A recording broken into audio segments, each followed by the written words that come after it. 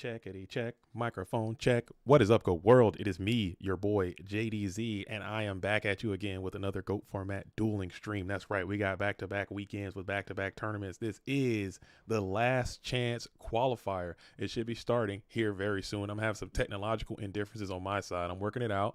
We're just making sure the bracket is set. Make sure everyone who had the opportunity to join this thing is in. I still see people trying to join. Let me make sure that they are. Because you have to pay to enter into the last chance qualifiers. We got to make sure people are not trying to, you know what I'm saying, jump the turnstiles in here. And we got some people still trying to get in, so we're going to make sure those people are in. Okay. So we're giving them a little bit of time. Let me make sure. All right. Boom. Man, oh man. Hectic morning. Hectic already. We're already starting off. And I'm not seeing. Hold up. Let's stop.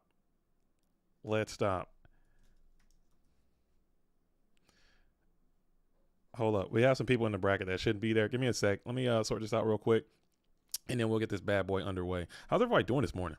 Hopefully you guys are doing well as we are getting this thing underway. This is the first of three. We have a whole last chance qualifier series that is going to be underway. We got one today, we got one tomorrow, and then we're going to do one on Friday right before the GOAT Format World Championship. So if you still wish to participate, you still have time, you still have opportunities to get out there and play if this is something that you want to do.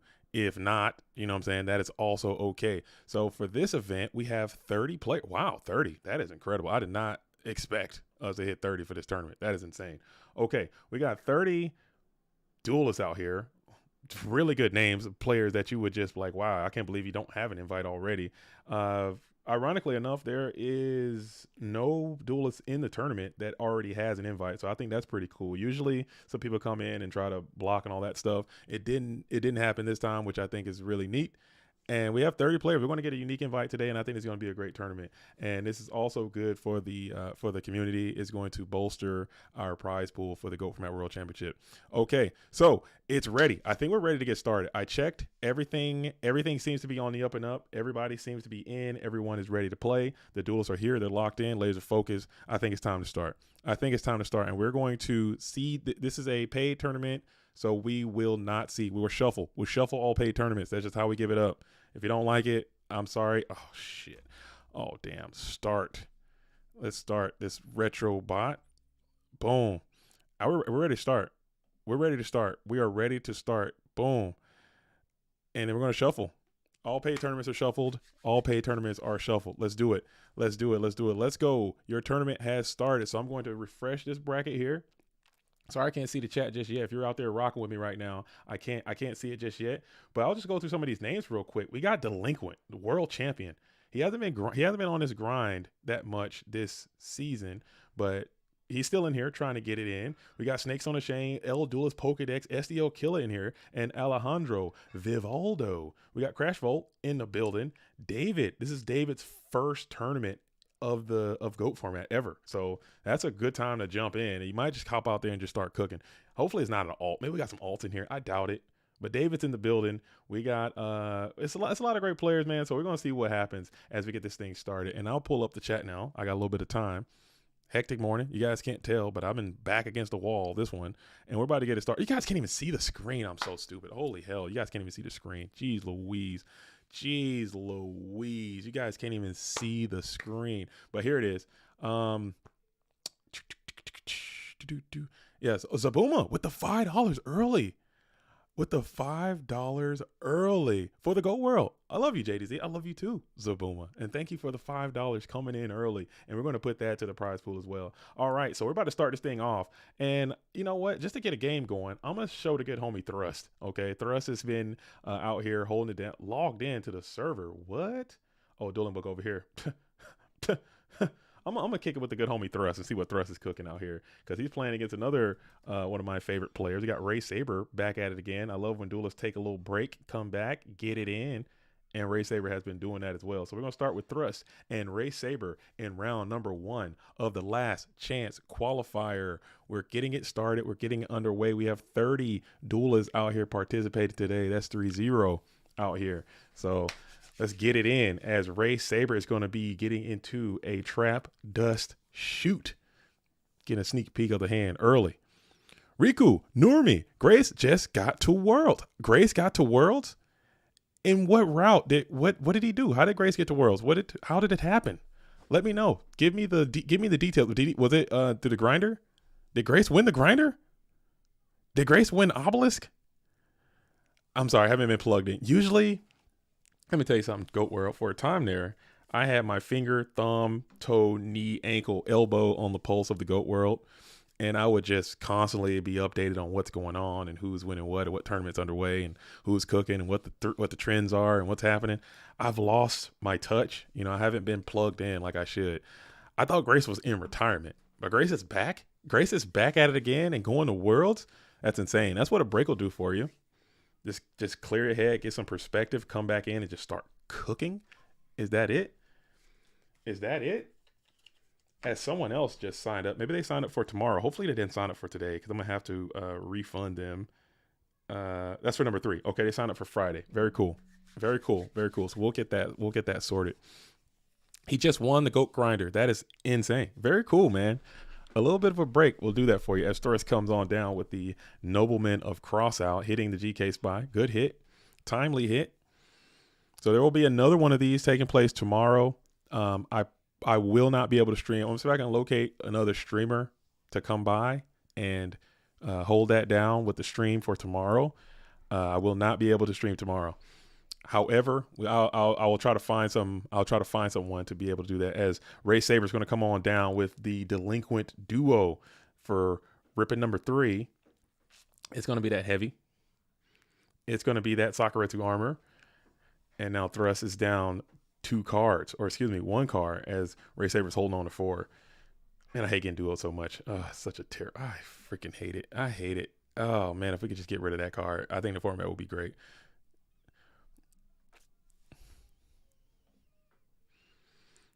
My opponent is not responding, so how much time do I have to wait? Yeah, it's 5 and 10. We're doing 5 and 10.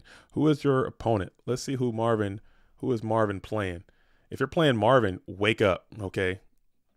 Wake up. 5 is game loss, 10 is a match loss, but you got to like try to reach out to your opponent. You can't just sit here and do nothing as your opponent probably is hosting for you. All right, so who is Marvin playing? Let's find out who that is and then get them over there to duel, because it could be a new player or something. We do have like I said, we do have a duelist in here who has never played before. And Fanta 3391, are they even in? Let's see. Fanta.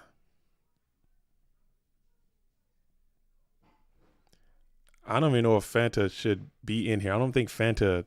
Somebody just snuck Fanta in there. I don't think Fanta should even be able to participate in this tournament, because I don't think they paid. I don't know how they got through the. Somebody fumbled the bag there. It wasn't me, but Fanta's probably going to be getting dropped here soon anyway. So, congrats to Geronimo for getting the dub. I'm not seeing a Fanta in here. Let me search one more time.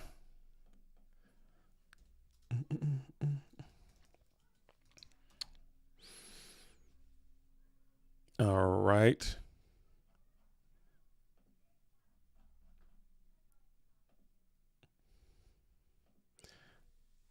Yeah. Fanta. I don't know how they slip through the cracks, but yeah, Fanta is going to be. We're going to get that corrected right now. Too easy. It's too easy. It's too easy. It's too easy. No big deal. No big deal. Boom. All right. All right. So Ray Saber out here with the main deck Ashura Priest, so probably playing some Go Control activities out here. They can get down with some Go Control as you get your DD Warrior Lady snatch stolen by Thrust, who is going to be on the approach. Send that thing in through 3 back rows. MST, Sakuretsu, you're not going to play it. You're going to rip the scapegoat. So we are seeing some Go Control type elements being deployed from Ray Saber as Thrust is rocking and rolling. Could be Warriors, could be return. I know the duelist plays a lot of return-based strats and whatnot, as DD Warrior Lady still hanging on to your side of the field. You're going to end it there. Damn. Damn. All right. All right. All right. Let me check everything out. Let me check all the things on this side, making sure it's all good. Everything looks good over there. Let me hop back over into the chat now. Let me hop back in. Let me hop back into the chat. Let me hop back on over. Cool.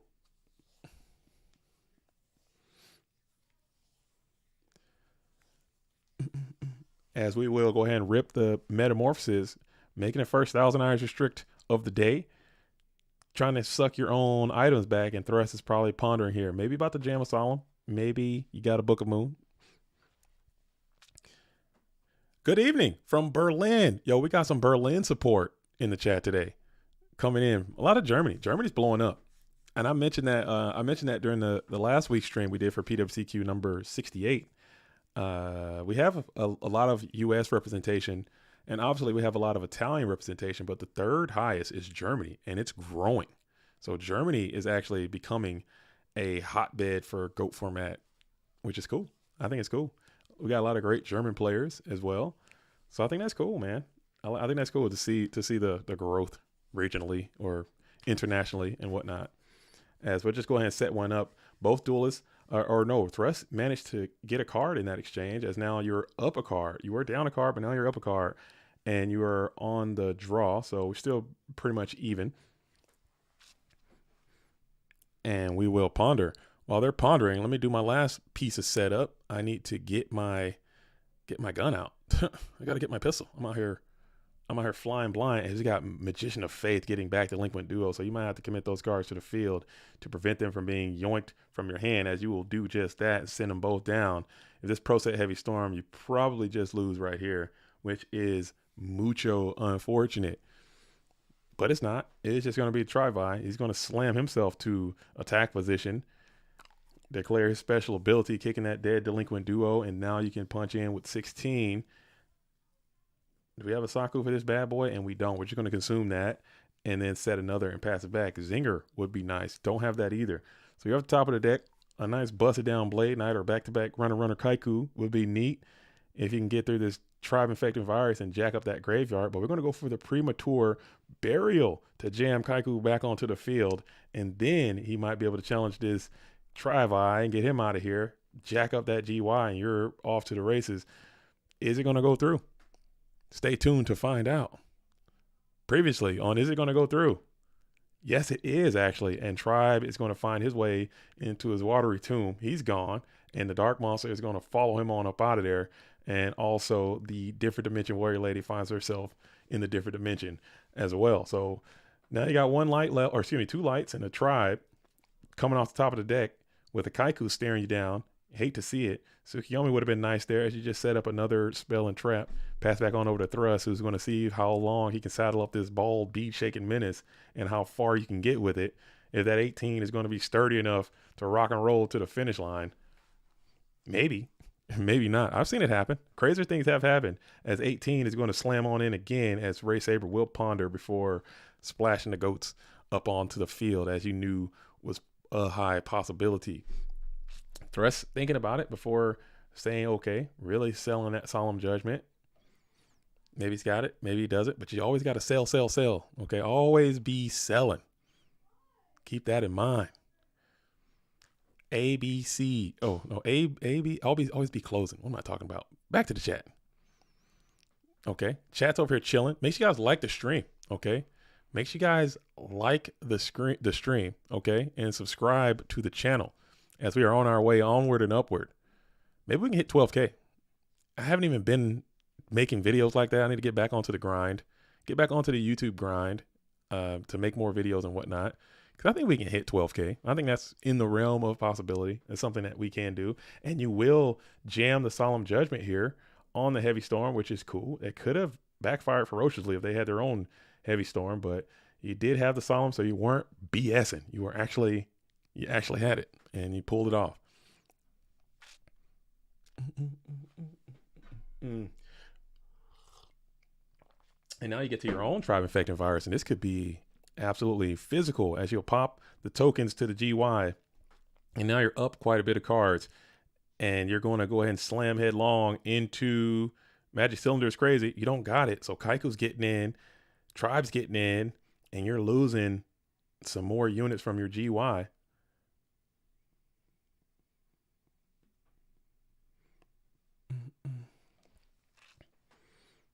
And we're going to think about this as we grab one, and Thrush just wins the duel. Did they just host a single? We got to be better than that, duelist. We got to be better than this. We got to be better than this. Why are we hosting in singles? Let's wake up. This is last chance qualifier, okay? This is the LCQ, okay? We got to wake the hell up. We can't be out here freaking hosting in singles. Ray Saber, you know better. He's been on a break. He might not. He's been on a break. He's been on a break. So it looks like Thrust is playing what could be a warrior strategy. Ray Saber's playing a go control type deck. Typically, that's going to have a slight advantage over the warrior strategy, but you never know, man. These warrior players are getting super aggressive, and that's how it's going to be.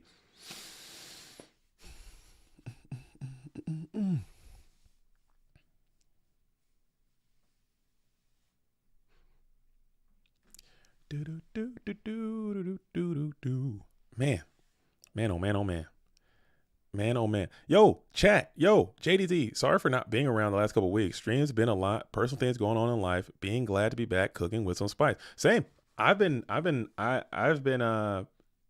is it on what can you guys I thought my junk was messed up. Now I've also been on a little hiatus there, a little break, and I think those are very important, to take breaks and to come back and be revitalized. Take some time off. I think it's super important. And everyone should do it. And I'm never going to change that mentality. So take all the breaks you need. I've also been doing that. Cooking with some spice. Let's bring it. Bring it on. Get into the LCQ and cook till your heart is content. Cook it up. Cook it up and cook it up. Boom, boom. Hook it up and cook it up. As we are on our way to a game 2, these duelists, Ray Saber hosted in singles. And while I'm doing that, let me hop back into the Discord real quick, make sure everything is moving on clean as you start with Delinquent Duo. So Thrust getting duo twice. He's got to be pissed. I'm like, come on, man. Let me play. Let me have my units, as you'll lose your Nobleman of Crossout, which, I mean, that's not the most effective card in this matchup. I'm not going to lie. I mean, you hit the Faith. That's great. And I think Ray Saber was playing Spy, so it is pretty decent, I suppose. I do suppose, as we'll kick the Kaiku to Ghost Destroyer as well.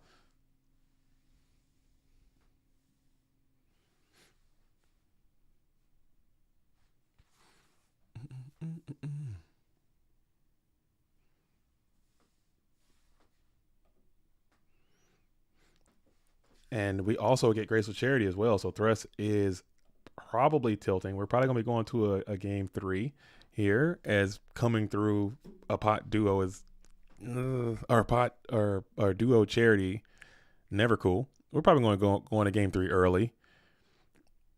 On our way. Mario Kutai, cool card, cool name, says, thoughts on the quarter century bonanza. I didn't buy any. I have not purchased any. I don't even know what cards we have available to us in the quarter century bonanza. I haven't been reading it. I haven't been plugged in. Like I stated, did I just jack this up somehow? No, I didn't. Like I said, I've been the mouse has had me, like Mickey Mouse, the Disney goat from Dueling Lorcana. You know what I'm saying? I've been transfixed by that. So a lot of my extra money that I would have spent on the bonanza, I've been throwing right on into the Lorcana world.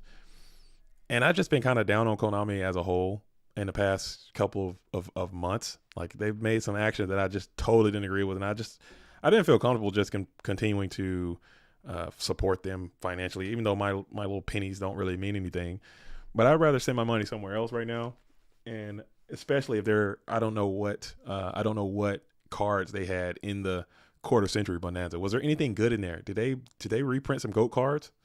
I might have to check them out. If they're reprint GOAT cards, now my pride can only get me so far. You know, I do like me some shiny cardboard. Not gonna lie, as we're gonna go ahead and jam TT here, going 2 for 2. I mean, you gotta do it because you're about to get plus ultra on there. Not out yet.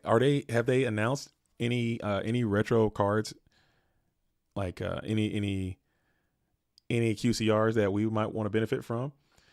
The benefit of retro format was that you don't have to keep buying new cards to keep up. That is 100% one of the greatest benefits of playing retro format Yu-Gi-Oh! You don't have to keep buying. You don't have to keep you buying once and you're done. That's a benefit for us, and that's a detriment to Konami because we can't continue to buy their products, which is why they're trying to sell these retro format things and stuff of that sort. As Injection Fairly, again, this card has been great these past couple weeks. Coming in, doing humongous damage. That's 34. That's almost half. That's huge. In one hit, just a normal summon that could just cut you in half like that. It's crazy. And then you set one behind it. So you got one more pump with the Injection Fairy Lily, a Breaker Snatch. And what are we even talking about? Like, if you have two cards in your hand, one of them is Breaker and the other is Snatch Deal, like, what are we talking about? Well, it could be goats. Never mind. We're talking. We're having a conversation. We're having a conversation. As Andrew Nixon says, I lost my round 1 already. Now I watched it. Keep playing. You got to. You can play twice. You get double elimination. So keep sticking with it. Don't give up. It's not over. As Zumbira the Dark is going to be slammed to the field in attack position. We'll slam into the DD Warrior Lady, and that's going to get banished. And let's see if you jam. Let's see if you jam another 2,000 down. No effect. Okay, I think that might be right. But this this Snatch Steal is still very potent for you. If you can get the Snatch Steal, oh, that's pot agreed. Pot into a Snatch, and you're out of here. If you can do it. If you pot Snatch right now, you are a sacker. Maybe not. Maybe you are. Maybe you aren't. As we're gonna say okay here. Royal Decree is up, so no traps. You're holding a bunch of trap cards in your hand. If you pot into a Trap Dust Shoot, a Mirror Force, you're like, damn, Dust Tornado, Zing. Got a lot of trap cards. Raw Greed, all those cards really aren't doing a damn thing for you.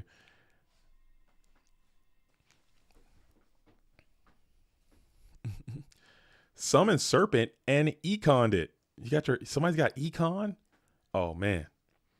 They Econned your own Serpent? Oh, man, we're cooking. Like the stream if you got your Serpent Econ before. I don't think I've ever had my Serpent Econ. As we got Trivi, he's out. And we're going to go ahead and smack the... Oh, he did have the Breaker. So he did have one part of the combo, but not two. As we lose the Breaker. So that other card has to be good. Oh, it is a Sure Priest in hand.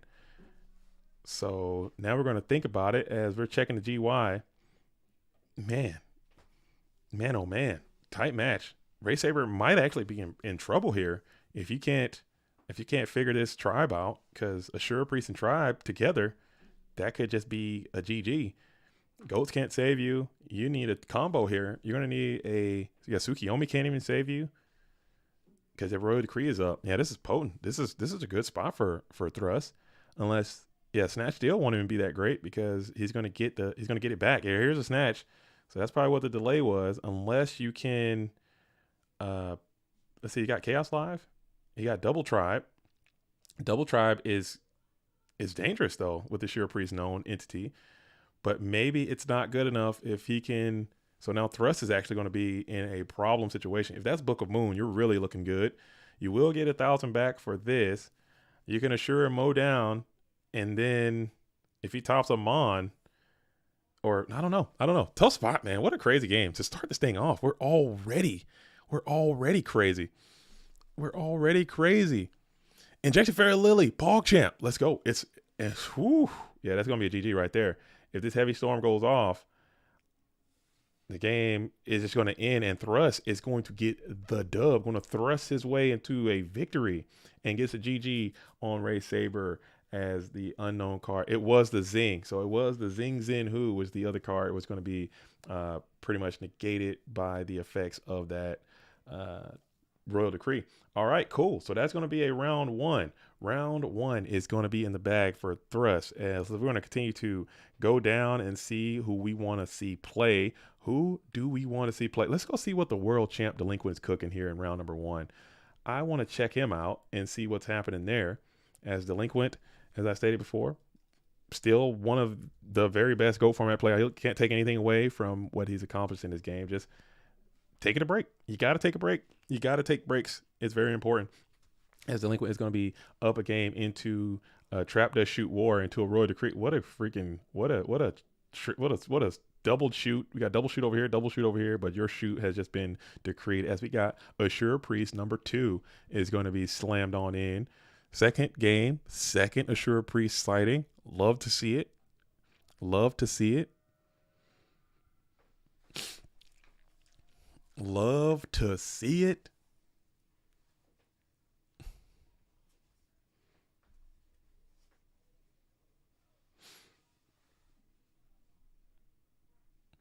Dang. As we kind of continue to beat the drum with this Assure Priest. Assure Priest raining down 17s, bouncing back to the hand. Royal Decree is the only card left on the field. And it could be doing some serious work against JS 23. I don't know much about JS 23, but you're going to set one into the face of the known entity of Assure Priest. And that bad boy is coming down again. Assure Priest slamming and just sending 17. That's a free of 17. I'm going to take. If you're giving it up, I'll take it. Book it if you dare. I'll take that too.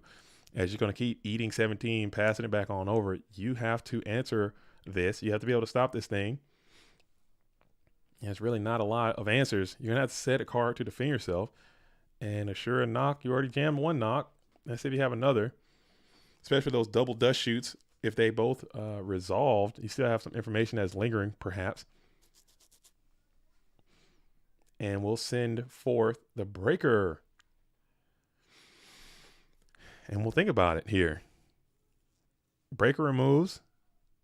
It's the knock, dead on arrival, and slam into the GK spy. So that is exactly what JSLV23 needed to slow down the aggression from Delinquent.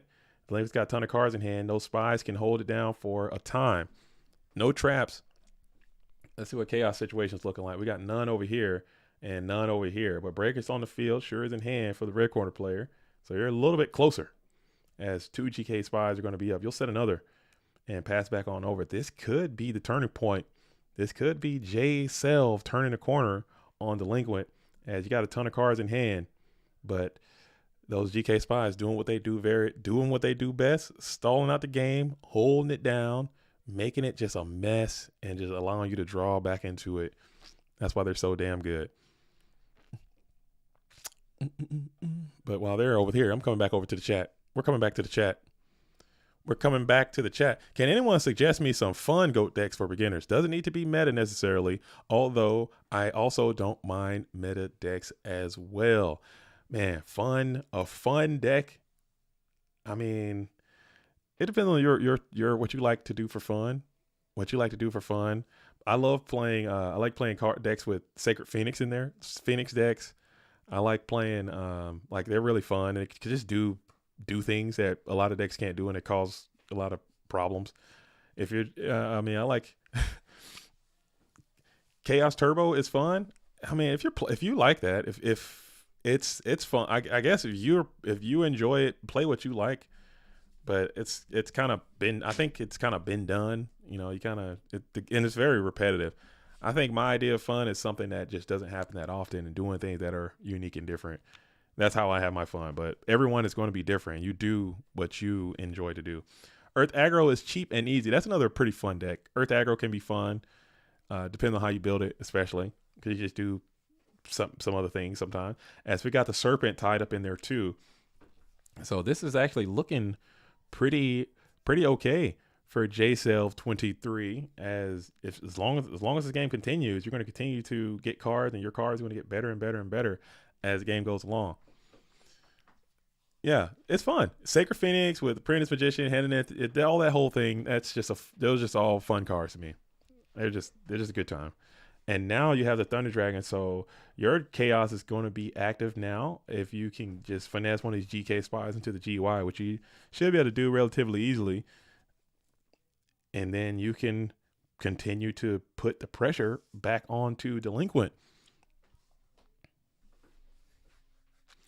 Yeah, price might be interesting when I get money, so I can hopefully build an IRL decks if I feel like it. But in Go format, the cards are relatively cheap-ish, cheap adjacent. There are some cards that we still have that are priced quite high, especially the cards that overlap with Edison format Yu-Gi-Oh. Those cards are kind of like playable cards in GOAT that are also playable in Edison that haven't been reprinted a bunch. They're gonna run up in price. Like Trap Dust Shoot, what is that thing sitting at right now? Let me look it up. It's a common card too, which is freaking bananas.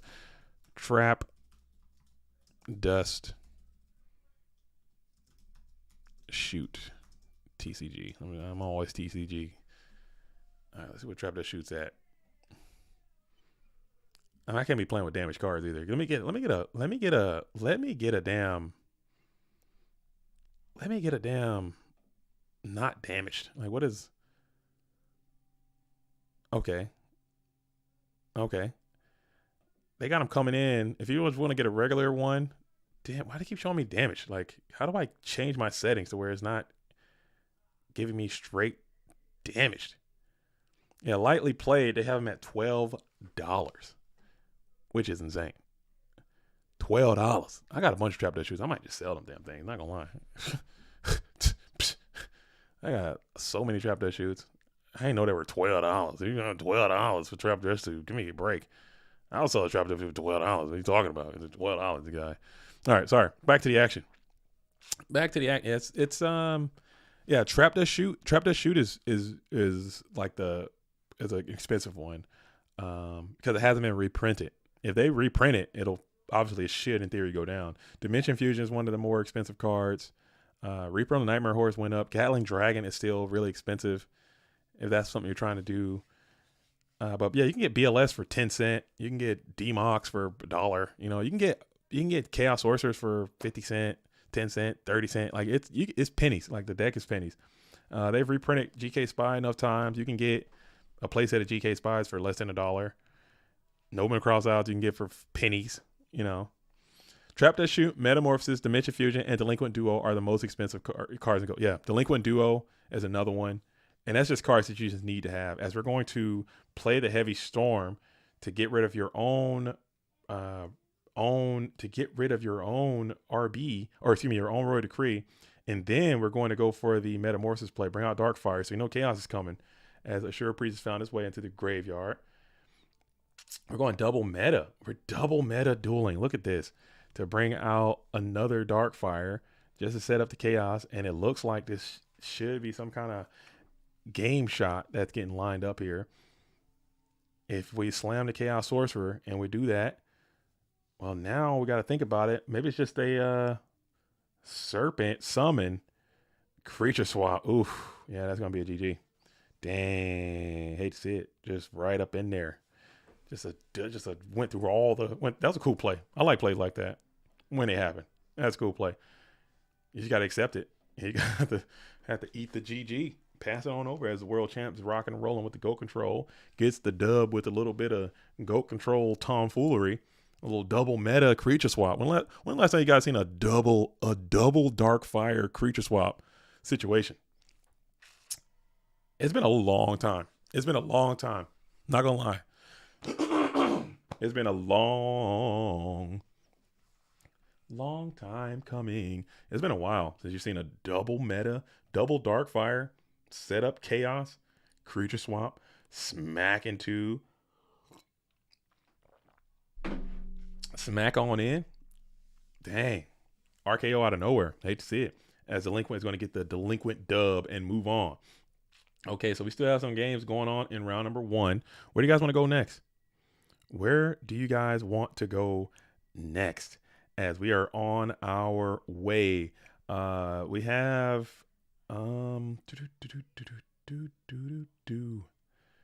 let's see.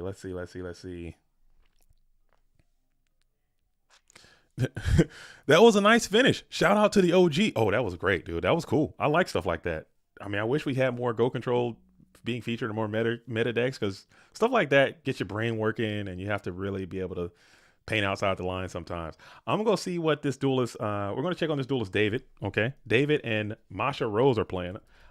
I'm a big Ice Queen fan, and I like this duelist GX Era. This is their first Yu-Gi-Oh tournament ever. Like, this is their first tournament that they've ever played in GOAT format or anything. They just said, you know what? I see you guys got a tournament. I got some time. I got some grind. Let me hop on in there and get it in as my first tournament. So welcome them to the GOAT world as they're kind of down bad right now. Not gonna lie. I didn't see what happened in this game, but whenever you're holding one card in hand and 0 things on the field, something went tactically bad for you. I'm looking at the GY. I can kind of see the story being told without even seeing how the cards, it's not even seeing the rest of the game, but I see a trap issue in a duo. And I'm just like, damn, dude. But you got Snatch, though. Snatch is huge.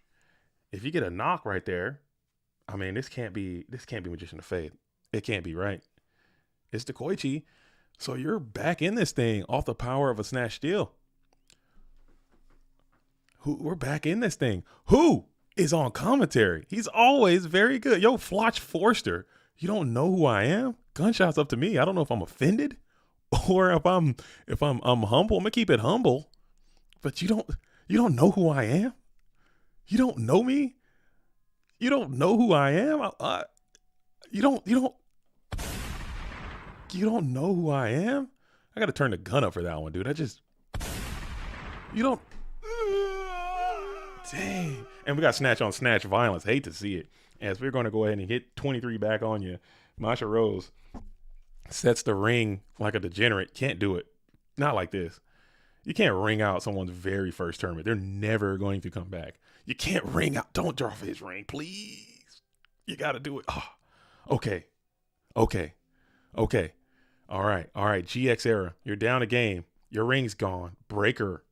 Where is it? Summon him to the field. Normal summon that Breaker, the Magical Warrior. Get that snatch back and continue to apply the pressure with this Chaos Sorcerer. Can you do it? It's me. It's me, your boy, JDZ. And I am back at you again. It's always me. Come on, man. Wake up, Floch Force. No, I'm kidding. It's fine. I don't, who the hell am I? Who the hell am I, dude? I'm a nobody. That's it.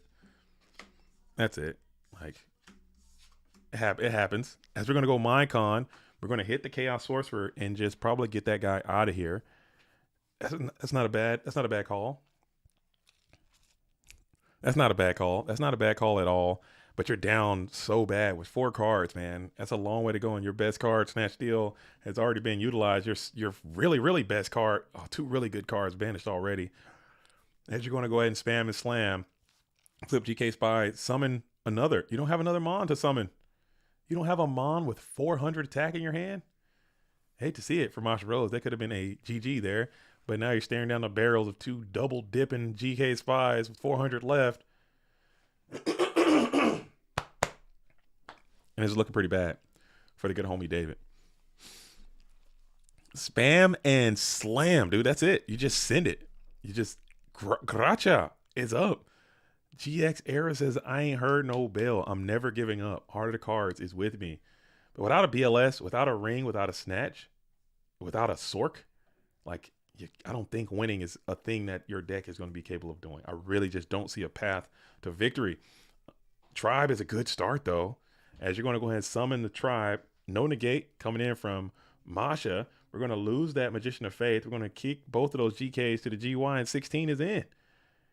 Do you have the heart of a champion if you are a GX Era coming in your first tournament situation, as the Ice Queen has a ton of cards in hand? One Tribe Infecting Virus is between you and round number 2, as just going to shuffle and think. I mean, if the hand is just knock, and you got shoot, you're down horrendous, as this Tribe can just beat the drum and be good enough to get to the promised land, as you're going to continue to think about it. And now we got 16 in again.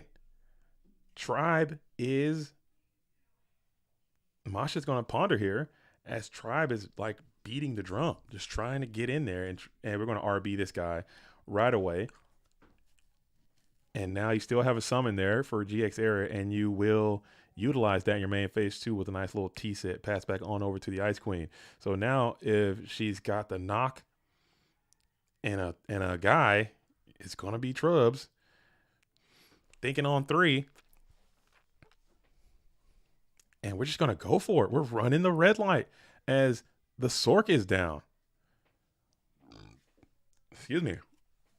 The Sorkinator has been issued to the field, and it was the Nobleman cross out, and that was going to be on the field. And then we're thinking about the attack. The attack's going in, and the game's going to be over as the Ice Queen is going to get the dub. GG's all around. I didn't see the rest of that match, but they probably were cooking. I'm sure there was some cool things that happened henceforth, moreover, and whatnot. Tuned in a bit late, but Mashro is going to get to the dub, and that is going to complete. No, we still got some games outstanding in round number 1. Let's see what we got here in round number 1. Anything else happening? We got Fresh IRL and ACO 77. We have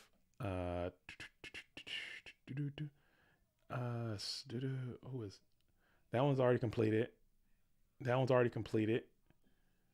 Excuse me. That one's already completed. So yeah, I'm gonna hop over and see what Fresh is cooking. Let's see what Fresh IRL, Fresh in real life is doing with ACO 77. And these last chance qualifiers we've had, there has been the past two seasons, we've had people qualify in the last chance qualifier and make day 2 of the World Championship. It has happened. Like it is a history of that. So just because you got your invitation at the last possible minute doesn't mean that you can't continue to make a deep run into the GOAT Format World Championship. So it's it.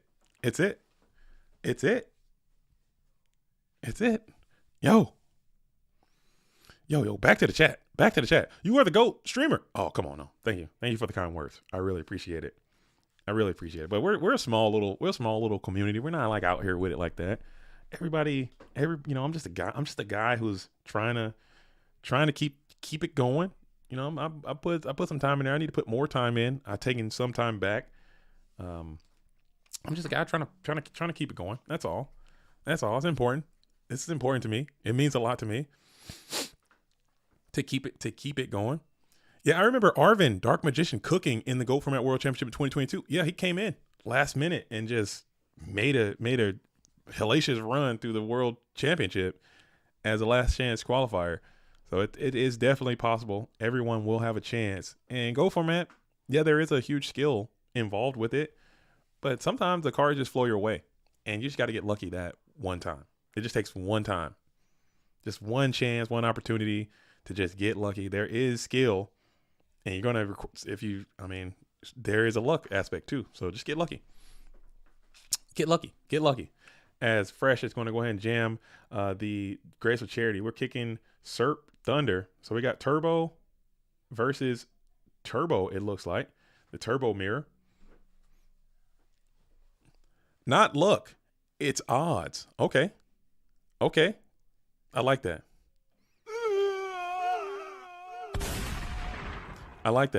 Odds and statistics.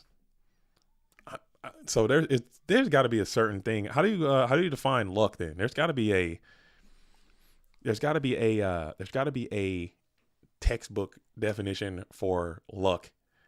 A scientific term for luck in a mathematical sense.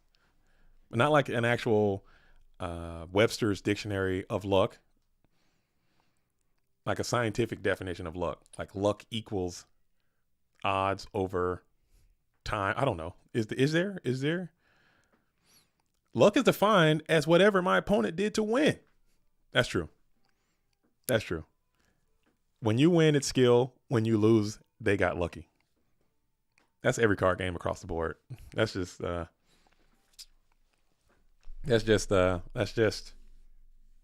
in human nature and GOAT Format.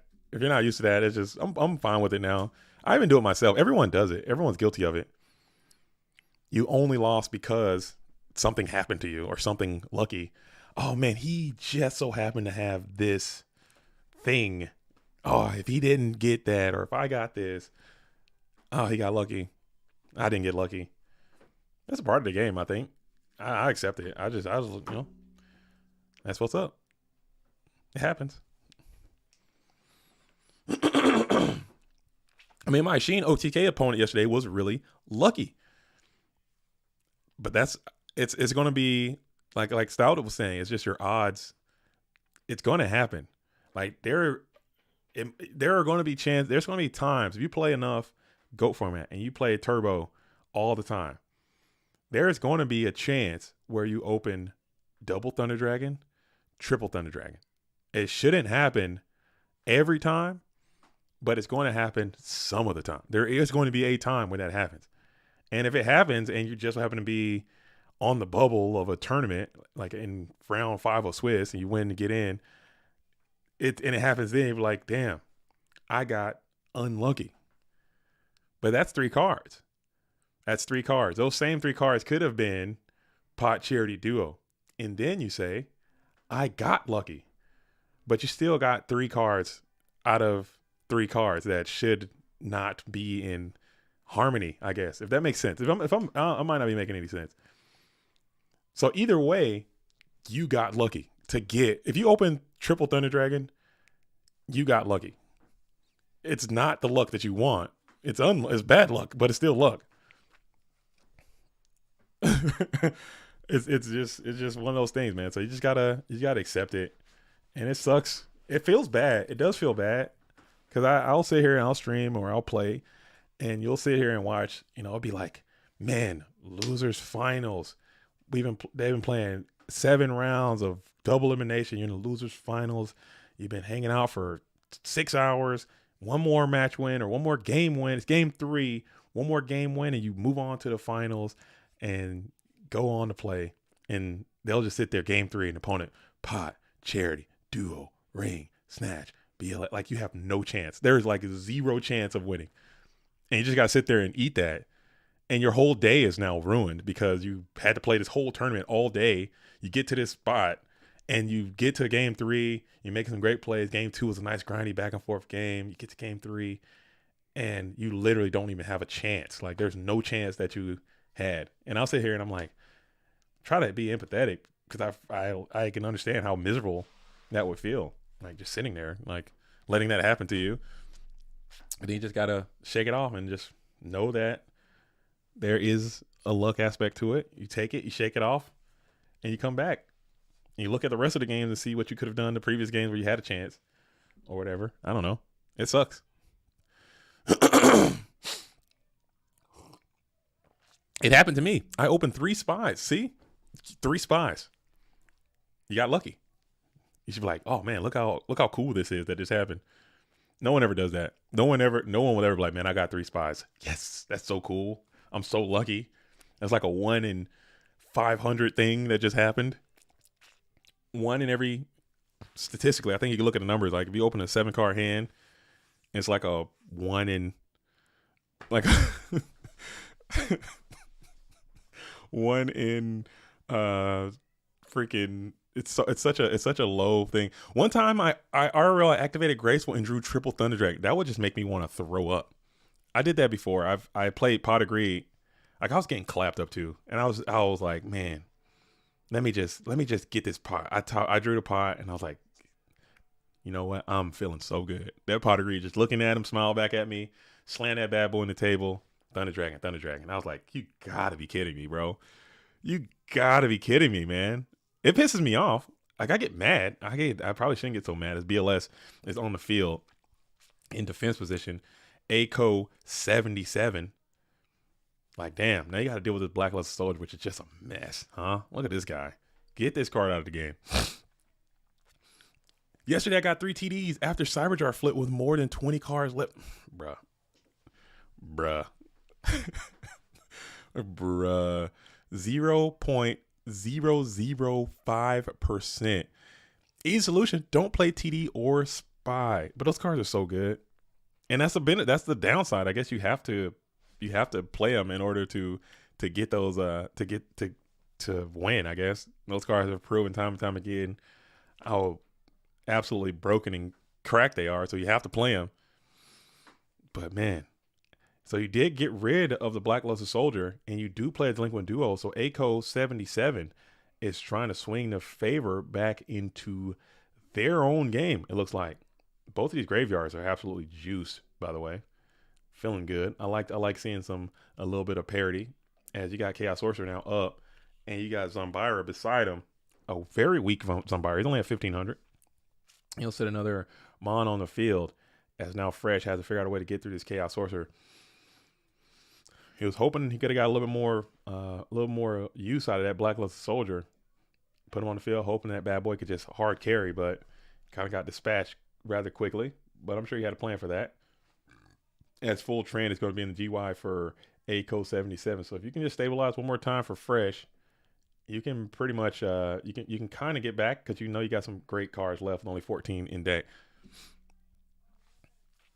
As we do get to the Tribe Infecting Virus. So this is a nice use of a tribe. You do have that Serpent as well. So you get spellcasters out of there. And then if you felt so inclined, you could just literally run over this Zombira. That's got to be a good feeling. 34 cards in deck. You have 3 TDs in there. What's the optimal playing Upstart, Goblin, or Pot of Greed? I think we had this conversation before. And I think mathematically, by the smallest margins, mathematically, it was decided that playing Upstart first is better. By the smallest of margins, playing Upstart first is better. I believe that was the conclusion. Upstart before Pot by the smallest of margins. As we go, but that would be so miserable if you play the Upstart first, draw a card, and then play the Pot, and then draw Double Thunder. Upstart before Pot if you're playing Thunder Dragon. Yeah, that's but the numbers, Nate Dogg, if I remember correctly, the numbers weren't like so resoundingly, oh, you got to do it. It's like small percentages of which one. As we go ahead and ring up the Zombira, as the Magician of Faith went off, I didn't see what he got back. I was over here looking at the chat. I do apologize. I didn't see what was returned with that Magician of Faith, but oh my goodness, we got a Chaos play. Is it the Blackluster one? Oh my goodness, it is Blackluster Soldier, and he is on your ass, dude. This is miserable. This is such a bad feeling. Now this is the worst feeling in the universe. Low resource, 14 cards left in deck, and you got to deal with this asshole, bro. You're just hoping they don't have an answer for this snatch deal that you're about to top deck, bro. You're just praying that none of these cards can stop this. Oh, he got 3 of them down there too. Holy hell, I hate this game so much. Oh man. Oh no, not like this. You got Heavy? Heavy's gone. He just said he didn't even get the SERP because he don't want to get shot. Damn, this is miserable. He did get the snatch, and he did get the solemn. Hate to absolutely see it. Oh man. And your ring is gone too. So this is looking cooked, man. And you have to just set one into the face of the Blackluster one, as he'll just stare you down. And do you run that red light? Do you just send, or what do you do here as you get the Serpent back? Damn. And he got the Knock Nasty too. Holy hell. Does he have a normal summon to go beside it? It was a Night Ass. Do you have a Dekoichi? Do you have a Mon? And you don't. So you're taking 3 Thou Wow here. And that stings. And your snatch is gone. Ugh. And your tribe is gone. Ring is gone. You got a chance for another Chaos. Mycon is great. If you can get that bad boy to resolve with full, oh, you got double solid. Hell, oh my gosh. Hate to see it. As Fresh is gonna have to get up out of there. With a bit of speed too. No GGs. I still think I would have threw a GG in there. Just off a GP. But I understand not throwing a GG in there because you feel bad. That's a bad beat. That one feels bad, man, because you feel like you just turned the corner, and that BLS just came down with the vengeance of 1,000 suns, dude. He came down after you, man. He was on your ass, dude. That BLS was in your face. He was in your face, dude. That was after a long game, it's always GG. Yeah, if you play a game 3 and you're playing for over an hour, you got to throw a GG in there, because some things happen. You just didn't come out on top, and I'm sure both players have been on both sides of that, where you did everything you could, and you just didn't go your way. All right, so that is going to conclude round number 1. As we're entering into the second round now. So I'm gonna try to find some matches of some duelists that we didn't get an opportunity to see, and I'm gonna see what Alejandro Vivaldo is cooking. Alejandro Vivaldo is cooking into the GOAT world. Shout out to this duelist finding their way into the GOAT universe. Playing against XMOE. That's XMOE is playing some DMOC right here. Graveyard is looking quite juicy. Alejandro Vivaldo is playing some DMOC. We got a DMOC situation. Both duelists rocking the Dark Magician of Chaos. As Alejandro Vivaldo, he doesn't play too terribly much online, but he did come out and play a while ago. He's very prolific. In the history of the game, he's played. He has several accolades in the South American region of Yu-Gi-Oh! Several Shonen Jump wins and YCS wins and things of that sort. So trying to find their way into the GOAT world, trying to win an invitation to the GOAT Format World Championship and potentially the tournament. As we got Magical Merchant flipping. Damn, this Magical Merchant going nuts. Oh my goodness, that Magical Merchant. I haven't seen a merchant so tough. Have you guys seen a merchant so tough before? A flipping merchant to mill the serpent and your light monster? What the hell is that? What is that?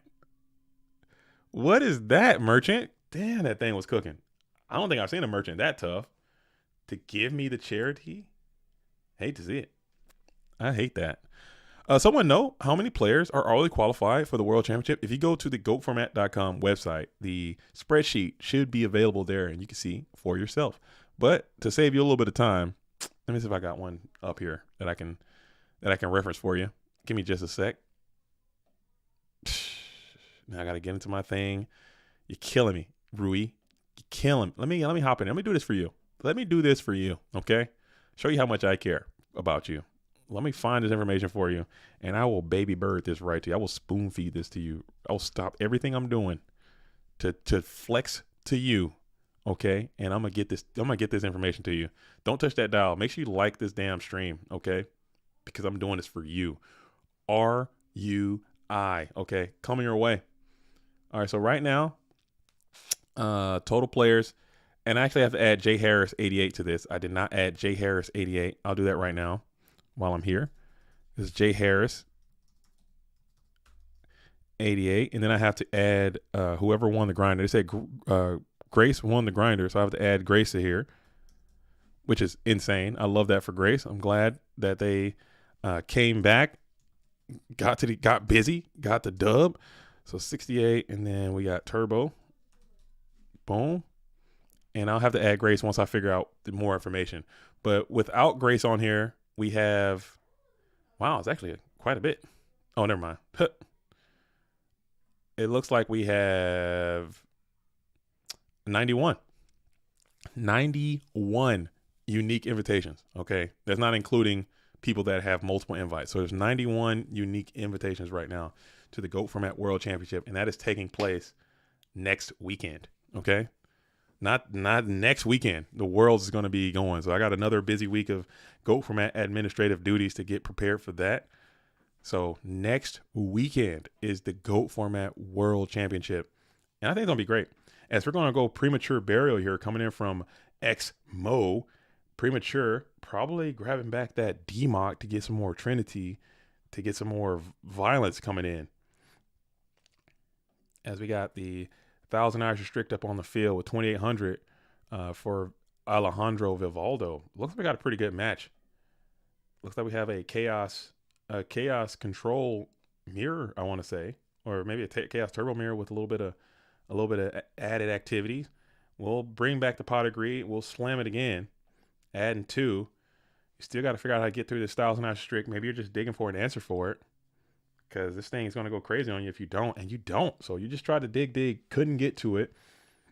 Spellcasters all up on the GOAT Format dueling field. Back to the chat. Hopefully that answered your question, Rui, as we got 91.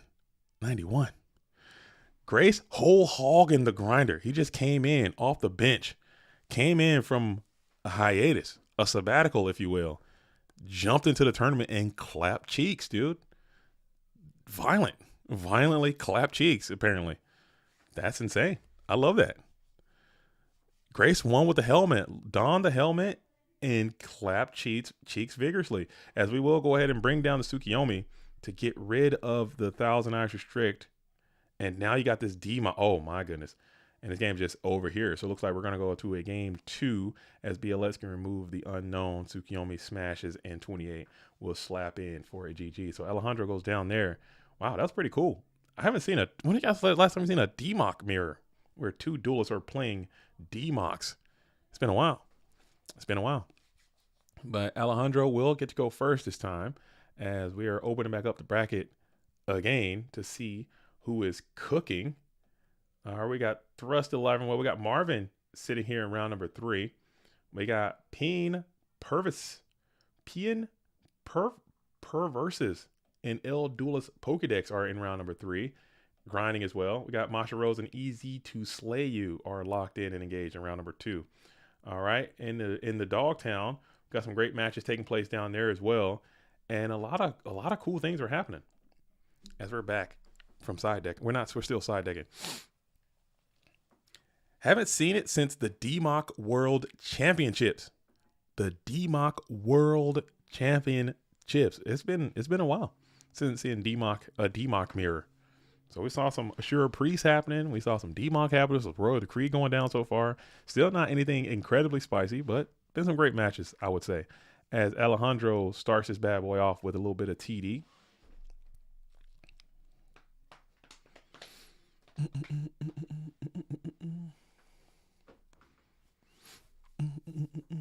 And we'll double up into an upstart Goblin. Boom.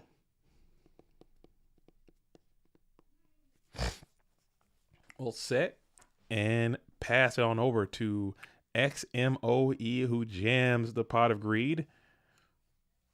And let's see what you're going to do next. We'll just both set one. A little bit of T set action. Pass back on over to Alejandro, who's going to have the opportunity to flip this card if you felt so inclined. Man. And it was the Magician of Faith. So he came out and raw chicken the Magician of Faith into the upstart Goblin, just trying to get something going with your little engine. A little plus there. Upstart Goblin, your opponent's sitting at 10K though. We'll tribute up for that TD and just put a little bit of pressure down on this set. Never mind. We're going to blast a Nomen Across out. It's just a humble Dekoichi. And then you got 16 getting downhill. So really just didn't lose too much life there. Is the World Championship happening soon? Gotten to GOAT recently. That's awesome. Yes, the GOAT Format World Championship is happening next weekend. Saturday and Sunday.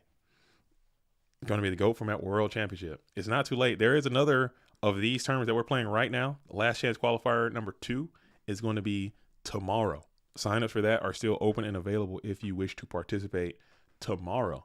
There's going to be the last final Hurrah Chance Qualifier. Is going to be Friday afternoon. Friday afternoon before the GOAT Format World Championship is going to be another Friday tournament. So come on out and play if that's what you guys want to do. As we're going to go Tri-Vi, we're going to ring up.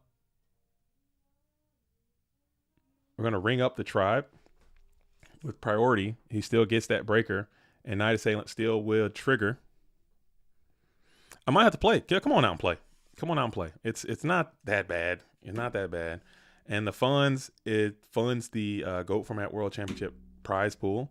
Unlike a lot of, we've been going back and forth about prizing and how we want to do it, and should we stop doing cash, because that is a huge sticking point with Konami. That's why there's this tension or this beef between the GOAT World and Konami. A couple things that we do. One, we give cash prizes, which is obviously anti-Konami. They do not support cash prizes in any facet. And the fact that we call our tournament the World Championship, they also don't like that either. And those two things that are very important to me, and I would like to continue to do both of those things. But there has been some talks behind the scenes with the staff to just say, hey, what are the chances we could just figure out a way to remove cash prizes and maybe change the stuff just to kind of appease them, to make it a little less hostile. I'm ready to go to war with it, but I can't go to war alone if the people who are warring with me aren't ready to fight. Then it's going to be a quick war, an O2 drop type war, and I want to at least have a lasting conflict. a long standing battle. As you will declare priority. That doesn't work. TT will. What happened there? What happened to the TT? Did he MST the TT? All right, so tribe should be in the graveyard. Let's get that tribe infected virus into what is happening right now.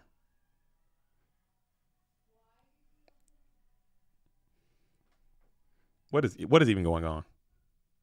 What is even going on? Konami kept correcting me, saying go at YCS Sacramento. What were they saying? Like what were they saying? Oh, yeah, they were saying, oh, it's 2005. It's not GOAT. Yeah, I figure they won't they because people know what it is, and they if they would just embrace it, they would seem less stupid. Okay, because when they try to fight against something that is just so accepted as what it is, you sound dumb. Okay, like if I say, oh, I want to play a retro format, or what do you want to play? I want to play Edison format. Okay, what's Edison format? Edison format is Edison format. That's what it is. Oh no, you mean Konami Time Wizard 2010? No. I mean Edison format. No. We don't have that. We have Konami 2010. I want to play GOAT format. What do you mean GOAT format? You mean Time Wizard Konami Time Wizard 2000? You sound like an idiot. Okay, because these communities have already developed this. Okay, people have already done the research. They've already done the legwork. We've already put it together, and then you're coming in on the back end and trying to take something that you haven't put in the work for. That's so stupid. That's so ignorant. Like, wake up. You sound like a dummy. Come on, man. Spy format. Thunder Dragon format. Let's call it Thunder Dragon format. I like that a little bit better. TD. No, but I think we can't do that because I think later on it becomes an actual Thunder Dragon format with Thunder Dragon, Colossus, and all that stuff. So we can't do that. But that tribe should be in the graveyard. Let's fix that. Let me hit up Xmo. Let me hit up Xmo because nothing really changes. But tribe should be GY because he did priority.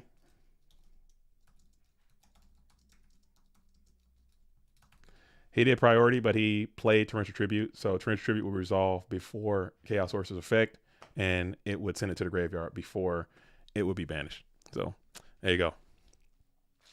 Yes, I don't know what we would change it to, but I think just keeping it as GOAT format would be ideal.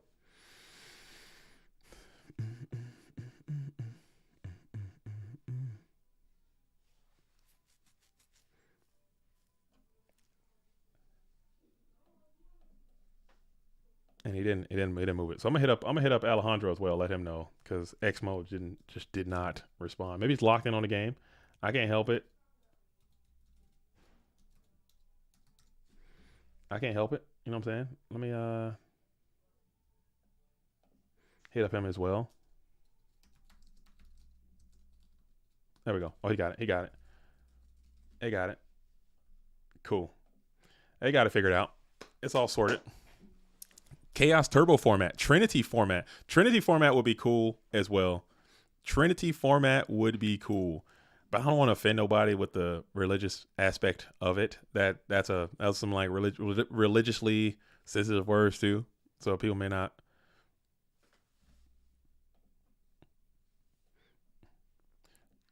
He added serpent for the Sangan. Sangan was tributed from BLS or from Chaos, Dark Mission to Chaos. Sang goes to the graveyard. He gets Serpent and he gets a spell from his graveyard. And then the Sork is going to be banished. No problem. BLS format. 30 staples format is hilarious. That's good. I don't think we have 30 staples. Yeah, unless you're playing Chaos Turbo and the deck is you got like 5 flex slot. 5 flex slot format, dude. 5 flex slot turbo format. Turbo format would be cool. Just Chaos Sorcerer format. But I don't know about 30 staples. Do we really have 30 staples? 30 staples. Let me see. Let me pull up a GOAT format dueling deck real quick. This is just a random deck I had on my desktop. It's a random turbo deck. BLS Breaker, that's 2. Delinquent 1, 2, 3, 4, 5, 6, 7, 8, 9, 10, 11, 12. I'll give you 12. I'll give you 12 staple format. I'll give you 12. I don't know if we got 30. 30 is a lot. I'll give you 15 at most, but I can't give you 30. I will definitely give you like, I'll give you like 12, 12 to 15, somewhere in there. I'll give you that. Yeah. And that is kind of sad. That is kind of sad that, I mean, we've kind of lost that identity because that when like it used to be a time and go format was like, oh yeah, you can play whatever you want and you can do these things and you can have all these different decks. I think that's kind of gone. Like it's just out. But now it's other things that you play for. You try to, you know, why the hell are people still playing Tetris? You know, why why are people still playing Tetris? Why are people still playing Tetris? I mean, it's just a block. It's a square. It's a damn an L, a stick. You can get lines. Like, why are people? It's the same game. Why are people still doing that over and over and over again? I don't get it. If you play Tetris, you freaking get it. I bet. I don't know. I watch Tetris competitions all the time on YouTube, on my Go Format YouTube and Go Format Dueling Twitch. People just playing Tetris, just getting it in. Okay, competing, going crazy with it. That's what you like. As we got the Thunder Dragon and Sork are getting in for 16 and 23, and Alejandro is back against the wall already. That's not too terrible. Where are the rest of your? Oh, you got no cards in the graveyard, and Tribe is going to be out again. As Tribe will be able to kick out the Jinzo, which is huge. And we'll see, we got another kick. We're premature gang on the Jinzo. And we're just ready to go crazy, huh? I like the modified GOAT rules. Heck, Chaos Turbo was still doing good even after banning BLS and making Spy limited. Chaos Turbo is the best. I don't think Chaos Turbo was the best deck in M Goats. I do not. I don't agree with you there, Nate Dogg. I think it won the first M Goat because that was like the just the way that it went. But I think as M Goats went along, I think cool stuff kind of came out a little bit. I was an M Goat supporter there for a while, but it kind of fell off, kind of lost steam. As we're kicking another for the Thunder Dragon, and now you got a wide open shot to take over 4th Thou Wow from your opponent. As both duelists just really breaking each other's boards down and sending huge chunks in. In theory, the only staples in GOAT are Pot and Charity. If you play decks like Library, Black Pendant, Reverse Quiz, you don't play the other staples, Heavy Storm, BLS. There are certain decks that can get away with not playing all the staples, but most decks are going to play the 12 that I listed. And if Jinzo getting snatched stolen again, what are the chances? 100%, 1,000%, a fucking million% that Jinzo gets snatched stolen. And if you just summon Black Luster Soldier here, you just win. Billion%. And it's going to be Tsukiyomi, and we're Tsukiyomi to flip down the Tribe, which I hate. Okay, I'm not going to lie. Hate that play from Xmo. Not going to lie. I'm flipping that Jinzo down every single day, twice on Sunday. And I think no, you don't win, but you might. I don't know. What am I missing here? You do more damage. I guess you do more damage that way, but now, yeah, I'm flipping the Jinzo, keeping the Jinzo, and now look at you. I guess it's fine still. You'll lose the Jinzo, and no, you won't. I hate that.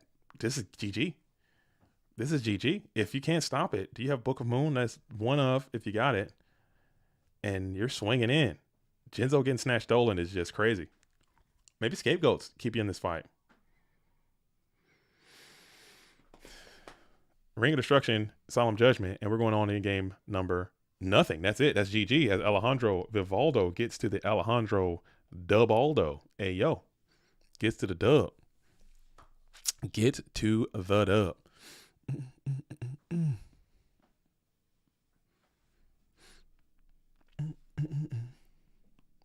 Yeah, I don't know. I think the snatch was coming, so I guess it didn't matter in the end.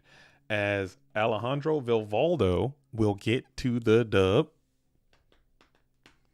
We'll get to the Dublinsky, and let's see who we're going to go to next. where do you guys want to go next? I think we've seen most of the players here as PN Perverses is cooking through this thing. I don't know who this duelist is, but they're already seated comfortably in round number 1, 2, 3, 4. What are they playing? They're winning fast too. They're getting in and out of there. Like, what is going on? We have Thrust and ACO 77 are playing. We have Alejandro and we have Masha Rose and Easy to Slay You. So that one should be getting reported here soon. Where do you guys want to go next? He would have won if he snatched Jinzo and attacked and then flipped Jinzo with Sook. And he had Ring and Solemn down. Yeah, that's a winning play. Nessa and Marvin? Okay, let's go there. Let's go to Nessa, Polita, and Marvin. Let's go there. That seemed like a good game. Let's go to, I think this is Greek on Greek violence. I might be mistaken, but I'm pretty sure that's what this is.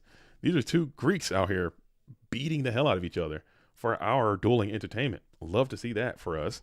As we got Marvin, M4. Did they already play? Let's see if we got them.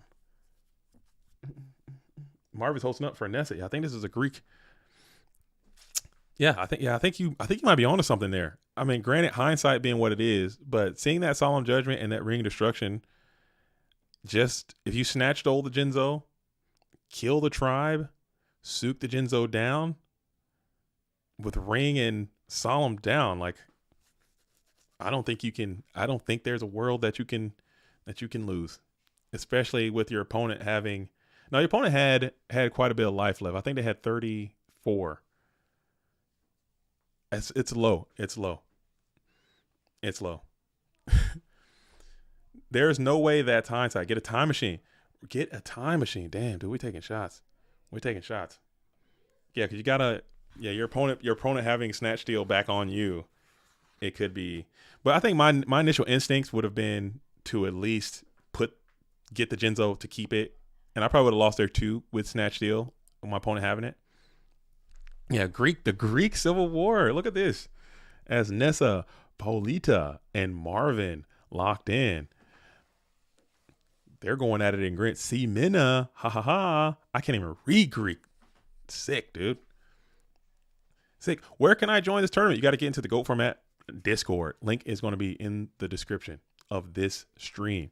Go to the description, join the GoFormat.com Discord, and prove yourself. If you got it, I mean, some people have it.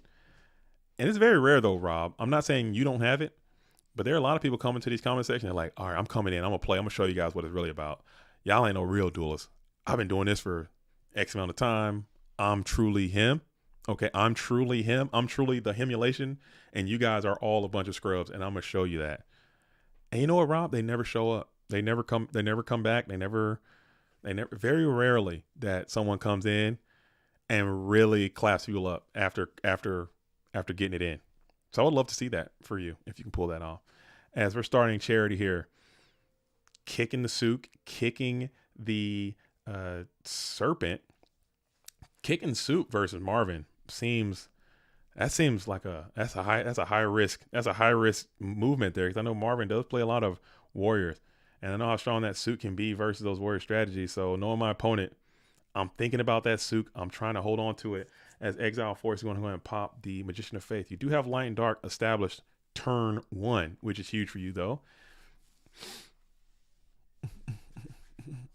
Yo, Dylan, you son of a bitch, dude. Back at it again. Fam, we got 86 watching and 41 likes. What's going on here? I don't know. People just don't rock with the program, dude. Our observer base, our viewership, our demographic, we don't like stuff. We don't subscribe. You know what I'm saying? It's a lot of old guys out here, you know, between the ages of, 27, 37, 27 and 40. Those aren't the guys who are really subscribing and liking and sharing and doing that kind of stuff. If we were a little bit younger, I think that might have been more people might be into it. Sorry, brother. I've been busy. I got accepted into pilot school and been hitting those books. Too busy for the goats. That's much love. That is much love to you. That's crazy. You're gonna be a pilot? Are you trying to fly commercial? Are you trying to fly like a bush planes, or Helicopter? What are you flying? What is the program? Talk to me about that. I love hearing about people doing great in the GOAT world. I dislike that liking stuff throws videos into a playlist on YouTube. Damn. I mean, just fuck with them, dude. Just like them, and because it helps. It does help algorithmically. I've seen it. I've seen it. I've seen it help. I've seen it does help. It does help, man. Just throw them in there. I appreciate that. I appreciate that. I appreciate that. Yes, sir. Going to fly for Sky West and then move up to Delta. Let's go, man. That's huge. That is huge. That is huge. I think they get paid. Pilots get paid pretty well. So we're going to Mirror Force on the DD Warrior Lady, going 1-for-1, and we'll let that rock out as DD Warrior Lady finds itself into the GY. We'll set a couple more from Marvin and pass back on over to Nessa. Polito's up a bunch of cards. You got your spy wall set up. Dang, I'm a pilot. I can fly. That'd be cool. And with technology and AI, as we're going to go heavy storm, if you got Solemn backing up from Nessa Polita, you're cooking. And you don't. So Marvin's going to go ahead and jam 3750 right there. Half health. And you got this one set monster in defense position. And Jar of Greed is going to be played as well. Boom. Dang. I don't know, man. With all like the AI and technology is going, it can't, I'm not trying to obviously not trying to minimize anything, but it can't be as hard as it was in the 70s being a pilot. Now, it's got to just be a lot of preparation. Once you get that bitch in the air, it's got to be just chilling, right? It's got to be. As we Mycon, the main deck Magician of Faith from the Warrior player, getting it back. Oh, this is looking brutal. This is looking bad for Marvin. Not gonna lie. As we go for the heavy, and we'll TT splash here. Oh, that's still looking bad. Well, that's still looking bad. Just Serpent. You got the spy wall down, but this heavy is coming back with a vengeance. We're losing Saku and Ring, so you're just casually down 4 cards and half health. It is looking miserable. Let's see if we're gonna go for it. Yeah, we're making a big push. We're going to slam some chaos right now. If you got 2 pieces of that chaos, game is just over. But you got 1. Do you have another guy to go beside it? We got Sangan. That's 33.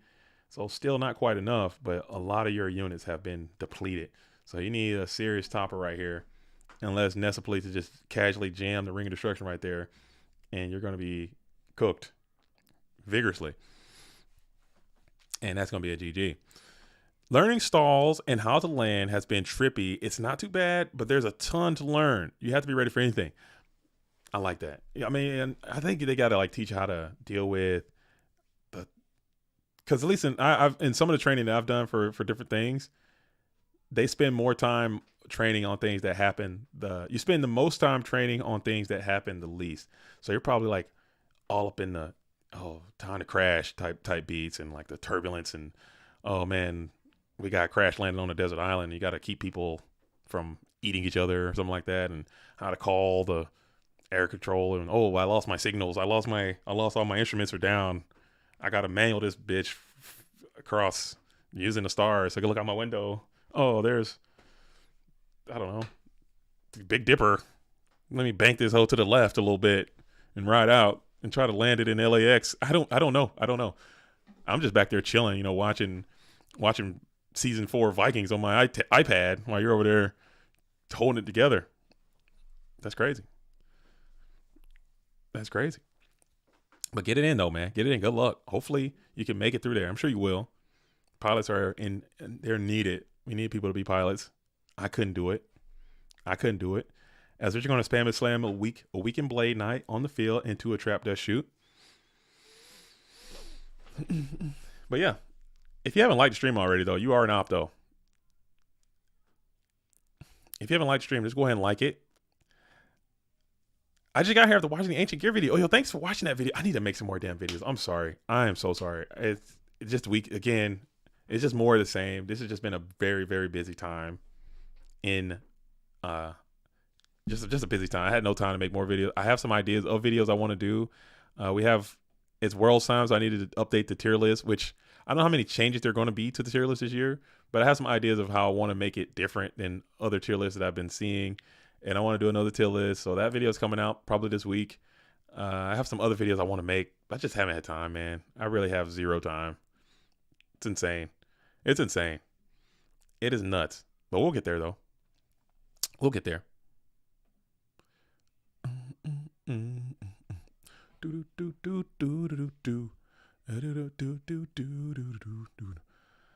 I hope you're doing well, JDZ. I'm doing great. I'm doing good. It's just this is a very, very, very, very, very busy time in my life. Just busy. It's just busy. If Tom Hanks could learn to land a plane in the Hudson River, so can I. I don't think I could do it, man. I think I get I'll be stressed out. Cause you got to think about it. You got all these GOAT format duelists in your cab back there flying. Some are sleeping. Everyone's complaining. And if you just yeet that mug into the ground, like you just took everybody out, man. It sucks. If you just yeet that bad boy into a mountain or something, you're like, damn, that's on me. And everybody's gonna look at you no matter. And that's one of those things, like, no matter how many successful flights you make, no one's like, man, Dylan, he's flown 400,000 flight hours without a single reported incident. You yeet that plane one time, bro, and everyone's going to know you from the plane crash guy. Oh, that guy, Dylan? That guy just can't do anything right, bro. He wrecked the shit out of that plane for no reason. He yeeted that mug. Dang, why'd he do that? Everybody's going to know you as a plane crash guy. That guy couldn't even take off. And it's not even your fault. As Mystic Storm Level 2 is out. Dang. As we get through a 90 seconds. So that's a good plus for you if you're Marvin. A nice quality plus. But you do set up your opponent's graveyard. Not getting zinged. Cool. GOAT format duels are complaining about seat placement. I'm telling you. Oh, man, I'm telling you. They want their pillows. They too much turbulence. Can you turn the light off? Can you turn the AC off? As we heavy into a ring, into a book. And that's cooking right there. Dang. So you got through a Book of Moon looking great. Summon Kaiku. Flip back the Mystic Storm level 2. And now you're on the approach with 18. And you're able to shake up that GY too. You're losing dark. You're losing light. Hand is Thunder Dragon. Actually, yeah, you got one TD left in hand. So it's not looking the best. And he can't even set without challenging his Mystic Storm level 2. So it's looking not great. Okay. It's not looking great. As we're going to go ahead and bring out the Sangan. That's a good challenger of the Mystic Storm level 2. As you will be able to get some type of activity back until he summons his DD Warrior Lady. And you're like, damn, dude. I guess I'm dead. As we'll just set one. Enter into the battle phase and then slam 18 into the Sangan. So no other Mon to go along with the Kaiku, which gotta feel bad a little bit for Marvin. I'm sure, because now you can search for and out. You got no spells in there. Damn. I wonder if Konami will ever release a permanent mode of retro formats in their simulations, like GOAT format and Edison. I know they made Timed Event 2005 format, but you know, considering how popular GOAT seems to be getting, I don't think they will. Because if they do, it'll be like some type of heavily augmented version, kind of similar to how they did that 2004, 2005 event they did, where you're playing the current game with old ass cards. That's all you're really doing, because we have like certain sets of rules. We're still playing by the rules too, as the rules of the game as it was played in 2005. That's kind of what we're all about here. So we're drawing on the first turn. You go up to 6.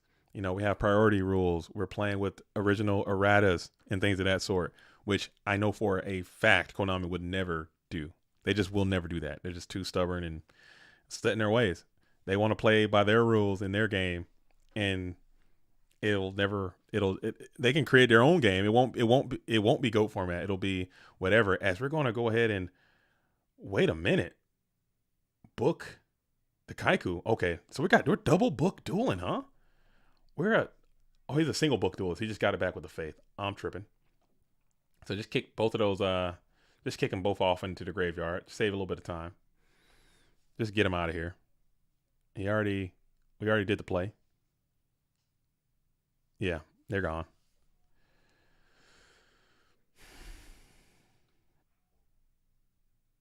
Yeah.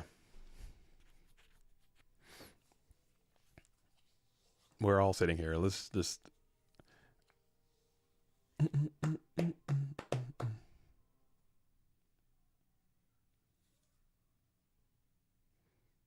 What happened? Why are those spies not in the graveyard right now?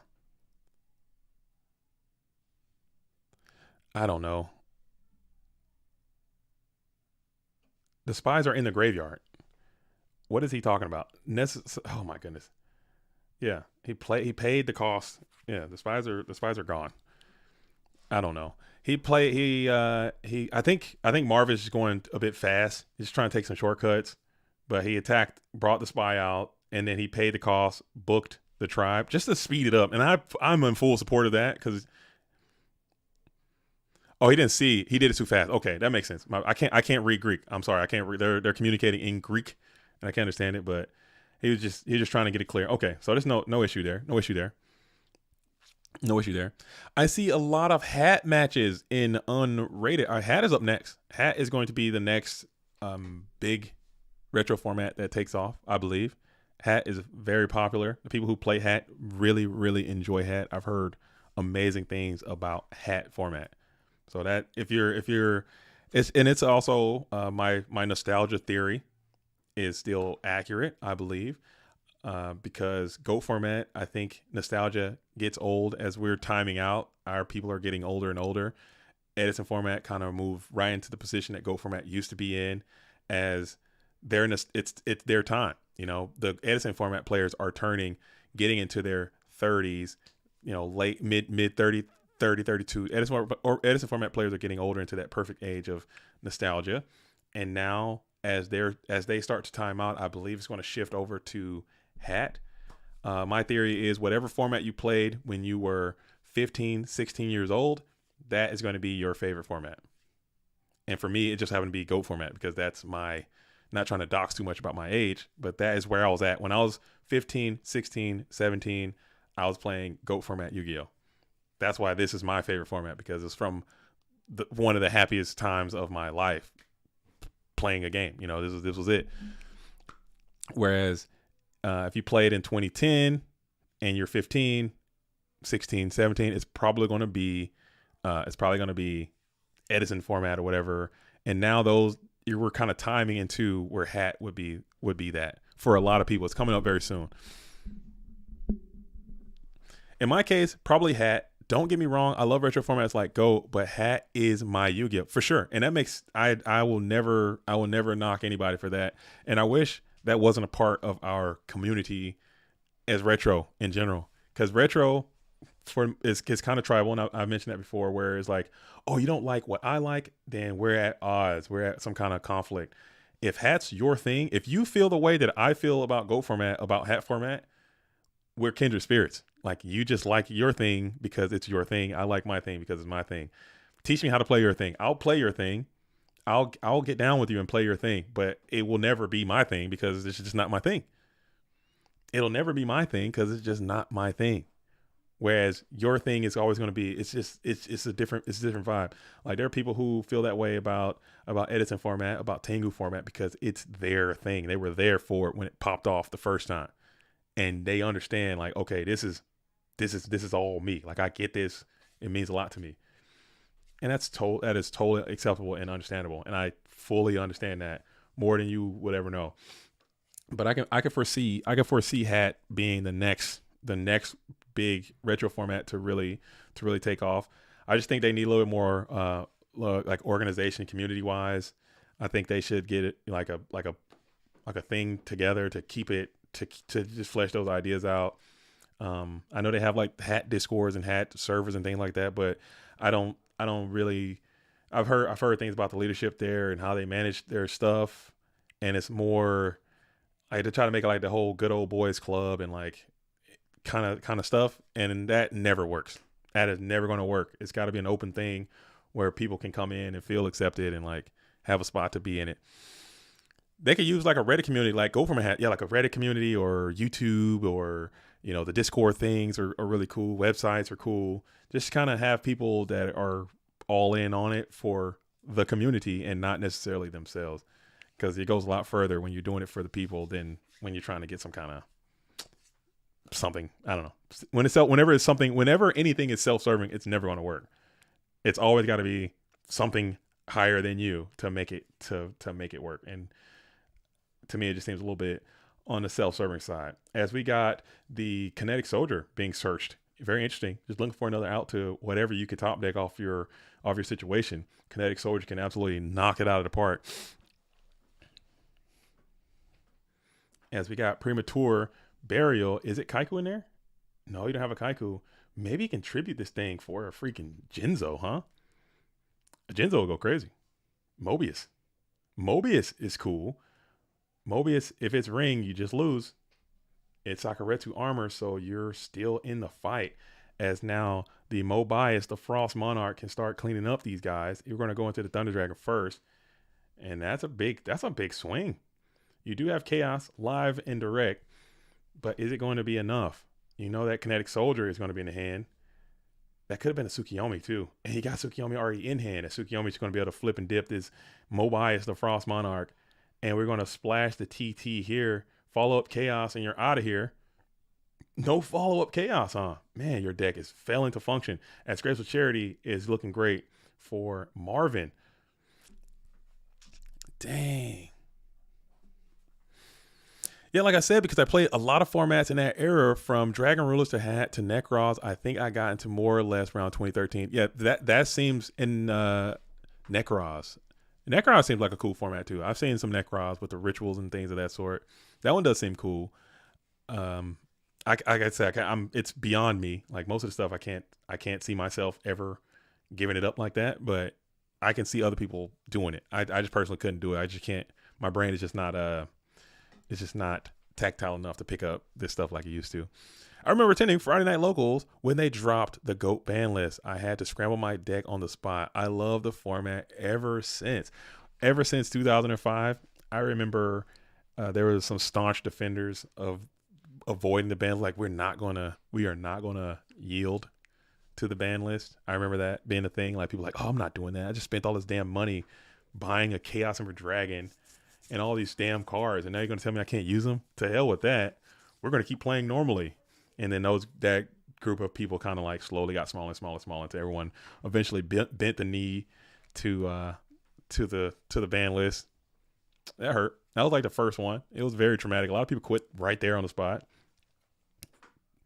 because those cards weren't like incredibly expensive, but they for sure wasn't cheap. And this game is just over, right? Where's that Kinetic Soldier at?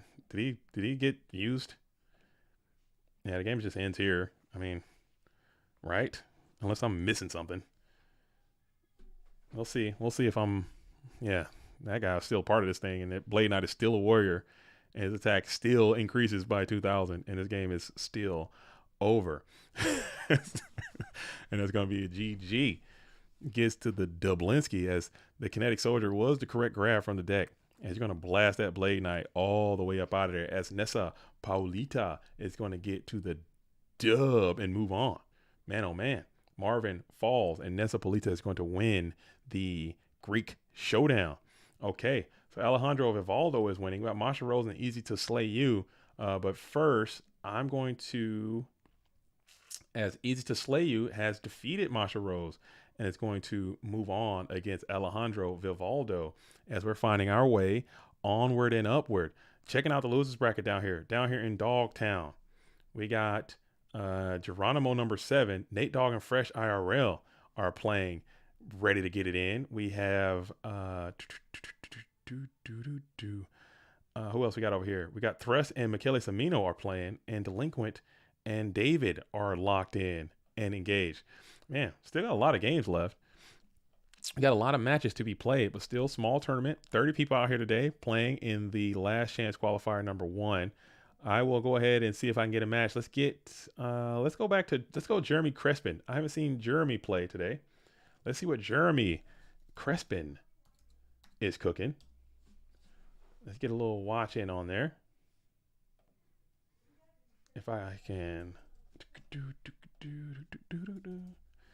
Aco.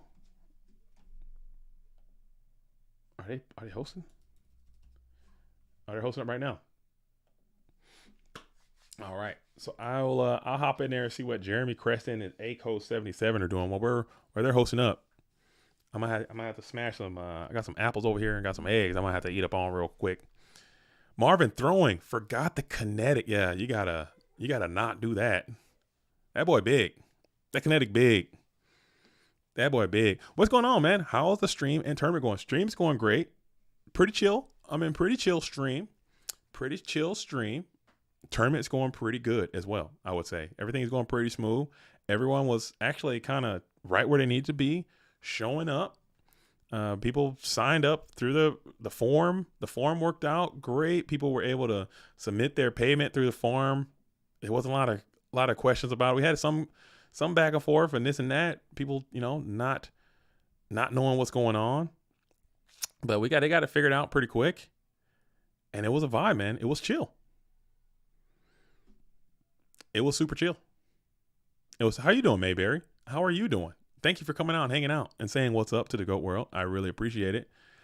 And we're going to be out here. And we got some Riddies out here. We got the Riddies, it looks like, as Jeremy Crespin is going to get smacked by a breaker. And it looks like we got some ritualistic things. It's double. Oh my gosh. What a disaster right there. What a freaking disaster as we're double dust shooting. Hate to see that. That is repulsive. Yuck. Okay. Yuck. I still think that's an instance where you want to go single shoot, maybe. You want to be a single shoot bandit and then flip to reveal second shoot in the event you feel it's needed. Because you might have just played yourself right there, jamming both of those shoots in rapid succession. I think I would have held off. I would have jammed one, then held, take a little tactical pause, and then jam the second one if need be. So we got Phoenix Wing Windblast, 2 Paladins, BLS, and Magician of Faith with a Blue Eyes White Dragon. So Jeremy Crespin's out here blue eyesing it up out here. So I'm rooting for Jeremy to win this whole tournament now. There's a freaking Blue Eyes White Dragon. And then A Code 77 didn't even have the common decency to spell Blue Eyes White Dragon out fully. You know what I'm saying? You got to abbreviate BEW. I need you to put all that in there. I need you to and be scared. Okay. You're sounding way too calm to be staring down a Blue Eyes White Dragon. You lucky. You're lucky there. And you're going to White Dragon Ritual. You're going for it. You send the Blue Eyes out to the GY. You're slam the Paladin White Dragon. You're just going to try to go for it, huh? You're going to try to just run this red light. Can't be RB. It's always RB here, isn't it? As Breaker is just going to get smacked up. And it works. And then we can base boost this bad boy into another Blue Eyes White Dragon. So now you're panicking. If I'm ACO 77, I am shaking in my boots, dude. You got the ultimate engine of destruction staring you down. This legendary dragon is a powerful engine of destruction, virtually invincible. Very few have faced this awesome creature and live to tell the tale. Dude, you better watch your freaking back, dude. ACO 77, you better look out, dude. This game's going to be short, okay? Game's going to be short, okay? The game's going to be short. The game's going to be very, very short, okay? You better defend yourself. No, I'm kidding. MST, damn. Not Snatch Deal. As we're going to Phoenix Wing Wind Blast, we're going to send... That hurts. Okay. So I got Blue Eyes, Alone and Unafraid. We'll kick the Thunder Dragon. Oh, man. He got Sork. Oh, no. Not like this. Please. Not Sork. Anybody but Sork. Not Sork. Can't be Sork. Oh, you're setting him on. Knock one time. Nobleman. Off the top. Dang. Engine of Destruction is going to blast it to the GK Spy. And it will just fall to the GY. You'll set another. Pass back on over. Dang. And now we're staring down the Engine of Destruction. We got set, pass it on over. We got a set monster that you can flip now. I don't know what you would grab. It's Magician of Faith. Magician of Faith to grab back the White Dragon Ritual feels absolutely miserable. Like, that is not a good feeling at all. Not gonna lie. And we're just going to go ahead and I'll probably just leave that bad girl set in defense position. Not even gonna lie to you again. As we're going to ring up ring up the Blue Eyes White Dragon, we're taking 3 Thou Wow from each participant, this game might just be over right there. As we Tsukiyomi. Okay, I see what you're cooking now. Even though you have no spells to get back, so that's like miserable. And it's a freaking Minecon just bait just sitting there because you know it's Magician of Faith. Hate to see that. As we're flipping to Koichi, yeah, this game is done. Okay, he got rid of the blue eyes. He did the impossible and got past the blue eyes white dragon. So now, I mean, premature does exist. You got to get that blue eyes back onto the field, man. That's your only hope. Hate to see it. Hate to absolutely see it. As we tribute up for the Thunder, and then we're going to go 12 into the Magician of Faith, and then we'll 16 in.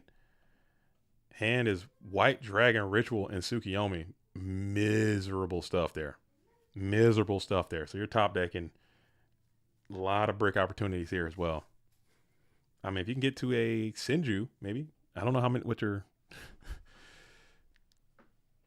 Damn, we'll set some, pass back over. It's probably that damn... That looks very Tsukiyomi Paladin. Not gonna lie, looks bluff, like a bluff-tastic voyage. You never know though. And it is going to be the GK Spy. If you could have got that Spy up, man, you'd have been in a great spot. You'd have been in a great, phenomenal spot. But unfortunately, it's pretty much. I think it's GG. But you got no summon though, so that gives you a little breath of life. As you're just gonna eat this 28 right here. Bring it down to 14. Ring is already gone. So you have a chance with that Tsukiyomi in hand. Chaos. BLS got sent back. Never mind. It's not even live. You have no darks.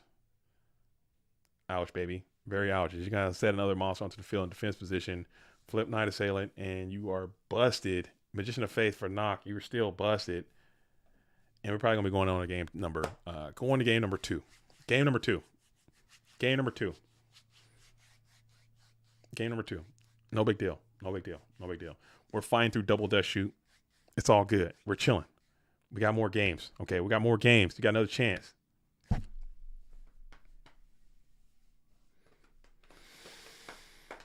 little bit of lag coming in.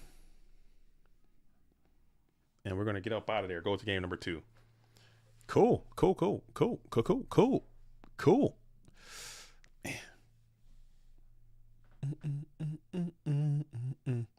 Ba-do-do-do-do-do.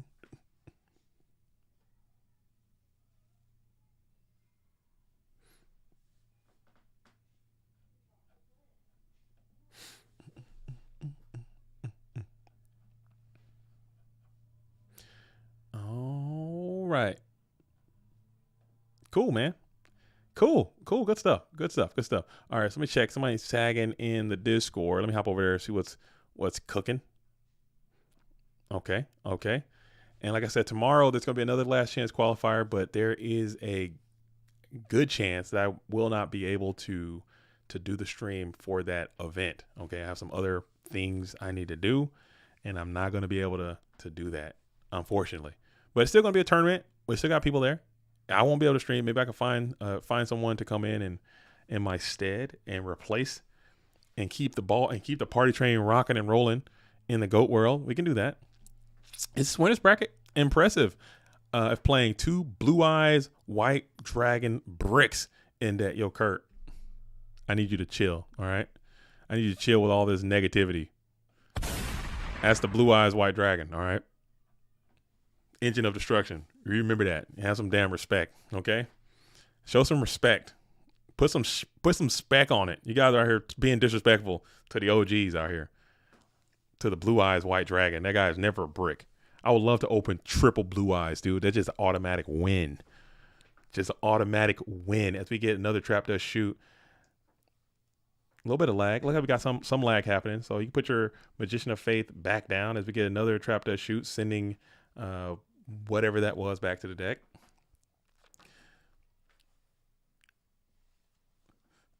Dang, 3K, 3 blue eyes plus polymerization, guaranteed victory, which is so silly that we don't even have blue eyes ultimate dragon in our format.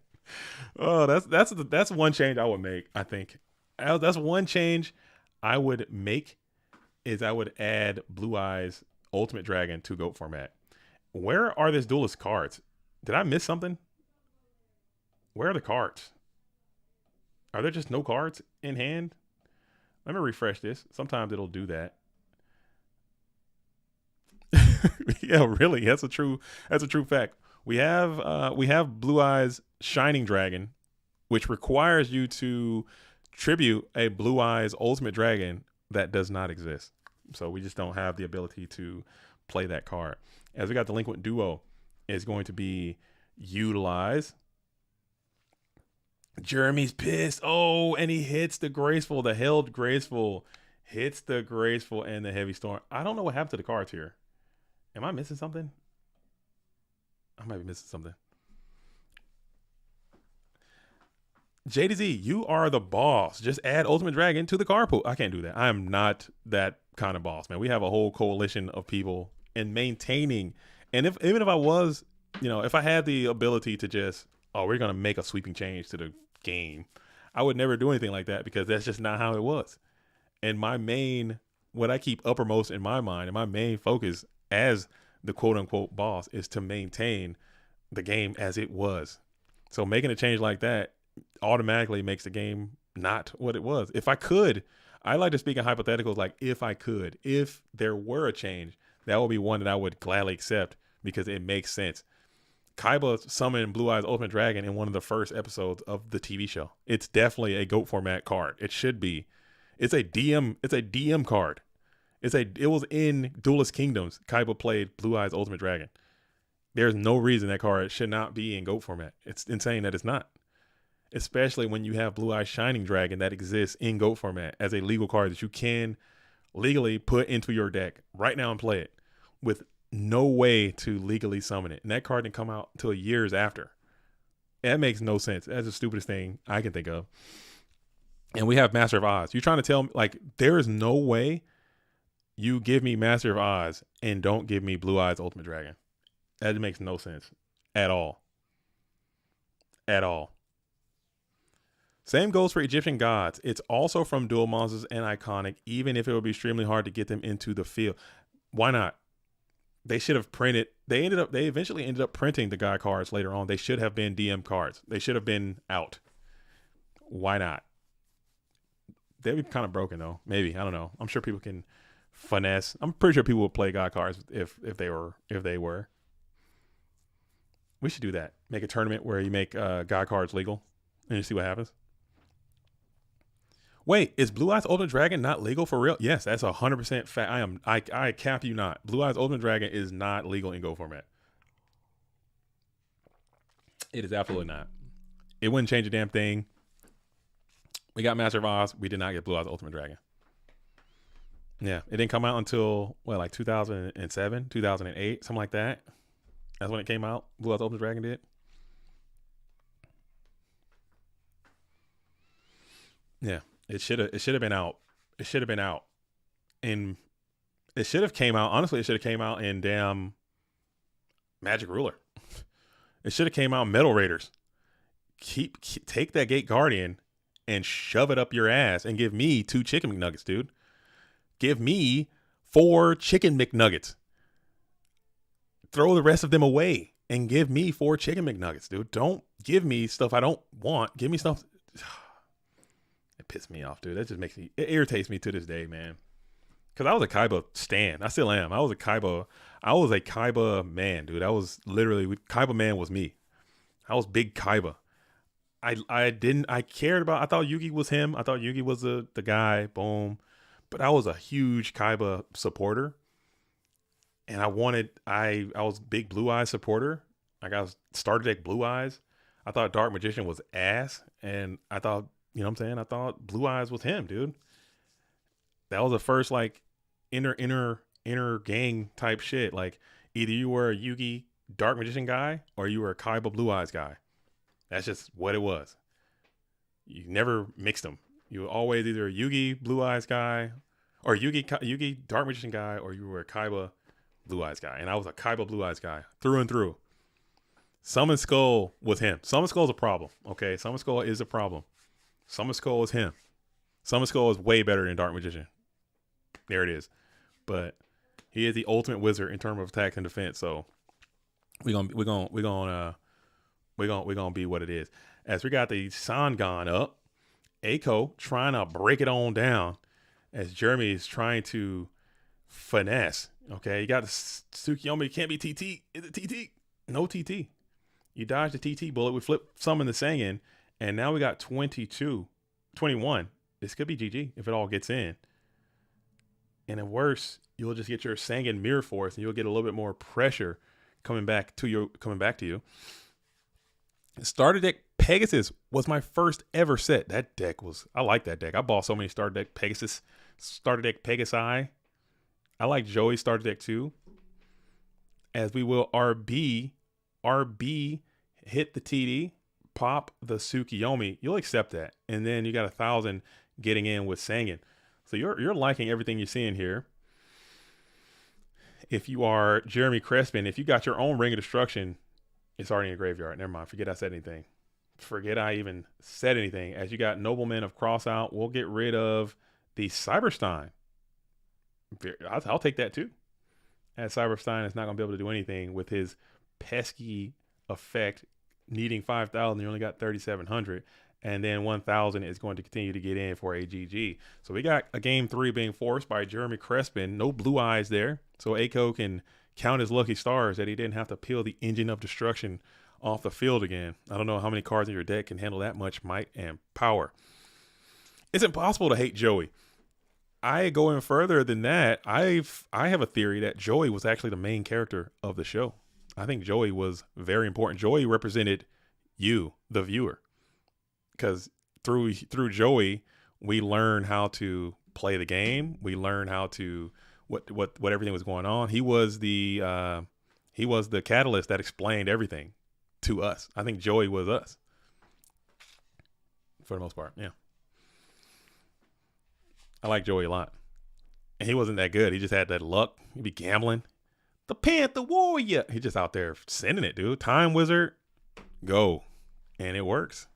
He had a reason to duel. He had his sister's eyeball situation, which I never fully understood. Did she have astigmatism? Like, what was going on with her eyeballs? Was she blind? Like, what kind of, did she get LASIK? Did she do all that for LASIK? Was it LASIK that she needed? Like, what was going on with her eyeballs? Did they really go into detail to just, was she blind and now she could see? Was she just had bad vision and then it got better? What was going on there? She was going to become blind after some time if she didn't get the surgery. Okay. Did she get scarlet fever or something? Did she get scarlet fever? Now Joey had red eyes. He had Penguin Soldier and he had Scapegoats. Those were the hollows in his deck. Pegasus had Relinquish, freaking Griffin Wing, and Graceful Charity. Those were hollows in Pegasus deck. Fucking Griffin Wing, dude. What a psyop, dude. What a con job. They give us a Griffin Wing, dude. Oh my goodness. It's not Griffin Wing. Come on, man. Give me something else, man. Redo that. Give me something else. Don't give me Griffin Wing. Dude. No reason for a super rare. No reason for existing. Like, unless you get Griffin Winged. I've been Griffin Wing before, and it doesn't feel good. I tell you that right now. That's one of the worst feelings you can ever get, is being Griffin Winged. But it shouldn't exist. It shouldn't exist. As we're going to Phoenix Wing Windblast. That's why I always put I put the Pegasus deck a little bit lower, because I mean it's iconic as hell. Okay, it's iconic, but this deck was kind of ass. You can't even lie. The Pegasus deck was kind of ass, dude. Because you got one relinquish, you got one ritual spell, Sonic Bird, and Griffin Wing. Charity carries those so bad. Charity is really good, but Griffin Wing, man, what are we even talking about? Let me pull these decks up. I can't remember what all the cards were in Pegasus, in starter deck Pegasi, dude. Let me pull this thing up real quick. As Breaker's out there doing what he does, this game is looking cooked already. Not gonna lie. And you lose a Mirror Force too. Hate to see it. Oh my goodness. And if you're holding 2 blue eyes in your hand, you just want to jump off a damn cliff, dude. Starter deck Mega Sus, dude. Pegasus, not Mega Sus. What am I talking about? We got Let's see what we got in here. Red Archer Girl, Ryu Ran, Illusion's Faces Mage, Road Dog, Urabi, Giant Soldier Stone goes crazy. Aquamador, Hane, Jigen Bakudan, that ain't even it. Master Darkness and Witch was crazy. That was good. Dream Clown is nuts. Black Pendant, Toon World, Dying Keto, the Cure Master, Stop Defense, Change of Heart was good. Black Illusion Ritual just won. Graceful Charity, Trap Hole, 7 Tools. Fucking Griffin Wing, dude. That just really sent it to a down bad spot. Damn, bro. Not Jigen Bakudan. That card is complete ass. He did have Fissure though. Fissure went crazy. He had MST too. MST is pretty sick. Let's see what Joey had. Let me pull up Joey's. Not fucking Jigen Bakudan, dude. That is not even what we're talking about right now. Fucking Jigen Bakudan, dude. Get out of my life and out of my face and out of my deck. He had Red Eyes, which is quite ass, dude. He had Spirit of the Heart, okay. 7-Colored Fish, Karate Man. He had Modest Rating in his deck for whatever reason. Time Wizard, Princess of Sarugi, okay, we're cooking. He also had that Fissure, Change of Heart, Giant Trunade, okay. Dragon Treasure, bro, what are we talking about? That Scapegoat is crazy. Yeah. I still think Joey's deck is a little bit better than Pegasus' deck. And I'll go to the bank with that one. As we get rid of the damn white dragon. Damn it, dude. That would have been so good. Now you're cooked. Oh, man. Oh, and he gets walled. Oh, no. Dang. Yeah, you're cooked, man. You're cooked. It's the arms of the angel. I can hear the course, the aqua course spinning up. And Tsukiyomi is going to be able to soak the Manju of the 10,000 hands. We'll lose that, and then Breaker can get in for 16. You need exactly Black Luster Soldier to even remotely have a chance, I think. Game's just over. Hate to see it.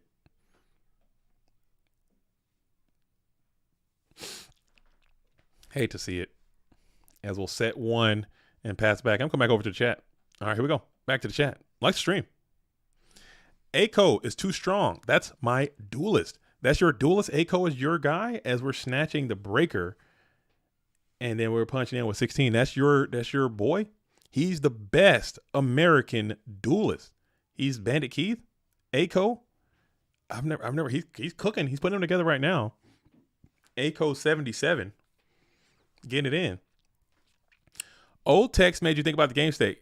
New text says you can summon 3 monsters if the square root of pi is higher than the square root of your op's life points. Here are 4 more paragraphs. Damn, dude. They hit you with an SAT question in order to summon. Damn, dude. I can't play the current game. I really can't. Shout out to everyone who can, though. It seems fun. I'm not gonna lie. It does seem fun when you're out there just picking different things. Or okay, I'm blocking bam. We're here, boom. Get this, search my deck, grab this, field card, tap this, boom. It seems fun. Like if I know what I'm doing, if my competency level is very high, and I know what I'm doing, and my opponent knows what I'm doing, and I know what they're doing, and we could just do so much stuff. That seems fun, but it also seems unbearable, and I can't be bothered. I'm sorry. Current is fun, but it feels like a whole different game compared to Go. Yeah, it's not the same. Like you're in a different world, man. You're drawing and you're playing different things, and you got to actually worry about your zones where you're putting certain things and what certain things are pointing to and what certain things are across from what, and keeping track of how many times you special summon, or okay, now I played this card 15 minutes ago. Oh, by the way, now I only can summon sea serpents for the rest of my life. Even next game 2, only sea serpents or something like that. You know, that's a lot of stuff to keep track of, and I'm not trying to do that. I'm being completely honest. It seems really hard to get into. Yeah, okay, it seems impossible. Like if you don't know how to play Yu-Gi-Oh at all, and that is your introduction into Yu-Gi-Oh, good luck. It seems very, very impossible to get into, which is why I always figure over time, Konami would eventually come calling to us because GOAT format is very easy to get into, and it teaches you the basic fundamentals of the root of the game. So if they had our game, GOAT format, and they promoted it heavily, they could use this as a launching pad into their own game and make more money. Like, hey, this game is too complicated. If I'm a geek off the street and I don't know anything about Yu-Gi-Oh! And I want to play, this would be a great starting. Hey, this is what a monster is. Here's what a summon is. Here's what a spell is. Here's what a trap is. Here's what a chain is. Instead of trying to go right into, you need like a gateway drug, because that is full-blown crystal meth, what they're doing over there. As TT is going to keep you alive. We need like some small, it's a great TT too, as it hits the serpent as well, but you're going to follow up with the Chaos Monster, and we are absolutely out of here, as Jeremy doesn't even need to see it. Like, get me out of here. Just let me go, dude. Let me go. As Nessa Polita is going to be waiting on the winner of this match. So Nessa Polita and ACO77 will be playing, as Easy to Slay You and Peen Perverses are playing. I'm going to hop down to Dogtown real quick because I want to see this Peen play, and I don't want to do a back-to-back feature of these two matches here. So what I'm going to do is I'm going to hop down to Dogtown. I'm going to take a quick soiree, and I want to see my good homie and friend. Do I want to jinx Nate Dogg, dude? Can I? I'm going to throw Nate Dogg on. He's going to be pissed. I'm going to throw him on here anyway. He's going to be upset, but I'm going to do it because Nate Dogg's my guy. Patrick Zero's pretty chill too. I don't hate Patrick Zero at all. I want to see what they're cooking down here in Dogtown real quick. See what they're cooking. Konami has no such unrealized profit potential in older formats. Japanese companies are afraid to change in business structure. Yeah, why? Oh, don't allow. Yeah, why would they? Why would they? You know, so I totally understand from both sides of it. And this is looking, dang, I came here at the wrong time. Nate Dogg is down pretty bad here. Not gonna lie, the good homie is not in a good spot. As you got the Mystic Tomato, who's going to be set up behind the Swords of Revealing Light, and we're just gonna go ahead and banish the Mystic Tomato. Yeah, this game is. I'm gonna have to slide out of here on my homie, man. I can't sit here and watch this like that. Maybe. I mean, you got Snatch. It's still available. No, it's not. No, it's not. No, it's absolutely not. It's not even available, dude. You got 300 life points, and BLS actively on your ass, dude. Actively on your ass. I don't know who Peen is. I don't know who Peen is. They're kind of making some good work in this tournament. But he can't put this jinx on me because I showed up at well after this had already taken place. So it's looking not the best. Okay. I mean, the Grizzly Reaper is mowing. Okay. He's outside. He's firing up the lawnmower. It's looking bad. In fact, let me pull this thing back up. Let's see if we can find let's find something else we got going on here. As we're just waiting on, I want to see this match right here. We're gonna have this as our. Yeah, many have fallen to Patrick Zero. Nothing to be ashamed. Yeah, he's a good player, man. He's a good player. And yes, I gotta get out. I can't watch anymore. I can't watch. He got scapegoats. It's not over. I'm gonna watch a little bit longer. Never mind. I can't watch this dude. I gotta get out of here. I gotta get out of here, man. I gotta get out of here. Huge congrats to Patrick Zero, but man, I can't sit here and watch the homie go down like that. Can't do it. I can't do it. As we got GYBU. GYBU is in this tournament. Wow. We got GYBU. So we got GBO and GYBU. I get those duels mixed up all the time, but I know they both play a lot of the Edison format Yu-Gi-Oh. GYBU and GBO. This is GYBU. So this is, I don't believe this is the Englishman. Okay. This is GYBU, which I later learned means get your bag up, which is a cool GOAT format dueling handle there. I got to say, that's a cool way to introduce yourself, to let people know. Good acronym. Get your bag up. If you're not familiar with certain idioms, this is an international thing. Your bag is synonymous with the amount of money that you have. Your bag, you keep your money in a bag. If your bag is low, you have very little money. So you want to get your bag up. So it's more of like it's like a suggestion. Let you know. I don't know if he's telling you himself, I'm GYU, so I need to get my own bag up. But he's trying to tell you to get your bag up. Get your bag up. Always. Which is a good mantra to live by. It's a good way to wake up every day, look in the mirror and just say, GYBU. I'm going to go get after it today. Chase a bag. There you go. Bags up. Get your bags up. I'm pretty sure I'm like 0-5 versus Patrick at this point. Dude, Patrick got your number, dude. He's got you figured out. I don't know what to say how to play. He's got you figured out, man. Nate, dog. Nasty Nate, dude. Oh, I'm sorry.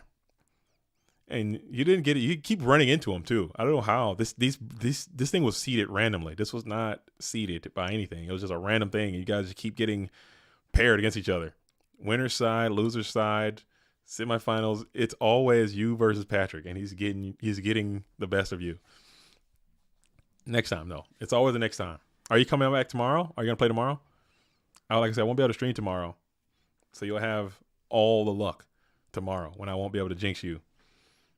As we got the end phase Dust Tornado, we're going to get that up out of there. As Delinquent is going to be getting to the dub here in round game number 1 of this match. As we'll just come out with a nice little set mon as Mystic Sword level 2. So we got a little warrior situation here as you're able to slice and dice into the Magical Merchant. I think that's a good card too. Magical Merchant. Especially in these Go Control deck. I think it's good. I know it's a big taboo to play Magical Merchant in Turbo because you don't want to be milling your Chaos guys, which I totally understand, or milling your Thunder Dragons can be awkward. But I think overall, I think it's a decent enough card to be played. As Bogo is down. Look at this dude. As we got big damage coming in on top of that little dude. Big Burgo on the field, smashing into the Mystic Swordsman level 2. We'll set one behind and pass back on over to GYBU. Maybe he's got the Zumbira. I doubt you bring Zumbira against Goats, but it's possible. As now you got this 2,000 minutes who must attack. Don't worry. I was going to do it anyway. As now we might have to jam it right into the BP and send 2,000 in to a, surely there's a Sakuretsu armor. Trap does shoot delayed into the battle phase. That's some Edison tactics right there. Trying to play around. Okay. And we'll get the Burgo and we'll get the Trap does shoot delayed. Meta Swap Ring are 3 cards that you have to play around. And I'm assuming that Ring of Destruction has now been jammed onto the field into zone 2 there as Rhoda is out. Rhoda for Sir Don. Gotta ring his ass, dude. Hate to see it. And we're going to jam Goats. Never mind. So we're going to play a game with you here. And will you be able to negate? You got 2 interactions with the Scapegoats as well. So you have the creature swap and you have the metamorphosis, and you'll see how much defense you can put down. You got 2 cards onto the field. Let's see how good they are. If you're going for the creature swap or you're going to go for the meta or nothing. It looks like we're setting up for the creature swap and it will be deployed. So either way, this is going to be a +2. If you can get this thing to go down, as you'll slam the Don into the token and he's going to widespread the ruin. So you'll still take that if you are Delinquent there. It's still going to be a plussing situation. You'll set another card onto the Goat format dueling field, pass it back to GYBU. It's got this Scapegoat token now, Alone and Unafraid.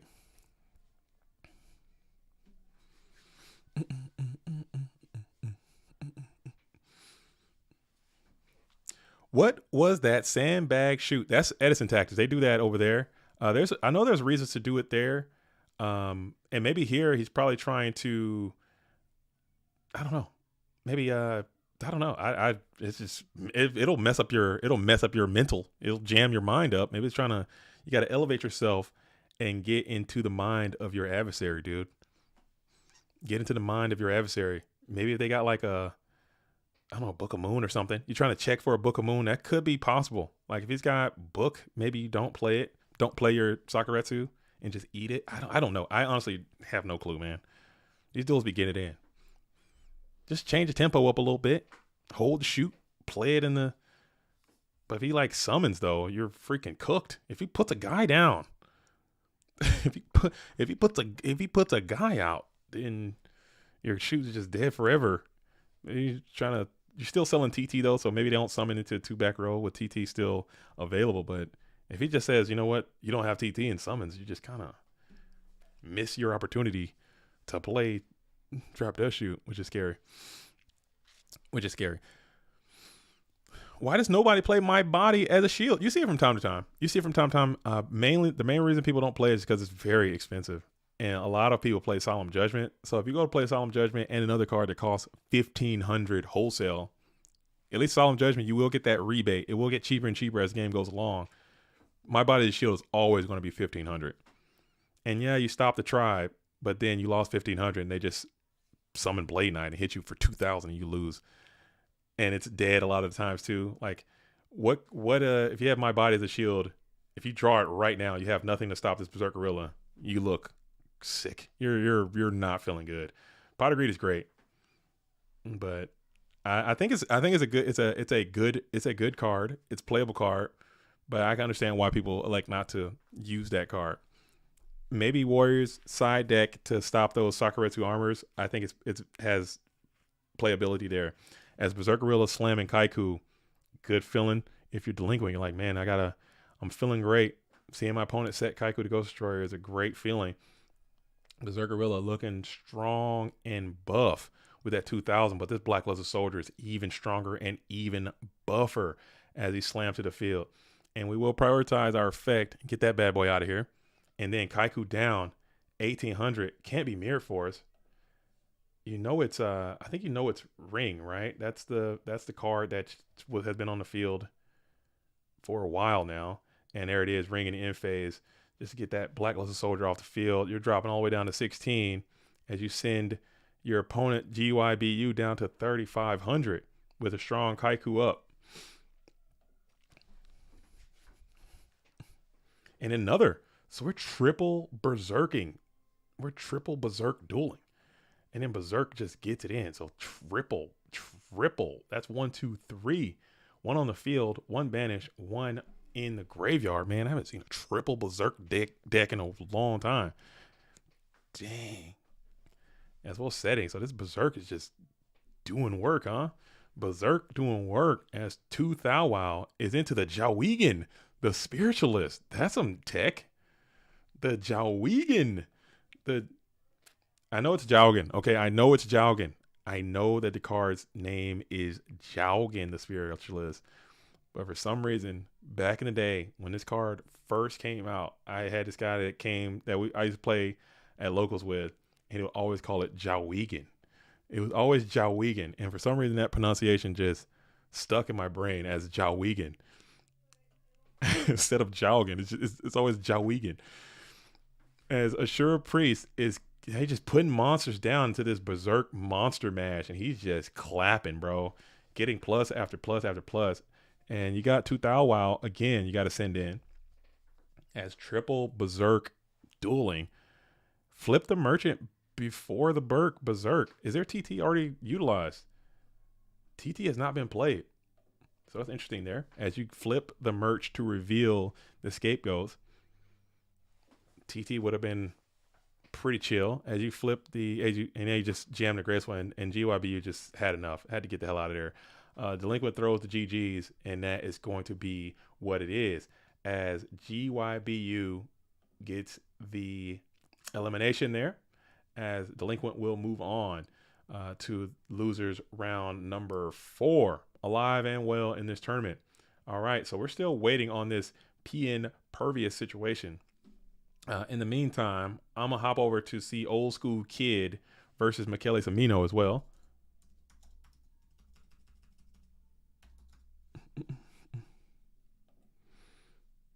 All right, I'm going to hop over here and see what these duels are cooking on real quick before we hop back up to the winner side. We're still in Dogtown. This is, for those who are just tuning in, Dogtown is going to be the place you go when you lose. You're not a loser, you just lost. Jawigan. Yeah, that's always Jawigan. Maybe he has the Zoe. You thought he had Zoe? Nah, he didn't have that Zoe, dude. We did see a vicious Zoe earlier. There is some Zoe in this tournament. There is some Jin, okay? There is some Jin and Zoe out here in this tournament. Not gonna lie. And we didn't see it. The A was Zoe City. Everybody repping Zoe in the A. Zoe is IRL. Zoe, the big Zoe is big deal IRL. He's nasty. He's a nasty creature IRL, dude. Everyone's rocking Zoe. They'll show up. You fuck around. You'll find out real quick. You turn to the east. You see the Android Psycho Shocker. You turn to the west. You see Zoe, dude. Everyone's premature in Zoe. Call a haunted Zoe. You look up. You look down. Snatch Tail Zoe. Tribute for Zoe. Dog. Let's go for Matt Doolin, bro. I think Zoe's not bad. I don't think Zoe is that bad. One guy cited it in the Turbo mirror. Dude, Zoe coming in off the bench versus Turbo, that's fine. I'm with that. I support that activity because you'll never see it coming. And Turbo players, if I'm playing Warriors for sure, I'll throw Zoe. Why not? Because they're bringing in Sakuretsu Armors and they're bringing in Zambara the Darks. Both of those will fold to a Jinzo fast. So now you got 6 cards in your deck that just can't even handle Jinzo. Okay. People act like Jinzo is so bad. Jinzo will beat your ass fast, and he won't care. He's relentless on his assault. He'll beat the hell out of you fast. Because I don't know why we act that way. Like Jinzo, he's so ass. He'll brick though. You'll lose, but if you can get him onto the field, low resource, and he's out, and he's on your ass. I also dust shoot it and had to leave his Zoe. He started running down my spies, and his set call next turn he top Sook to deactivate the Zoe. And damn, bro, did you win? Did you get the dub there, or you had to go in game 2? That sounds like a recipe for we're going next. That sounds like a recipe for going next, dude. That sounds like a recipe, man. Sometimes he gets on you. Yeah, he gets on you. He gets on you. You gotta peel that dude off. You're like, damn. And you're staring at him too. And the worst part is, like, they've reprinted Zoe a lot. Like, I don't have any issue if my opponent slams a first edition Pharaoh Servant Jinzo down. I don't mind eating that. I'm like, damn, bro, that Jinzo looking clean, bro. He's blinging over there. It's meant to, and it's first, and it's Pharaoh Servant. Man, that Jinzo, that's what's up. I'll even take a Tenzo. I'll take a battle pack Tenzo. Beat my ass. I'm like, damn, bro. I know the struggle. That's a nostalgic ass whooping right there. I'll take that. But when somebody slam a common Zoe on you, dude, or alt art Jinzo when he's pulling this little move, when he's got this going on, you're alt arting the Jinzo and he's beat my ass. I'm like, bro, this ain't even gonna happen. Say something else. We stepping outside. When you're speed duel Jinzo, nah, we not doing that. Common Jinzo, your Jinzo not even holographic. You got an ultra rare Jinzo. Where the hell did that come from? You beat my ass with an ultra rare Jinzo. You have no respect. That's what it is. That's what's wrong with these damn kids these days. They got no damn respect. No respect. Okay. Beat my ass with a common Jinzo. Retro pack Jinzo. Nah, man. Only Jinzo that I accept the loss to: Pharaoh Servant, first edition, or unlimited. I don't care. Battle pack Tenzo. I'll take a Tenzo ass whooping. And that's it. I'm gonna flip the table if you beat me with a common Jinzo. I can't have it. I won't. I'll fucking bottomless his ass, dude. And you better let him go to the banish zone. I'll hit a bottomless. Like, no, you can't bottomless Jinzo. Yes, that one I can. yeah, I can. Dark beginning Jinzo. He's getting bottomless. Believe that, and it's going to resolve. I'm a trap hole regular battle freaking duelist, whatever the shit it is. Okay, Dark Beginning Jinzo can get trap hold. That's a new errata. If it ain't Pharaoh Servant, it don't work. That's it. Nah, but Jinzo's cool, man. I like Jinzo. I don't mind. As we top the knock on Michele Samino, who has the GK spies are out of there. Old school kid, top decking. Michele Samino got one card in hand. Here we go. Off the top. What is it? It ain't GK Spy. It's another set. We're going to pass back on over. Blade Knight, Premature, Kaiku, DD Warrior Lady. And we're going to slam it in. It's the Koichi. Get another one. Damn. It's looking pretty okay. You got 7,000 life points. Your life points a little bit lower. You'd be feeling a little bit worse, but you're chilling. You can brick a couple times as you get to the Thunder Dragon. You just need to get to one of your Chaos Mons. You probably already got one in hand. It's live as hell. And then you got somebody you can banish as DD Warrior Lady is going to make it another day. We're staring down the sets one more time. Battle phase. We're getting it in. It's going to be the Serpente. Do you get them gone? You'll let it rock. You'll just let them hit the GY, main phase 2, and you'll set another. So now you got this serpent loop established. Man, it's looking pretty good for Michele. Not so much for old school kid. Yeah, I got these apples over here and they just staring at me. I got these eggs, dude. I got this toast. I need to get my eat on real quick. But we rocking with it. We're rocking and rolling with it in the free world. As we're still chilling, we're going to go BP. We got DD Warrior Lady in again on the Serpent. And we're just going to continue to let that loop continue on as you're getting plus. You don't mind. You're not taking any damage to your life points. You're able to wall out this DD Warrior Lady and continue to draw cards. You got some great cards left in your deck still. Trinity exists in your deck still as you're going to play Jar of Greed to get another one. Feeling pretty confident that neither of these are Trap Dust Shoot, and this is looking great for Michele in this game number 1. All right, pull that back. And now we got Kaiku. So this looks a little bit better for you now if you're old school kid. You can hopefully knock off that Sinister Serpent loop, and he mixed you up there. But Kaiku is going to be able to jam into your GY and make this game a lot better for you.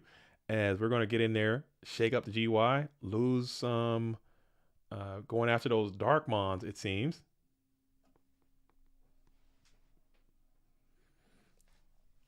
Let's see, kicking out the Sword, kicking out the Koichi.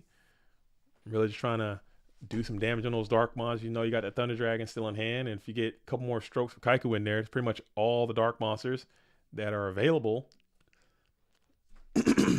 Graceful Charity is going to be deployed, so damn. Can you hold on if you're old school kid? And you're going to rip the Solemn. Do you have Solemn as a backup? If you're Michele, you don't. So damn, you're going to set a couple more. Pass back on over. Do you have an MST? You don't.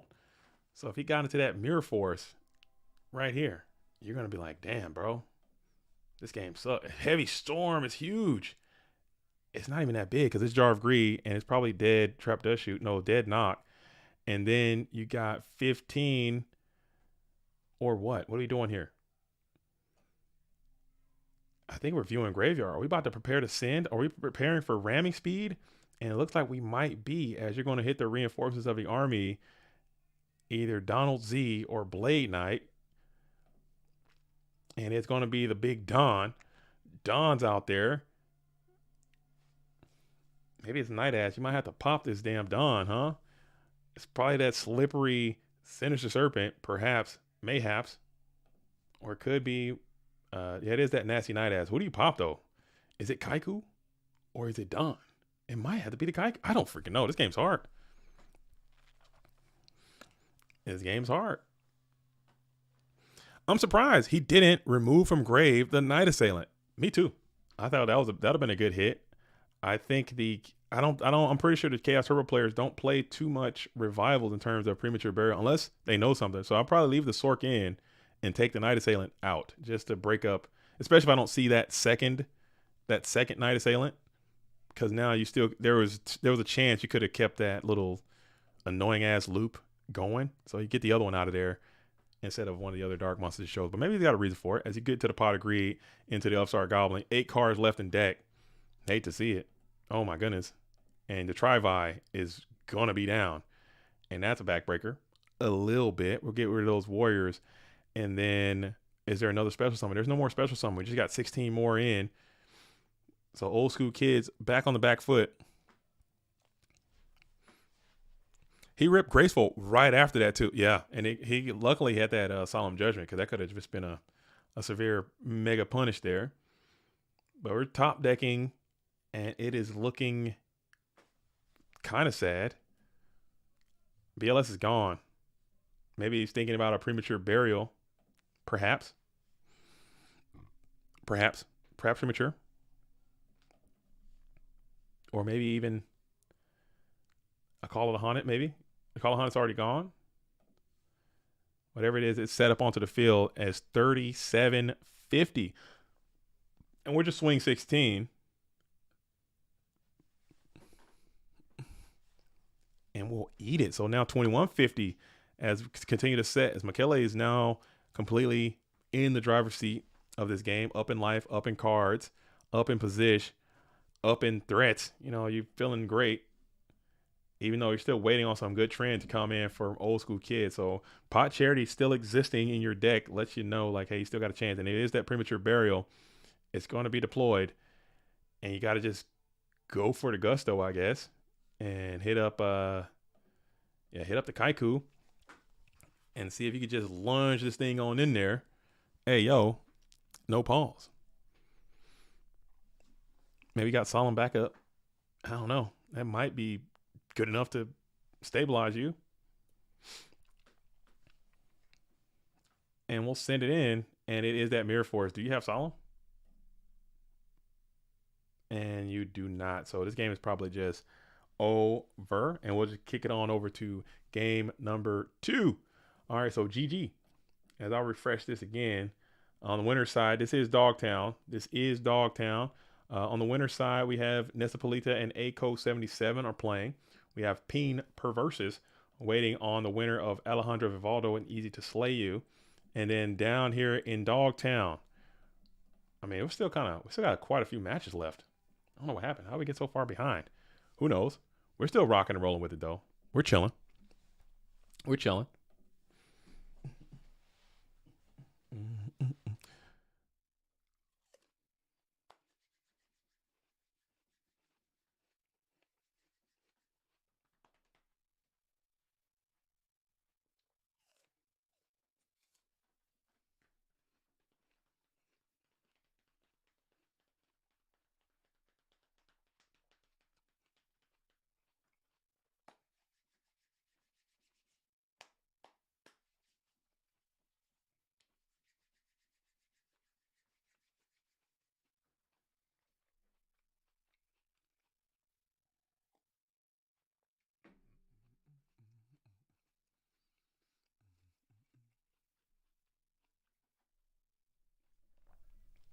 Sorry about that. Had to get my eat on a little bit. I don't want to be smacking all into the microphone. ASMR challenge, dude. We're not trying to do that. You know what I'm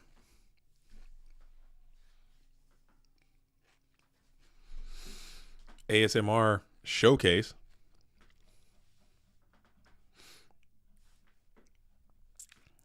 We're not trying to do all that. You feel me? Do you feel me? As we got MST pops. It's going to be that Jar of Greed.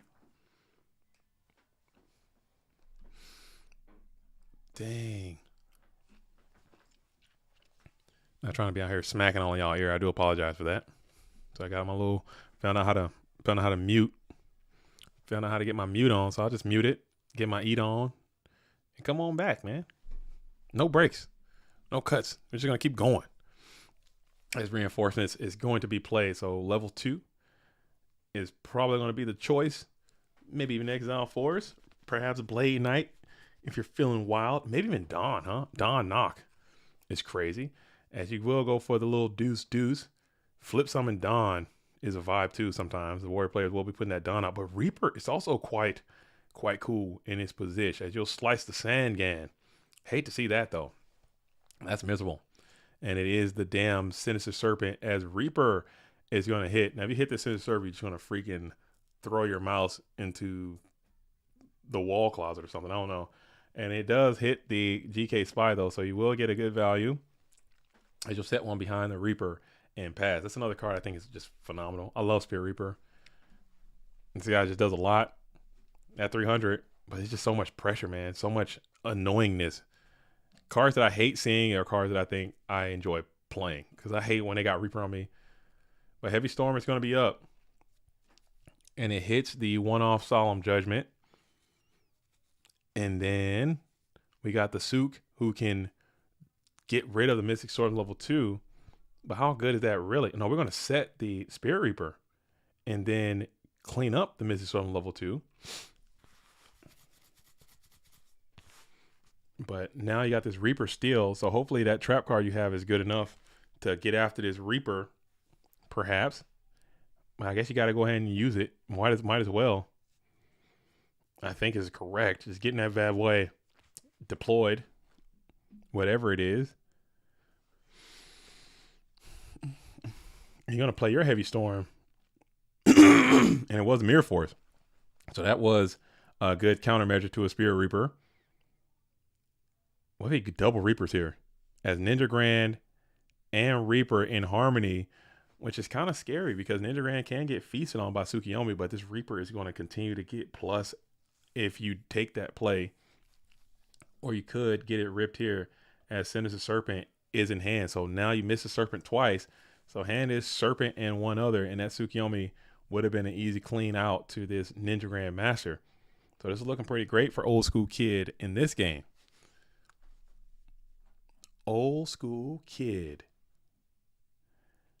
As, hop back in here. It looks like we did get a result. Easy to Slay You has won. So after this game, I'm gonna hop back up there real quick and just see what's going on the winner's side. As we're going and reveal the Magician of Faith. Magician of Faith is going to be summoned, crash into the Spirit Reaper. Set up Light and Dark to bring out who's dropping. Old School Kid says, I thought about this as an option of something that could happen. You gotta stop it, I guess. As now we have BLS out in defense position. And we're going to banish the Ninja Grand Master Sasuke. I think typically Warrior players only play one copy of that card. So you really don't have to worry about putting your BLS out in defense position. But still, I probably would have just threw that bad Larry in attack mode just in case. You never know. Because if he slams another Ninja Grand Master, you're going to feel like the biggest rube in existence, dude. And we summon Kaiku, Minecon, banish the BLS, and now we are just off to the races. This is not good. Matter of fact, this is quite bad. As Spirit Reaper is going to get in, and Kaiku is also going to get in, and you are just completely violated here with the double dip Reaper Kaiku situation. How strong has this Reaper been this game? Holy hell. Reaper has just went nuts. I don't know why people stop playing that damn card. I really don't. People say bad things about it. Mirror Force is gone. Like, damn, dude. Damn. So we shift off the Reaper and then punch in with the 8 perhaps. Maybe situations like this when they just can't get that. You can't put more pressure on after they've already lost their whole hand. But still, it's just a body that could just sit there. And Sakuretsu Armor is going to find the Kaiku, the Ghost Destroyer. And then Zambira the Dark is summoned. So, damn, we're just sitting here with Zambira as a little extra added wall. If that was Skill Dark, let's see how much damage it could have potentially done.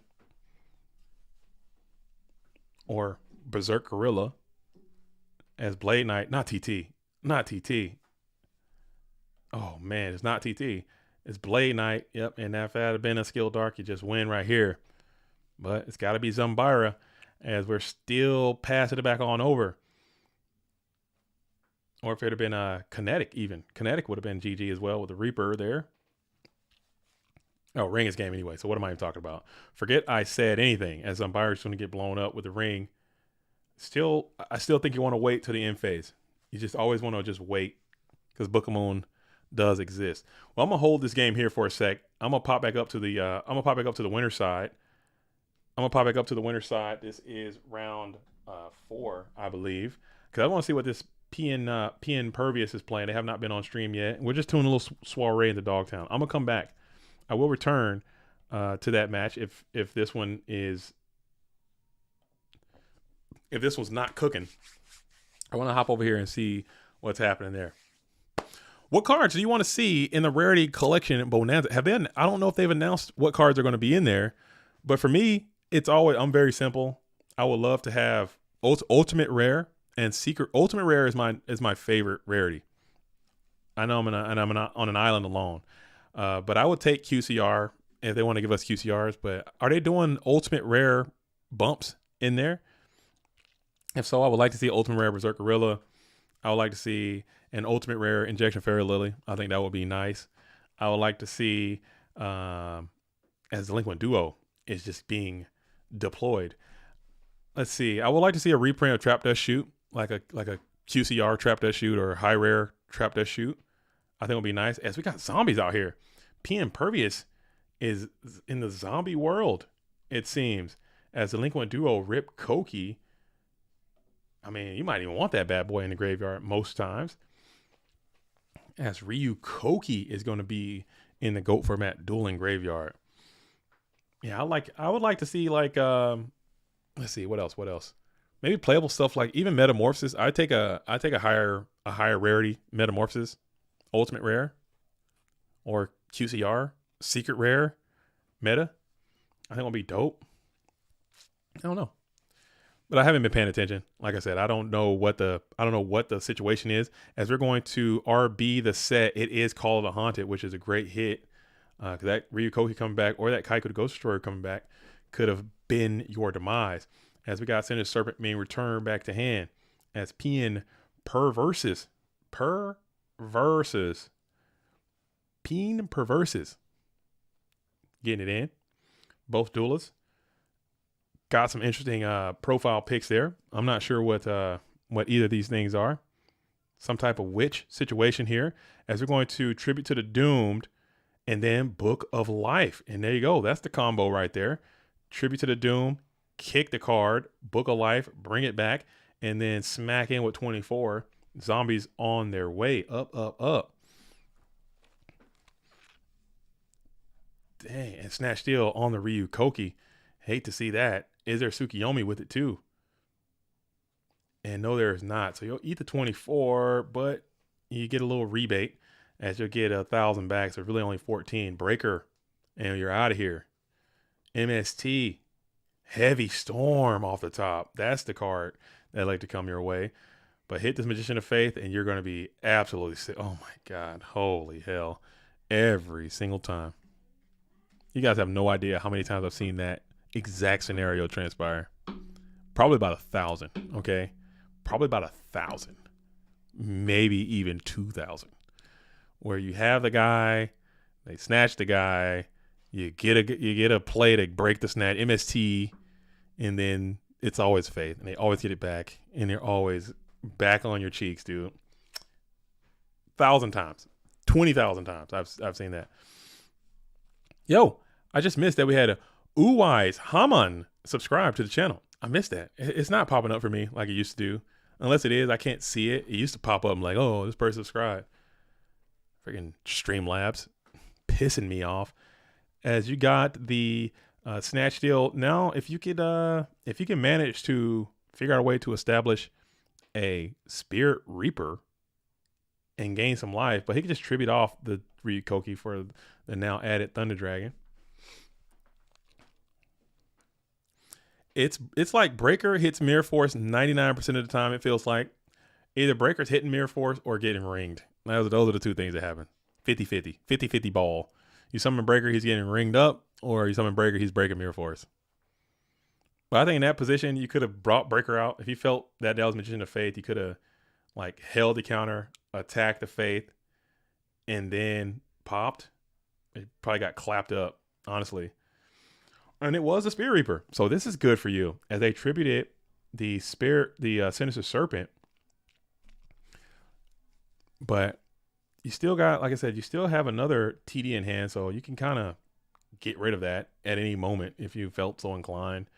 And let's see if they like to do that. Or we let Greed be your guide as Sinister Serpent is being brought back. But if you do that, you're also, you're also going to be putting another high quality zombie in the GY for your adversary, if you let them, if you put the Ryukoki back. So there might be some merit to not putting it down, but I think at a certain point you might have to just put it down, because that's a lot of LPs that you're just giving up. And he put in the breaker instead, maybe because you got chaos coming your way. There he is. As Chaos Source is going to just karate flip himself into defense position, banish the Spirit Reaper, and then you'll raise all in to the GY, all into the hitbox.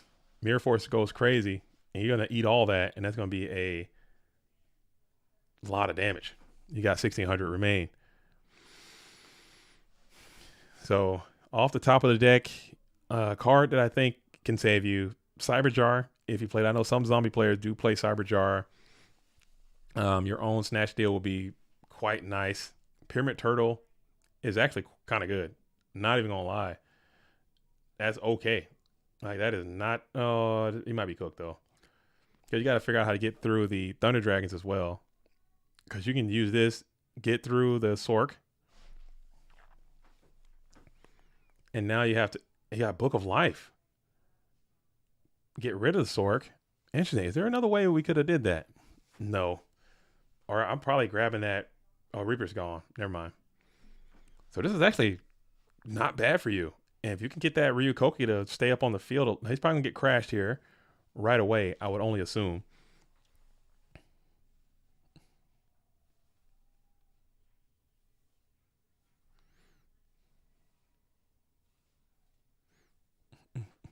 As we will hit the Pyramid Turtle to bring out Ryukoki. What's cooking here? And you gotta crash one of these Kokis. Boom, boom. So Koki crash. Shift Thunder Dragon to defense position. Perhaps. Yeah. And now I guess that's a Night Assailant. I don't know. I guess you're chilling with this. As is this Ryukoki going to be strong enough? Is this Ryukoki going to be strong enough as you do another 800 damage, set one, and pass? The zombies are trying to get there. The zombies. And this is like a straight up zombie. It's Magician of Faith is being flipped again. So you got another rendition of Snatch Deal coming your way. And if this is not exactly Mystical Space Typhoon, this game is exactly over. And it looks like it is going to be the latter as we go battle phase, and the game is going to just end right there, and that's going to be a GG. Maniakos Rimdoros says, how do I join a qualifier? You have to join the GOATformat.com Discord. All of these tournaments happen through the GOAT Format Discord. If you're not in there, you're square. Be there or be square. You got to be in the GOATformat.com Discord. And these tournaments happen all the time. Check the events tab and also the announcements to find one. We have this exact tournament that you're seeing played right now today. There's going to be an exact duplicate of this tournament taking place tomorrow. It's going to start 1 hour earlier, though, starting at 08 PST, aka 11 a.m. Eastern Pacific Time. Eastern Standard Time. What am I talking? Eastern Pacific. What am I? Drink some fucking coffee, dude. Wake up, dude. Wake up!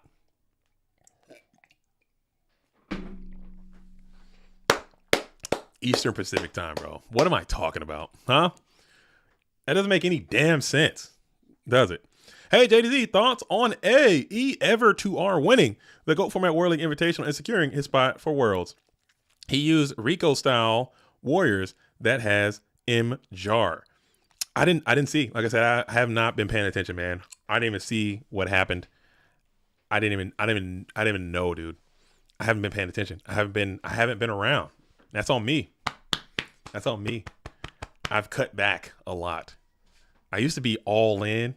Now I'm kind of half-assing it. As you're going to jam Delinquent Duo. I have not been around, but that sounds cool. Morphing Jar and Warriors. I think that's something that should happen more. I don't know. I think it's good. Why the hell not? You're probably going to be back behind in cards. You might as well at least give yourself an opportunity that's easy to slay you. Is going to lose the Metamorphosis. You're going to lose what else? What else were we ripping here? Very reluctant to toss them on out there to activate the damn Book of Life. So we're thinking about what you want to kick out. Usually it's kind of a snap decision. I had no bot to use, all manual, but we managed to get through 16 players, double limb in 4.5 hours. So many no shows or no entries, but we managed to get there. We have to retrobot. I thought retrobot was in there before I left or whatever. I thought retrobot was still a part of that. And I remember we used retrobot for the birthday bashes and for the world wars. Manualing is probably just, it goes up and down though too. But manual on a 16 person, come on, man, that's light work, dude. Manual on a 16 person is light work, dude. That's an easy day. As we flip the script on the Sangan, run him down, you get a search in there. That's a nasty search because you can grab freaking Reaper. We're going to grab Sinister Serpente. We're getting the Serp nasty. You could have got Reaper. You got Turtle right there. You got a wide open butt cheeks too, man. Hate to see that. As Gracha is going to be down, dude. Damn. And we kicked that Serp nasty. That's probably why you wanted to get that out of there. But man, yeah, that's light work, dude. You can do a 16, but you need people paying attention though too. Some people, when they get into these tournaments, they just turn their brains off and they just go off the script, bro. They just do their own thing. So we have no bot guiding people through that process. It can get very frustrating when you're trying to manual these things. But just get that bad boy into challenge and everybody can see. Like it's a double elimination. Like you can see what's coming next. Like, oh, the bot's not working. The challenge is not updating. I'm like, it'll show you, like, you can map it out before we actually, the names get in. You should know theoretically who is playing who at most times. But most people are like, nah, I don't see it. I don't play. I'm going to stop or whatever. But it's what it is. As we got the Gracefuls up, so Pyramid Turtle did get in. If you're easy to slay you're happy that wasn't Reaper though. As you got you got no lights, and then you're gonna attack into the Pyramid Turtle. This is scary here. As Breaker is just like, you know what? Show me your worst. As we're gonna bring the Ryu Koki out of there. You probably got an answer for it. It's probably gonna be a discard trap. Phoenix Wing Wind Blast on the Ryu Koki feels horrible. If that has ever happened to you. As that is a thing. As Injection Fairly, we're running the red light, huh? We're ripping and running. And we're smacking. It's got to be Mirror Force, right? What is happening? I don't know anything. And then 24 is going to get down. And it reveals the Scapegoats. So that's probably what the plan is. You want the Ryu Koki out there. And then you want the ability to get someone with some statistics onto the field. So Ryu Koki is a perfect candidate for that. But the Injection Fairy Lily changes up the groove a little bit. Makes you ponder a little bit. And now you got to really think about it. Your Sukiyo Flip Me has already been sent to the GY as well. So that's going to change up some things as we do rip the Metamorphosis either way. Thousand Eyes Restrict has found his way onto the Goat format dueling field, and we will take over the Ryu Koki. Let's see if we launch into this thing, and we will. We're going to launch into this injection, and big think from PN Perverses. Are we going to base boost, or are we going to just chill here? This is interesting.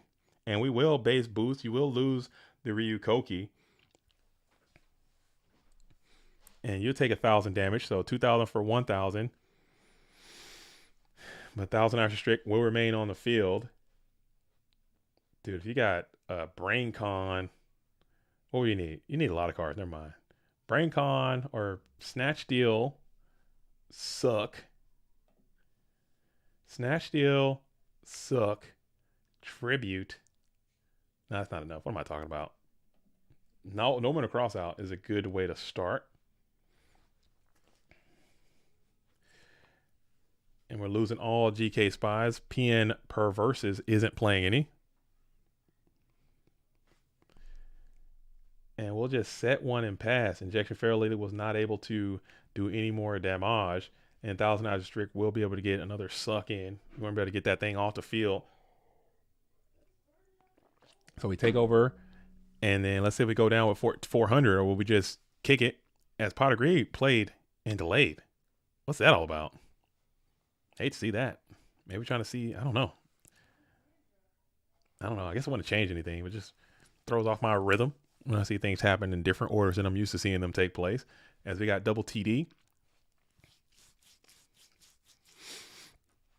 And then, yeah, we'll just get down with 400 and see if that is accepted. And we will go ahead and consume the 400. Standby main phase 1. And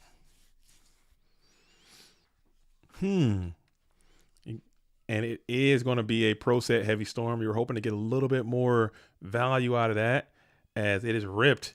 You'll lose the injection. You'll lose the mirror force, which is huge. And then you'll set another and probably, I don't know. Interesting. Dang.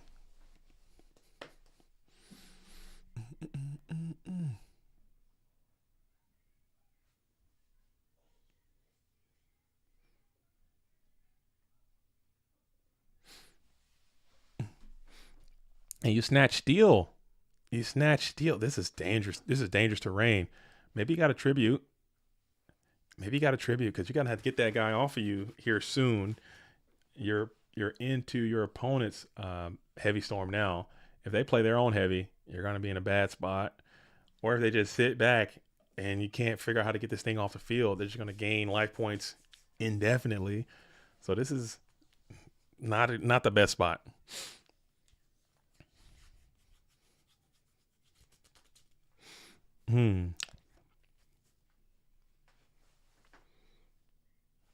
As we're all just sitting here on bated breath, holding out hope.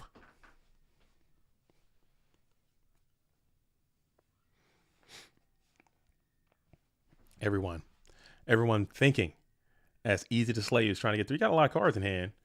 I think 2 of them are Thunder Dragons that you know of. And you'll just set one and pass into an end phase Royal Decree.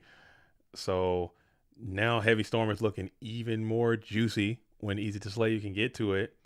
As you're just kind of sitting here. If you can't put some pressure up, these cards really don't really mean a whole lot, as you are going to have to reluctantly get rid of this 1,000 Ice Restrict at some point. Tribute up. Yeah, there you go. Tribute the 1,000 Ice Restrict for a set monster.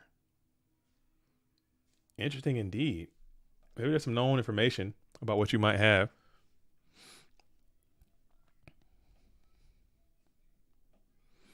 Maybe there's some known info, as you go ahead and set whatever that is. What if he flips over a Guardian Sphinx, dude? I'm going to lose it. That'd be crazy. Ain't no way. It could be Zaborg, huh? No, he could have Zaborg the token, so it's probably not Zaborg. I don't know. What's he tribute setting there? As it is Gakugire Panda, so he's got all kind of tools of trade in the deck. He's just bringing out the heat. He's got a lot of interesting card choices in the deck, and it's the Vampire Lord. Summon that bad boy. Let's go, Vamp Nasty. The Vamp Nasty's on the field, as the Gakugire is going to Gakugire into the set. We're going to lose some damage there. 1,800. And then my boy, this is my favorite overall Yu-Gi-Oh card in existence. Like out of all the cards that ever been printed, Vampire Lord is my number 1 favorite card. And then we will go ahead and Tribute to the Doom, the set. It is the Nasty Night Ass. Oh, that's a lot of value, man. Oh, what are we cooking here? Oh, come on, man. I hate that. I hate everything that just happened there. Not gonna lie. Not even gonna lie. Oh, no. Not like this. But you're still not out. As Snatch Steel again is on your case and in your face as you rip the Vampire Lord to your side of the field. Heavy Storm is gone. Dang. Oh, he realizes the Sinister Serpent has been in the graveyard since turn 1. Dang. Hate to see it. You got Sinister Serpent access early and you just left that dude in there. Bro, that brain control would have been hilarious, just great for you. If you discarded the Serpent and held the Brain Control, you could almost be chilling. Yeah, you'd be like so back, but now you're so not. Oh, I hate that. I hate that for you, as we're gonna lose some damage there. Discard the spell. Yeah, I hate that. I hate everything that happened there. As the Sukiyo Flip Me is gonna go ahead and get down with 1100. Oh no, not like this. And bounce pass back to hand. Look at that. Brain controlling the guy. Brain controlling the guy. The game is over. And you left him again, dude. Get the damn Serpent back to your hand. Like, let's stop. Let's figure it out. Send the Serpent from your graveyard to your hand, bro. You just said it, and you still didn't get it back. Just said it. Oh, dang. Yeah, you got to call. That is a mandatory effect. You have to call. You called it yourself, and you still didn't do it. Yeah, because you would have, and then you would have been able to brain the Vampire Lord, summon for 32, and that is going to be. So he rips the end phase. We're going to get the Scapegoats down and metamorphosis. You don't have to show it, and let's just play it out. But that's going to be a GG. But yeah, that Serpent, I think you got to get that thing back. There's some times where you could have got that Serpent back earlier, and this game could have been different. This one could have been different, I think. But it is what it is. It is what it is. It is what it is. It is what it is. It is what it is. And we're going to accept it for what it is. GG. GG. GG. As Easy to Slay You and Nessa Polita. Who picked Easy to Slay You versus Nessa Polita in the winner's final? Who picked this as the matchup for the winner's final? Let me see your punch cards. And you will win a prize of nothing. No, I'm kidding. We got to start doing prizes like that. But I think that might start throwing the tournament off or something. People might start cheating or something. I don't know. I doubt it. But let's see what we got here. So we're going to hold off for that. Yo, Karina. Hello. Hello, Karina. How are you doing out there in the GOAT world? This is the winner's finals. If you're just tuning in, make sure you guys like the stream. Okay. If you like the stream, let's like the stream. As this is Last Chance Qualifier number 1. I'm JDZ. I play GOATs. I'm hosting this tournament. There was a paid entry to get into this tournament. Shout out to everyone who participated. The prize pool has been bolstered. Has been bolstered a bit. You know, about, let's see how much what we got. Not too bad. Not too bad. Almost like $700, dude. That's not too shabby, dude. To add to the prizing there. Something like that. Something slight. Maybe a little less. That's pretty nice. So the world's prize cash pool probably gonna be over $5,000 now. Something like that. Almost 6, maybe. Maybe we can hit 6, perhaps. It'll definitely be over 5 for sure. And we'll find out shortly after. We'll announce that next week. But it's pretty chill.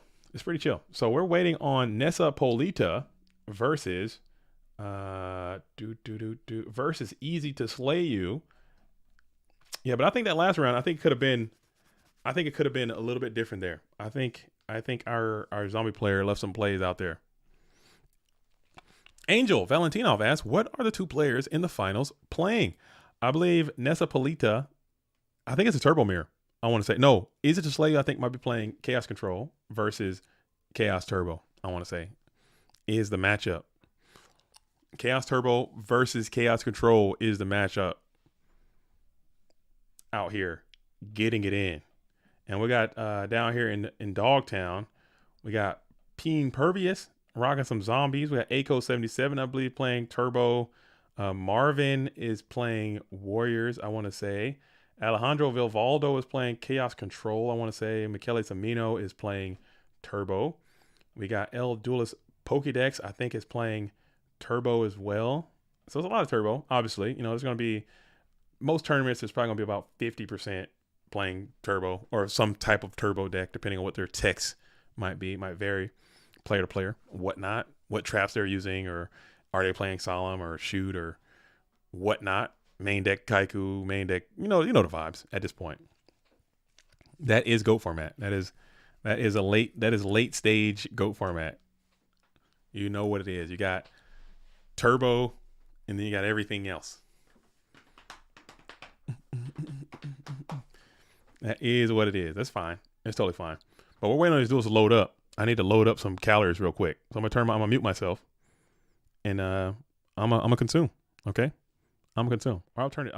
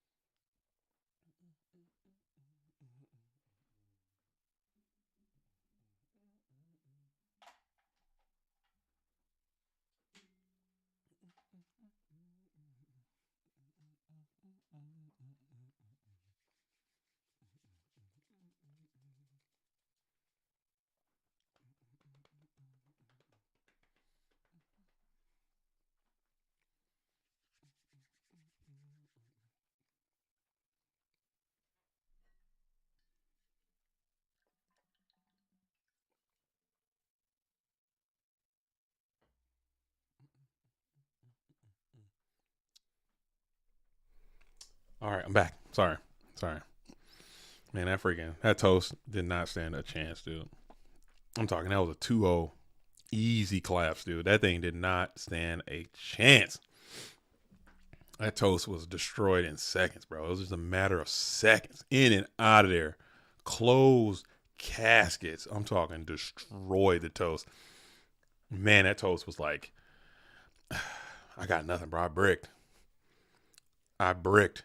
And I was like, duo pot, charity, shoot, BLS ring, solemn, game, faith, flip, add pot, suit, faith. It was over, dude.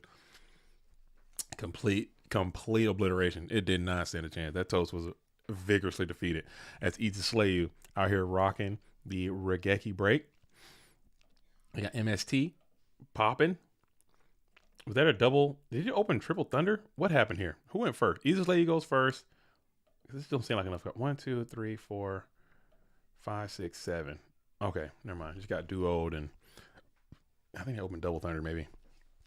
I just want to go ahead and kick the Nobleman on the GK Spy. We're losing all those.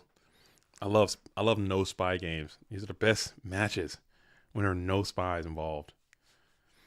As both duelists are going to get rid of them, but we got 2 for one side, so maybe it might be one. Oh, never mind. We got 3. We got 3 and 3. As well, just set 1, pass back over, no flip. Unless you just set that this turn, I might be mistaken. As we'll now have this set exchange. Flip Night Ass is huge. Flip Faith is decent. Double Knock Dueling is decent. And now we're losing all faith too. All faith in society has been lost. Dang, we're double knock dueling in 10. Double knocking in 10. I'm always calling the judge. That pisses me off. But it's all good. Now you got no more knocks to worry about if you're a Nessa Polita. No Mons in the GY. You lose some of the best flips. And now you're holding on to 3. Checking the GY. You got nothing in there. You're going to jam the jar just hoping for some pressure. No pressure. Nothing. No set. No nothing. You're just going to pass. Okay. Holding down with your 1 Mon, whatever it could be, not worthy of being flipped and doing something. As Nessa Polita might be a little monster dry for a sec. Nope, we got Sangan, who's going to be out here probably hitting into Sangan or into Souk. It is a nasty Night Ass. So we're going to go ahead and blow up the Sangan, which is a miserable feeling. You get your Serpent in rotation, or maybe even a Dekoichi, perhaps. Hell, let's see what we grab. Dang. It was that nasty Night Ass. Would you have flipped it and kept the knock? Nah. We're going to grab the Dekoichi. As Cosmo says, set is hold it down. Yeah, it was hold it down for a time. And that singing off the top just changed the whole game up for you. As you do have light and dark up now, though. So that's one good thing for you. Sometimes games like this, I'll just slam the chaos and just try to win, huh? Your opponent's looking slow. You're feeling slow. And there he is, too. He's going to go for it. Just bring him out. I don't hate this at all. If he dies, whatever, dude. Just get this game going. And a lot of times you can win. Sometimes this play is good enough to win. As 23 is going to get in. Because you hold the chaos and try to get cute, you know what's going to happen? They're going to trap that shoot you, and you're going to lose anyway. So you might as well just send it and get it over with. Get it done. Let's get it moving. Snatch inbound. There's a very high chance there's a snatch steal coming. Because your opponent, Nespolita, hasn't been very proactive at all. They've kind of been sitting back. And Jar of Greed is going to be played. Their graveyard's not set up. They haven't really done anything, so they're waiting on you to do something. Snatch steal is a high likelihood. Even higher now. 25 left in deck. You got 5. Maybe you got an answer for the snatch deal. But I still don't hate the play. Because you can get this thing in there a couple more times. You can just kind of win. But all your noblements are gone. So this flip has a very high chance of resolving. Never mind. No, it doesn't. Forget I said anything. As you're going to continue to spam set monster interactions in the form of main deck mind control. Nasty Night Ass is going to be denied of his special ability. Was there a Tsukiyomi? And we're going to hit in for another 23. You were hoping that was that Dekoichi that you saw. If it had been Dekoichi there, you probably could have been chilling.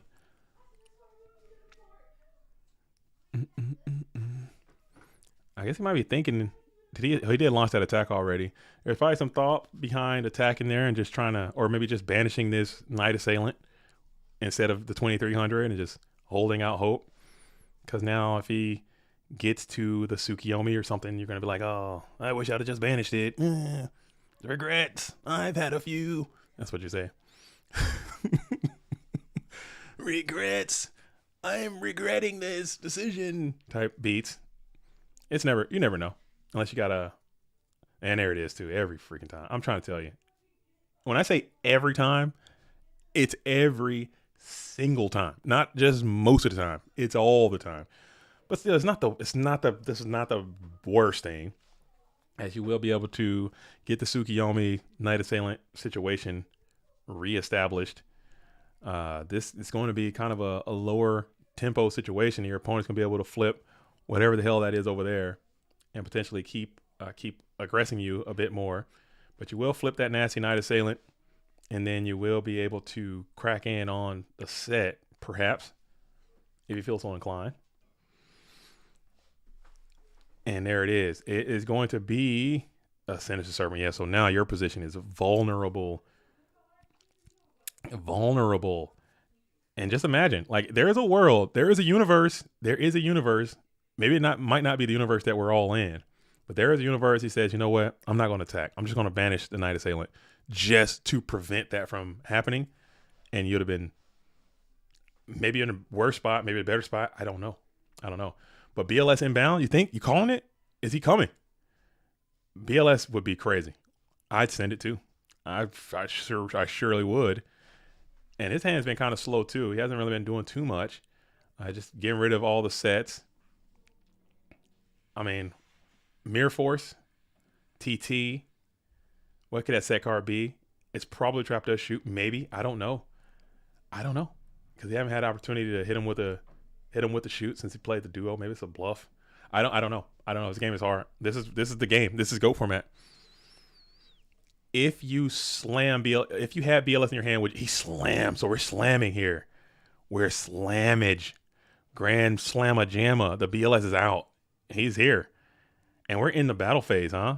And we're swinging to win. You play to win the game. And we win the game. There it is. And look at that. Look at that. Man. Look at that. Well, there you go. GG's all around as GG won. Easy to slay you. slaying it out there, showing some tenacity, showing a little bit of aggression with those chaos monsters. A lot of times people like to be very reserved with their chaos monsters. Those are your best cards. So you want to make sure that you are holding them things and reserving them, putting them out at the right time. But sometimes you just got to put them things on the field, and they still have high attack stats, 2,300, 3,000. Just attack with the damn things. Especially your opponent's showing a little bit of vulnerability, like Nespolita hand wasn't really moving. You're knocking a lot of their flips, and they were kind of stalling out a bit. Get it going. Put the card on the field, huh? And attack with it. It works sometimes. Sometimes. It is what it is.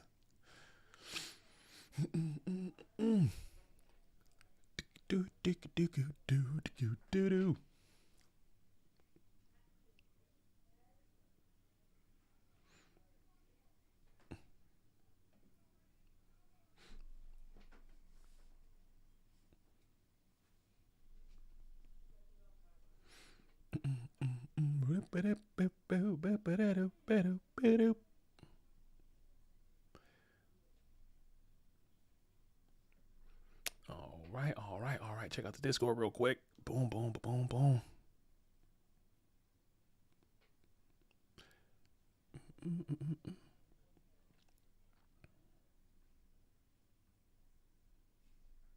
All right, chill.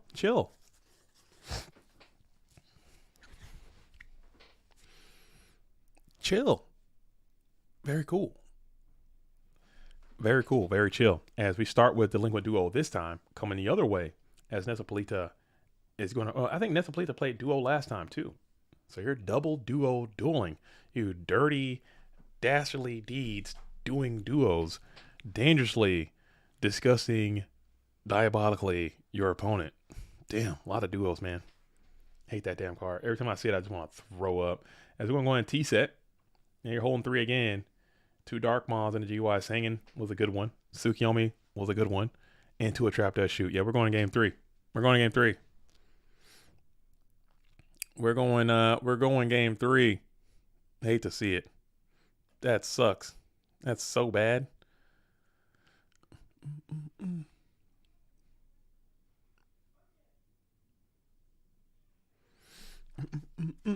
But down boom. Baby doo.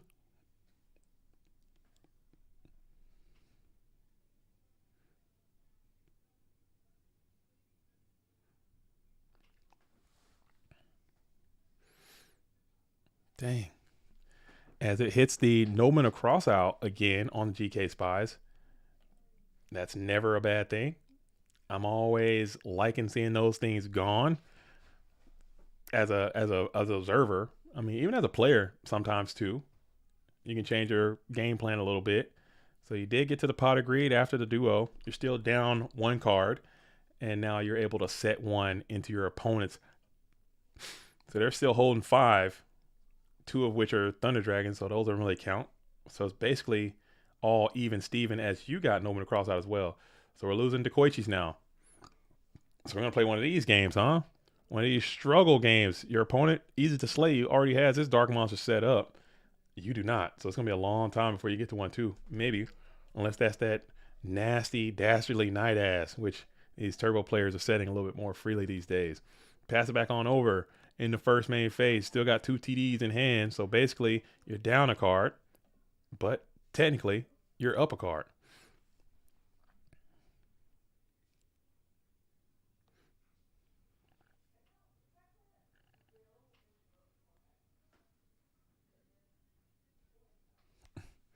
And you got Graceful Charity too.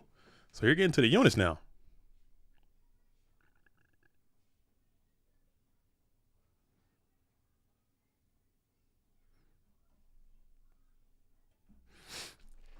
And now you're kind of in a commanding spot.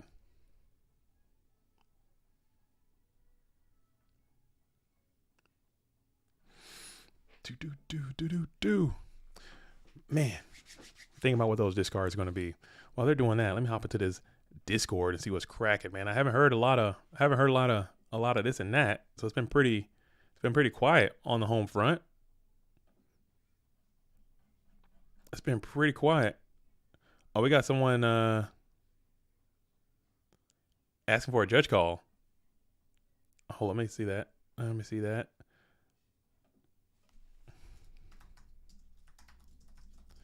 All right, let me see. Is anybody free? Can I get a judge?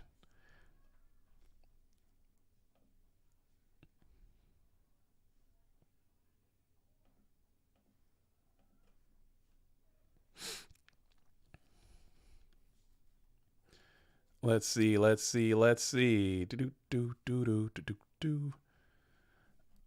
right. Can I get a I'll hop over there. What's the situation? What is the situation? I attack with tribe. The opponent uses call. I change the defense position on main phase 2. I don't think you can. Let me make sure that's correct. I don't think you once you declare that attack, I don't think you can come back in. You can change your mind and not attack, but you cannot redeclare. You cannot not attack and then change battle positions.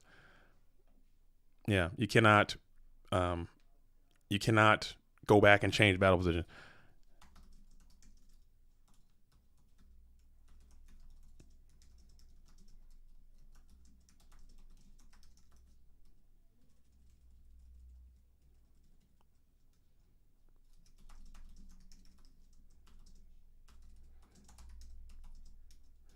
Yeah, you can go back in. Like what you can do that's different than a lot of formats that a lot of people get into a lot of judge calls for.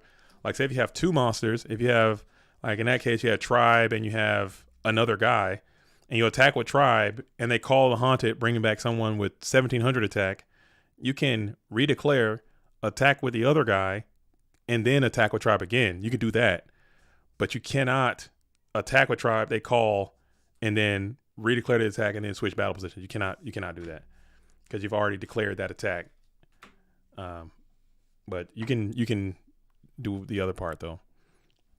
All right, so we out here. My bad. Oh, I missed it. We got another BLS. Another BLS came down, crushing. Dude, BLS is. I mean, whoever's got the better BLS is going to be the better player. I don't give a shit, dude. BLS is too damn good. As we got Metamorphosis here, we got off the top. We got 19 left in deck, 4 in hand. I missed. We got 1,000 life points for Nessa Polita. BLS is banished. We're sending Sork in again. We're just really sending these cards in there. Maybe he's got meta for a Ryu Senshi. That would be game ending. But we're just going to send 23 in. And we got to force an RB here. Do you have Royal Decree? No Royal Decree. You got Call of Haunted? No Call of Haunted. You're just going to send it and try to end it. And it didn't work out that time. So there was some defense. Sometimes your opponent is going to have it. And that time they just will happen to have it. As you continue to send more threats than they can muster. As you're just setting here in the face of open board. Graveyard's looking abysmal. Okay, these cards don't look that great. Versus these cards look quite good. Setting in the face of the Minecon, you knew it was coming. As you're going to take over the set, you need this to not be something too juicy, and it's the tribe. So that's a little bluff tribe. You'll take that, unless you got the Sanguine here to put beside it. As you'll just discard the Serpent to call Aqua, and you got no pressure to go beside it. Nothing to come down onto the field. So you just kind of went 1 for 1 there for the most part. Kaiku would be decent here. Another set monster onto the field. Do you have another mind control? There's no way you got another mind control.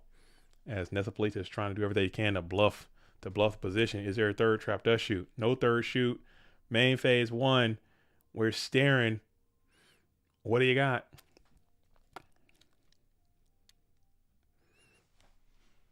What do you got? What are you going to think about it here? We just ponder. And we're summoning Serpent Gang? Attacking to set gang. It's Magician of Faith. Ooh. That's bold. That's bold and daring. And you're going to be able to get back a spell card. Can't be duo. Gotta be upstart.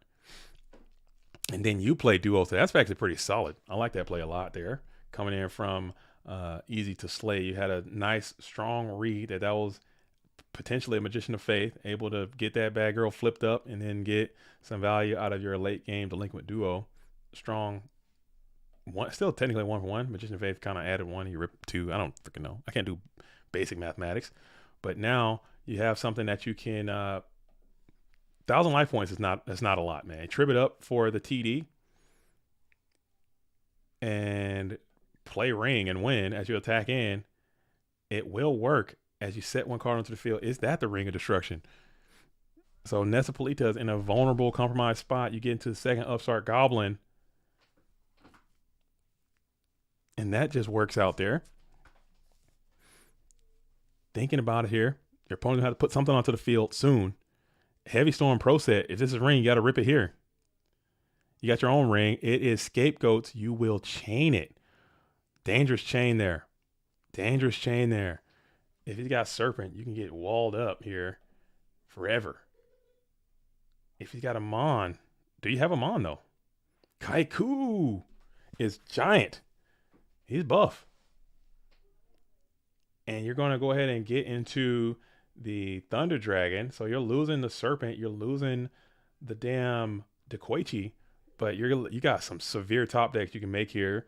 If you can top deck a damn Metamorphosis, you are so out of here. Creature Swap, you're out of here. Snatch Deal, you're out of here. And there's a lot of cards you could have drew. With 15 cards left in your deck, you had a bunch of options there. And that's going to be a GG. As Nessa Polita will go down as Easy to Slay You. Is going to Easy to Slay into the winners finals. All right, winners finals. Easy to Slay You has made it to the winners finals. So now we have one person set. The stage is set in the winners finals. Easy to Slay You. We have Michele Samino versus El Duelista Pokédex, which I haven't seen play yet. I don't think we've seen them on the stream. So I'm gonna hop over there and see what's cooking. What's cooking good looking in Dogtown. As we are back here as Vive Cristo had a good performance in PWCQ number 68, made a top performance, but just was not enough. As Michele Samino is going to be firing this thing off with the best open in GOAT format. Even better too with, oh my goodness. Holy hell. Let's go, Duelista Team Bones. So we got some Bones representation in the chat. Bones out here doing their thing.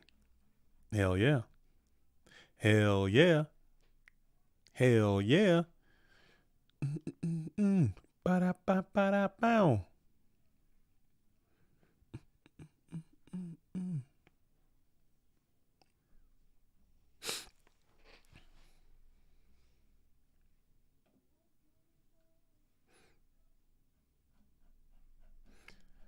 Let's see what we got here.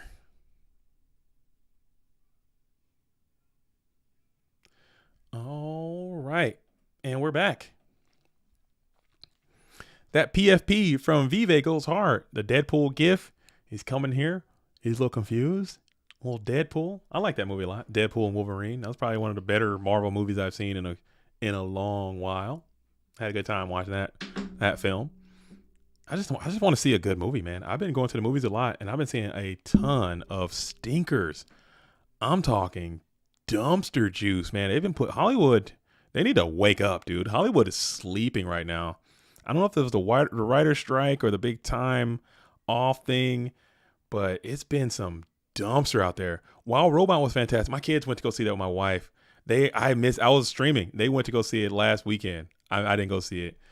We went to see Megalopolis. That movie was Megalapa ass is what it was. That movie was Megalapa ass, dude. It was so bad. It was so bad.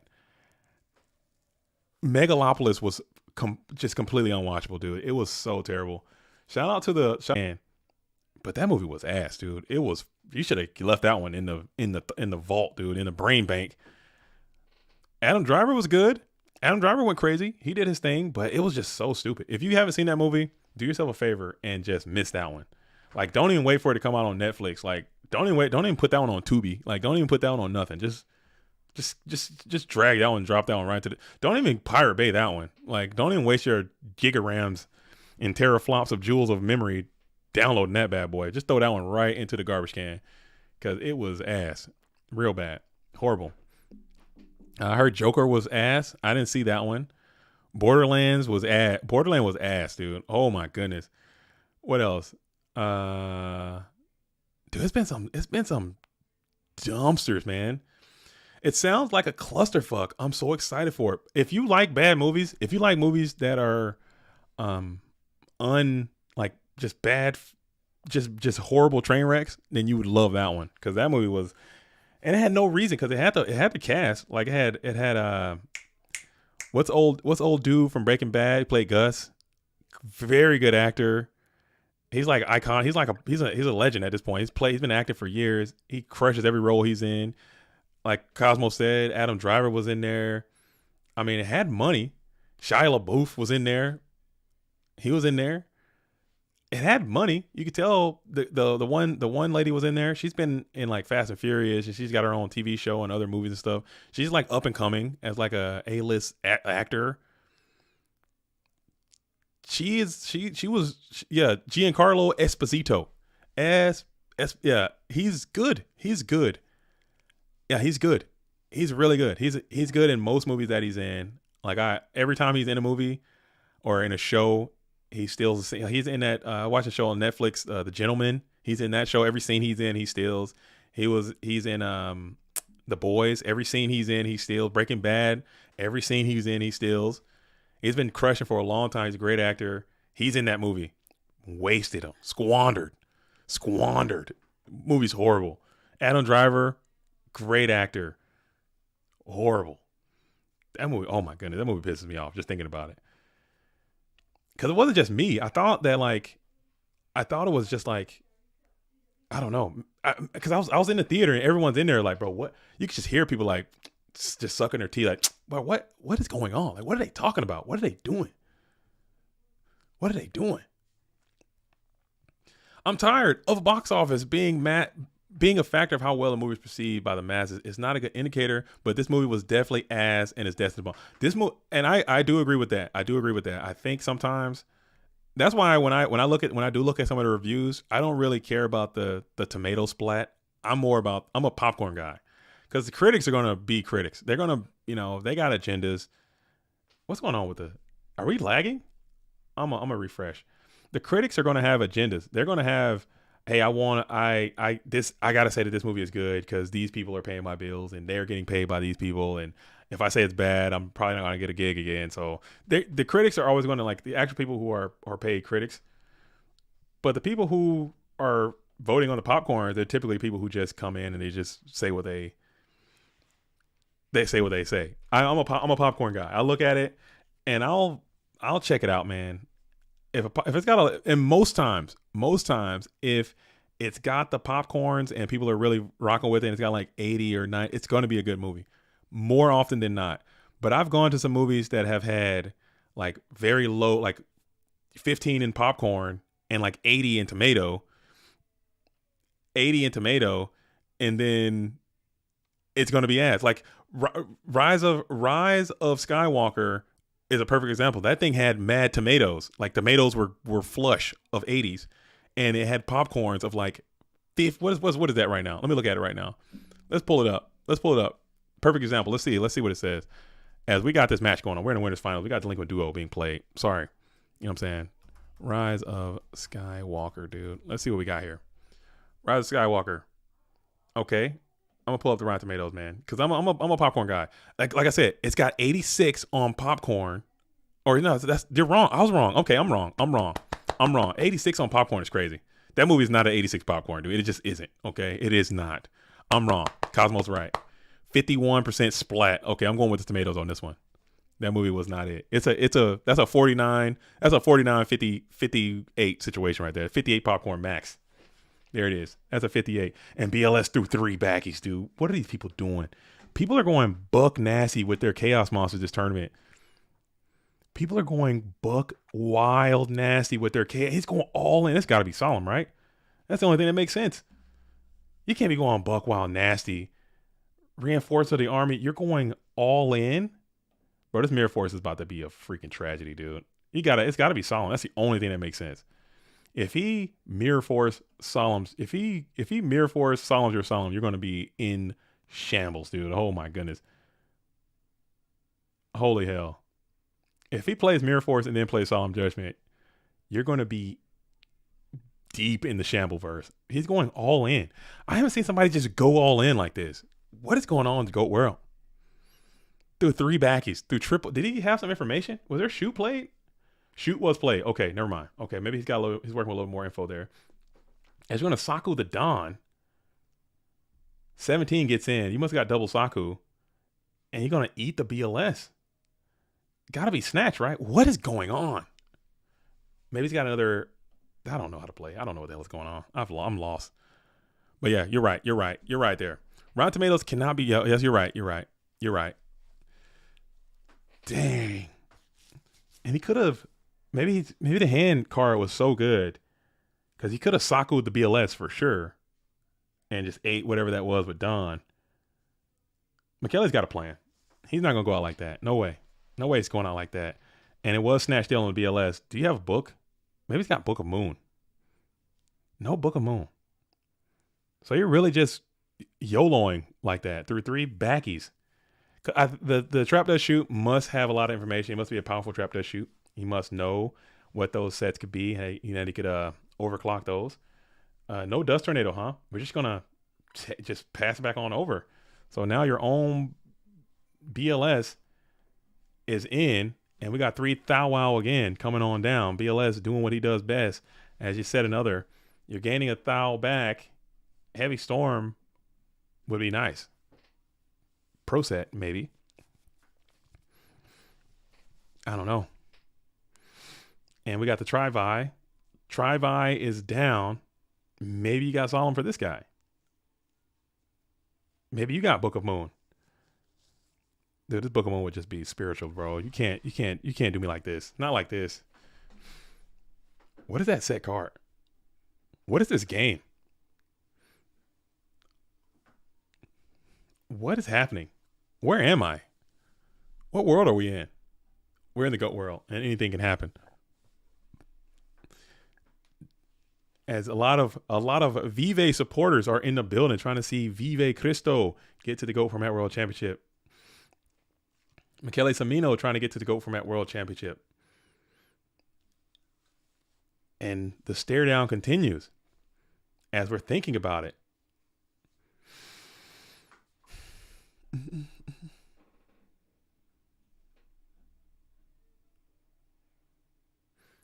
And we will. Wait a minute, dude. And we get the Sakuretsu armor anyway. We discard the MST. I guess Book of Moon is such a threat, but I'm playing the MST. That's crazy, right? I'm playing the MST there and hoping, but Book of Moon will crush you either way. Book of Moon would have been way worse if he.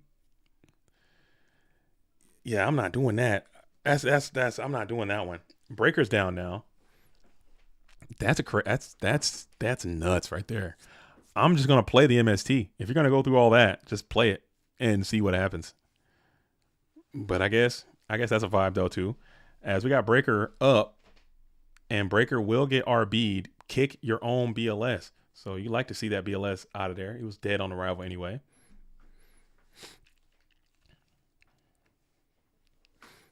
And we got Premature. Oh, and we're targeting that BLS. So he's coming back at it again with a vengeance. And at a certain point, you're going to think about this for a second. Is it banish time, or let's see what McKelly's going to do. So that was a good bait of the RB, I suppose. And we will jam the Solemn here. We snap Solemn immediately in response. So both duels cutting in half. That's going to drop you down to, what is that? 1150? Half for McKelly comes off. Maybe he's got another. I mean, if you got another, you might as well just play it at this point, because that Premature is coming for you. But then if he has another, he's thinking here. He might be thinking on second Solemn. I think that's the only thing that you can be. Maybe 7 tools, but that'd be crazy. But second Solemn. And then if Vive is rocking second Solemn, whew. Damn. Just damn. That's all I can say. If you're going to do it, you got to do it. Let's make it happen, Captain. Let's get after it.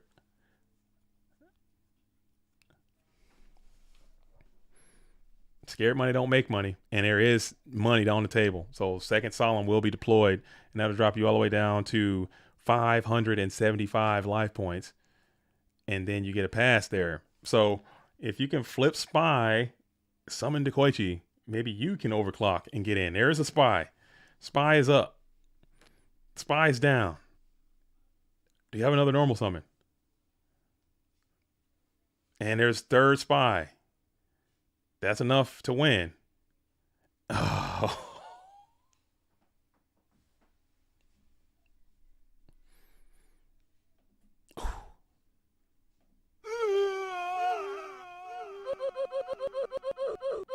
Oh my God. Had to have it. It's just a matter of time. But they're going to have it. They're going to have it. You got to go for it. I think that's the correct play. As Kaiko the Ghost Destroyer is going to be down, he's going to be able to smack into the set, and you got your own Mirror Force. It's not as vigorous, but you also have Ring, and that is going to be a GG. Oh, one Mirror Force away. Dang. Mirror Force. Whew. Jeez.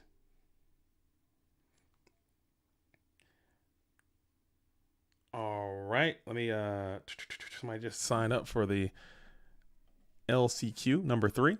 If you want to play an LCQ number 3, it's going to be on Friday night, Friday afternoon, before Worlds.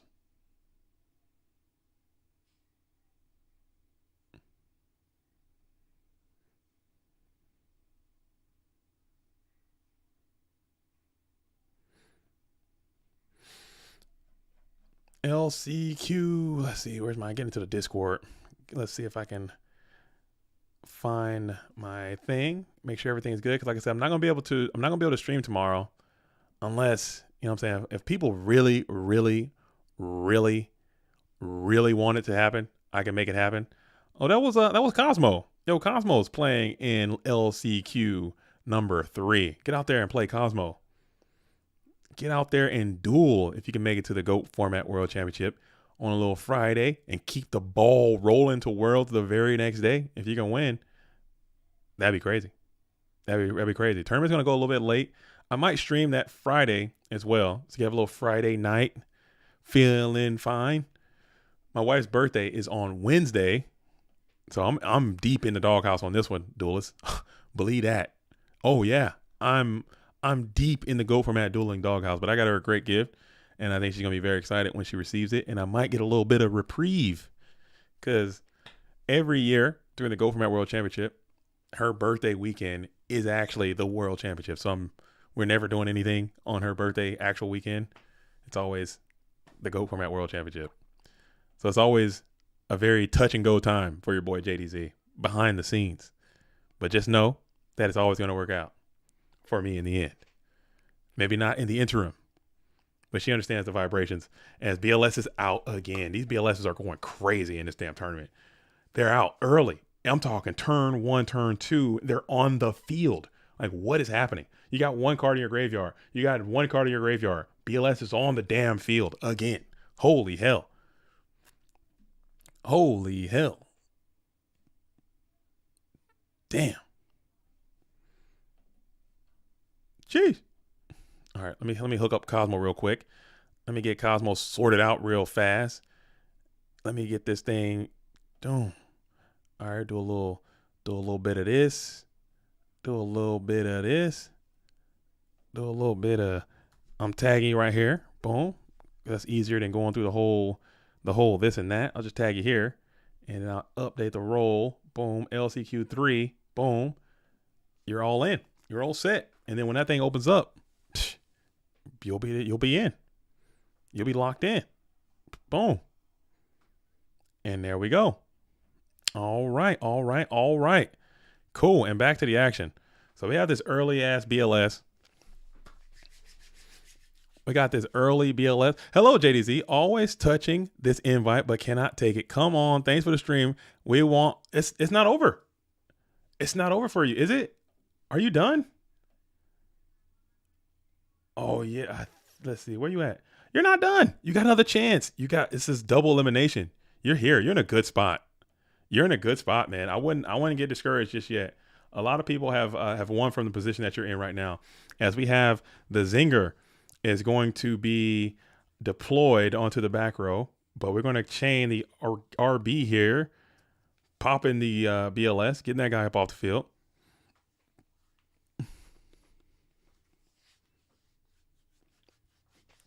Three times. I am 2 wins away.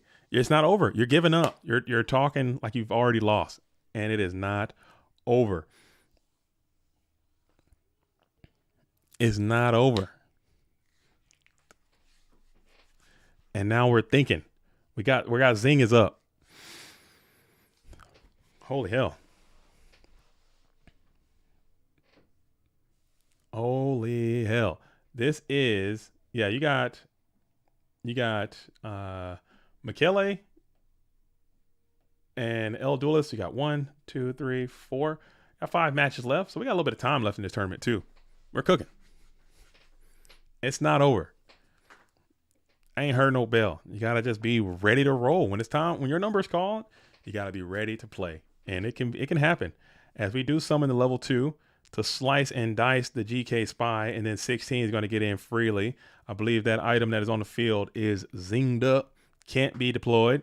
So now you're staring down 4. Zing is going 1 for 1, I believe. And Zambira is humongous. Look at this guy. Great Zambira. Electing not to launch a full-scale attack, just chilling here. Jamming to the end phase. It is Dust Tornado, so you were bluffed off of your position, and then we'll set another to pass it back on over. So can you get through the Zambira is the play.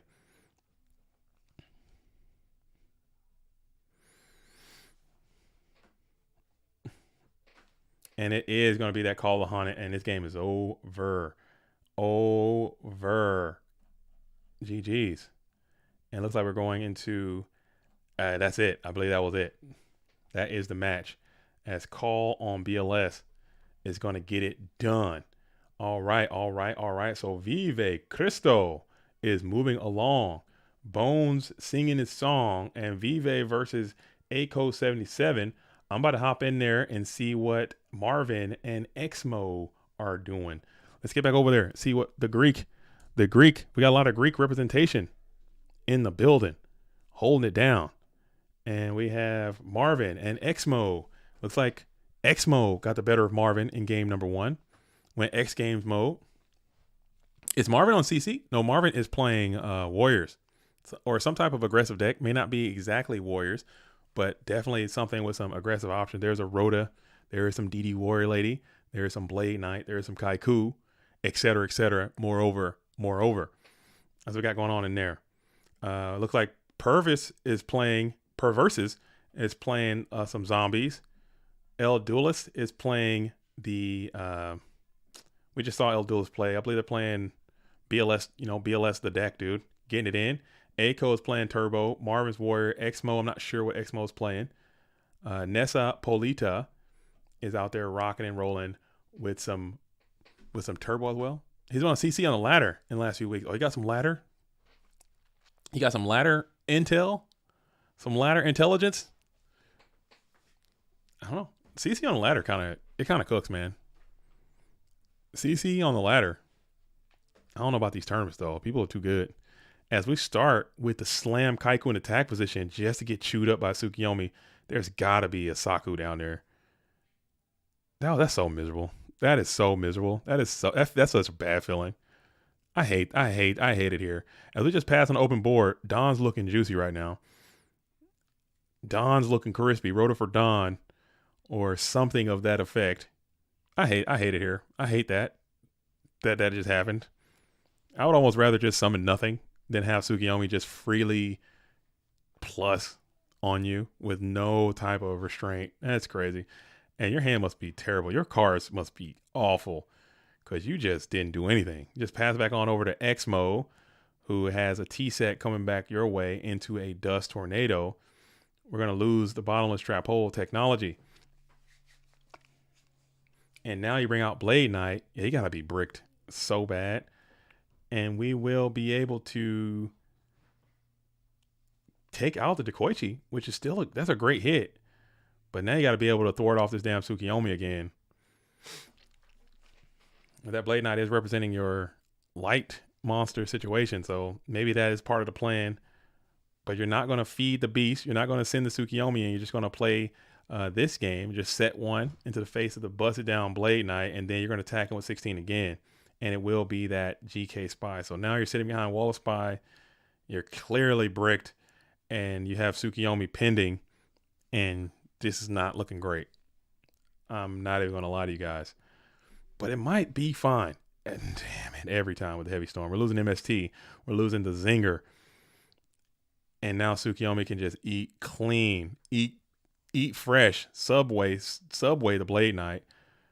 But at the same time, you're really trying to play this whole does he have chaos game in hand. And we saw how effective these early BLSs have been in previous rounds. As we'll shift, both GK Spies look like they're going to attack position. So you got barrels down, 2400 down the tube. And let's see if that connects. And maybe we get another BLS jumping out. That BLS backed up with a Zing would be neat. But you got rid of the Zing.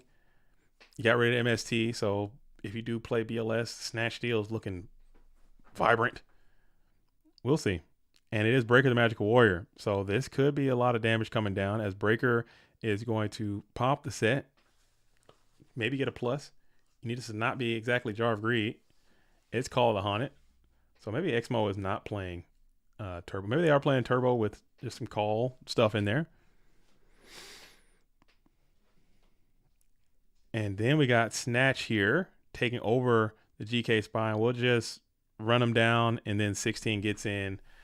That just feels like Luster 2 because you know the Tsukiyomi is going to feast on this guy as well. And that's just all your guys are just getting ran down by Tsukiyomi. And now they got Chaos activated too. This is looking rough for Marvin. It's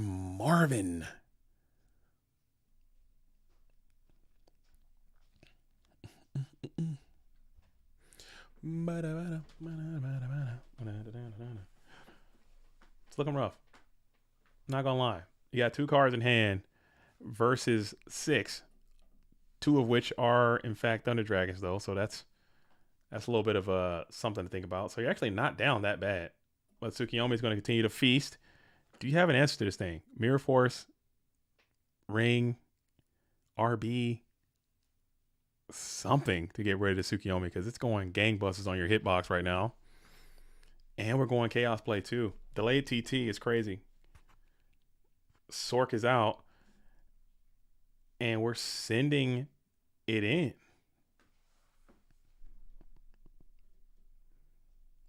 And we're sending in the 23 as well. Man, that's dangerous games, dude. We're playing dangerous games. We send the 23 in. Snatch Steel is gone already, so you don't have to worry about that. Exile Force is a card. That wouldn't be too terribly bad right now, but man, holy shit. Feels terrible. Minecon. That's not too terrible. You'll be able to get off the Chaos Sorcerer. And you got some pressure coming in. You got 18, but again, Tsukiyomi has absolutely went plus infinite. Tsukiyomi has killed the Kaiku, the Blade Knight, and the Breaker, the Magic Warrior. If this attack goes through, that'll be another Kaiku. So that's 4 cards taken out by 1. That is extreme value. Costco level value. And we're going to go for it. We're going to keep sending it, and it keeps delivering. Yeah, I guess another. So that's plus. That's a plus. Oh my goodness. I haven't seen a Tsukiyomi plus this hard in a very, very long time. Yeah, 1, 2, 3, 4. We got Premature Berry. We want to keep feeding the beast, dude. So you're taking the straight up Tsukiyomi challenge here, it looks like. And it's just going to keep putting guys in the fray. And hopefully you can just do enough life point damage that Tsukiyomi losing that tempo back to hand might be the way you can find a path to victory. Because if they keep plussing on you with Tsukiyomi and you keep bringing guys, then eventually they're going to run out of, I don't know. But they did get another set here. So you're down, but you're not completely out of the woods. Your Heavy Storm has already been gone. So you play the pot. Dang. you'll rip the pot, and do you just keep sending the Sook? Yeah, you're gonna keep sending it, and maybe they don't have a Sakaretsu. Sakaretsu armor would be huge if you can get Sakaretsu right here. You're chilling, and there it is. What do you got? You got to stop this. You might have to, but you might not have the ability to stop. But now you're actually in a hurt locker there. You're actually Exmo. You're actually not in a great spot. And you're going to be forced to deploy a chaos here just to defend yourself. Is it BLS? Yeah, never mind. You're in a great spot again. Just like that, you're back in the driver's seat. Because if you'd have drawn another monster, had a Solemn Judgment, and attack with both, you're cooking. But I don't think this is Solemn Judgment now based on that BLS on the field. And now you're in a horrendous spot. Snatch one time, Marvin Snatch is gone. That thing is long gone. It got used early. Pro set Heavy Storm. And we're going to rip the SJ on the Pro set Heavy Storm. Damn. And now we got 2100. Is it ever attack gang? Is it ever attack gang, or is it just banish gang? I mean, yeah, I don't know. We're attack gang, huh? And it's gonna be GG. Okay. I still think I'm a wimp. I think I'm a banish gang there. I'm a wimp. I'm a banish gang there. And that's going to be a GG as Marvin goes down, as Xmo is going to go X Games mode and gets to the X dub. And we'll be playing against Peen Perversus. Peen Perversus. All right, so we're going to hop over. I kind of want to see this Peen Perversus duelist go at it again because they're playing zombies. I kind of want to see them, but I'm going to hop over and see what L Duelist and ACO. I know there's a lot of L Duelist supporters out here. So we're going to hop over and see what those duelists are doing. But I will jump back over to see Peen Perversus get their duel on too. So we're going to maybe do a little bit of back and forth. And it looks like Vive Cristo has got to the dub in game number 1 as we're entering into the side deck time. Happy to see you back, JDZ. Much love from Miami, Florida. Let's go. How you guys doing down there in Florida? I know Hurricane Milton. First off, ill. Okay, who's naming these hurricanes, by the way? Motherfucker named Milton. I mean, again, I'm not trying to make light of the situation. Obviously, hurricanes are a terrible thing, and everyone who lost all their stuff or got injured or, God forbid, lost their life. I'm not trying to make light of that, but you better believe if I'm going down to a hurricane, his name's not going to be Milton. I'll tell you that right now. You're not taking me out. You better be, if you're going to take me out, you better be Hurricane Tomahawk. I don't know. Hurricane Death Blast. Milton. Hurricane Milton. Hurricane Melvin. What are we doing? I'm not going down to no Milton. You're not be Milton. Get out of my face, Milton. No, but seriously. Yeah, hopefully you guys are all doing great, man. I know that they were talking about category 5 there for a while, which is bad, like horribly bad. But I think it got downgraded like right before it made landfall, which is a huge blessing if you believe in that kind of thing, or it just worked out there. So hopefully it wasn't that bad. But I had Florida very, very, very high on places I wanted to live after I am done here. And Florida was like up there to the point where I was like, I'm going to move to Florida. I'm going to become a Disney adult. I'm going to move into the Orlando area and just go to Disney World all the time and get season passes and just live in Florida and have the tropical Florida life. That shit's gone. That is off the table. I am not doing that. Okay. Sorry, Florida. Love you guys to death, but ain't no damn way in hell I'm just sitting here kicking it one day. And everyone's very laid back about this. HFB says, are hurricanes common? Yeah, hurricanes are very common in Florida. So much so, people are very, very laid back about it. Very lackadaisical attitude about it because they happen so often. And I was looking at one of the news broadcasts, and that junk straight up said, and I quote, "If you do not evacuate, you will die." Like they didn't mince words. They just straight said it. And I was like, damn, bruh. Straight up? Yeah, like straight up. Real talk. No cap. If you do not evacuate, you will die. I'm like, bruh, I don't want that. I want to live, bruh. I don't want to be out there thugging it one day and then not thugging it the next day just because of some water. It's because people don't usually listen to the evacuation thing. Yeah, people are taking it so lighthearted. Maybe I'm just a preparing kind of person, and I don't want to sit there and get caught with my pants down because a storm just blows in and just destroys all my stuff. No chance. No chance.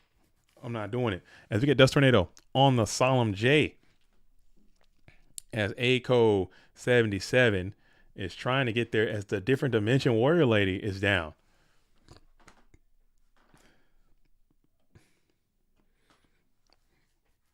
Can you hide the profile pictures distracting? Oh, you don't like the GIF? I can cut it off. I can cut it off.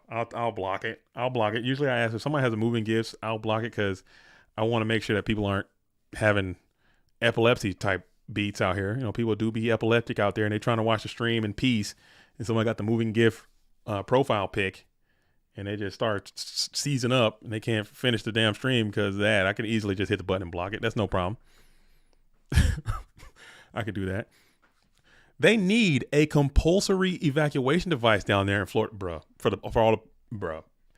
And I saw this person maybe on like a YouTube short or a TikTok I saw on Facebook, something like that, Instagram reel, and like, here is my house before the storm, and they're like recording it. Here's the river before the storm. And they showed it like progress as time would pass, and they just showed the river like up to their window. I was like, bro, ain't no damn way I'm out of there.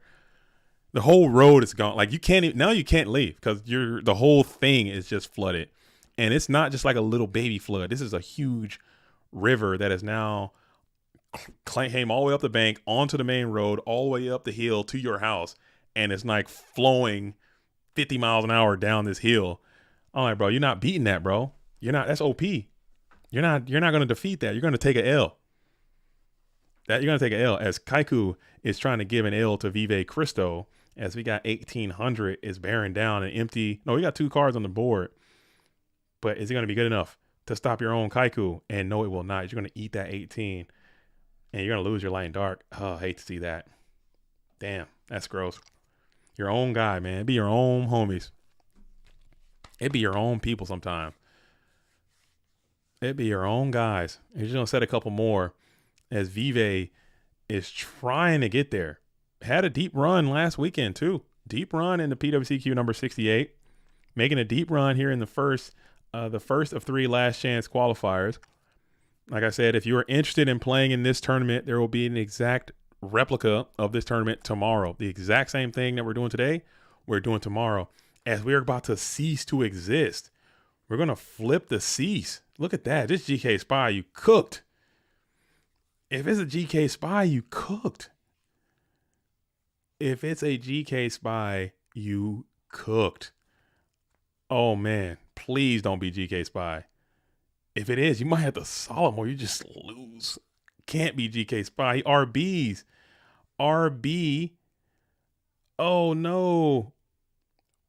RB Kick Tribe. Why did you summon the tribe? Oh, it's Faith. Oh, you still would have cooked.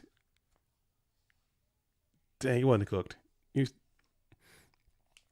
He wouldn't have cooked. Why did he summon Tribe first then? Oh, he's trying to get more damage from the ceasefire. That makes a lot of sense. Never mind. Forget I said anything. He's trying to win the game. He's trying to win the game. That's why he summoned the Tribe, because that's been 1,500 points of damage plus the 16 in. You would have won. Yeah, that's been 3,100 points of damage. Exactly. That's why he summoned the Tribe. And it would have worked. That would have been a cool play. That was a good, solid read. And it just did not work out for you that time, because it definitely would have played out great. Pitch your 1 card called Spellcaster Attack for 16, and you are out of there. So now we're still going to try to figure this thing out. We got the Exile Force. Are you gambling? We're gambling. I love a little gamble, as we'll go ahead and hit into the Magician of Fate, and the gamble did not pay off. You got Mega Punish there, as you're still RBing through it all. You're still getting a little bit of rebate from the Kaiku to Ghost Destroyer. So that's good for you if you're a Vive. A little gamble. A little Proctor and gamble. Graveyard. A lot of trap cards in there. Graveyard. Looking chill. 1,800 in again. You've been eating them this whole time. You'll finally reluctantly deploy the Snatch Steal to clear the Kaiku and just pass there. And you just draw past. So that card was a absolute brick. Whatever it was, you drew past so fast. Probably that BLS again. Need that bad boy live. Or it could just been, I don't know. As we'll tribute up for the TD. Now you already had Light and Dark set up, and it's TD is you're going to put some pressure down, and you're going to take the 16, 2 more of those, and you're going to be out of here as Delinquent Duo is going to be ripped, bringing you down to 2,200. You'll lose your tribe. You'll lose the BLS. So that's a great hit on the Delinquent Duo. And then we'll smash the Thunder Dragon and pass. So now both duelists top decking. You'll top set, draw, top, nothing, draw, main, checking GYs. Oh, we're going one light, one dark. We're going Sork for the game. We're sending in Sork for GG. And TT is going to splash all over the Chaos Swordsman. And we're going to pass. Do you have a top? Top set. What are we setting? Draw. Top set. What are we setting? So both duelists get into the set monsters put onto the field. How exciting. As we have one Nobleman Cross out, no mind control. Ceasefire was the tech, and it almost worked. And now we flip Magician of Faith. We're getting another chance at the Nobleman Cross out. And we'll deploy it here. But you might not have a summon, because now you're running the risk of getting your opponent's freaking TT deployed, as you're going to send 300 in. 300.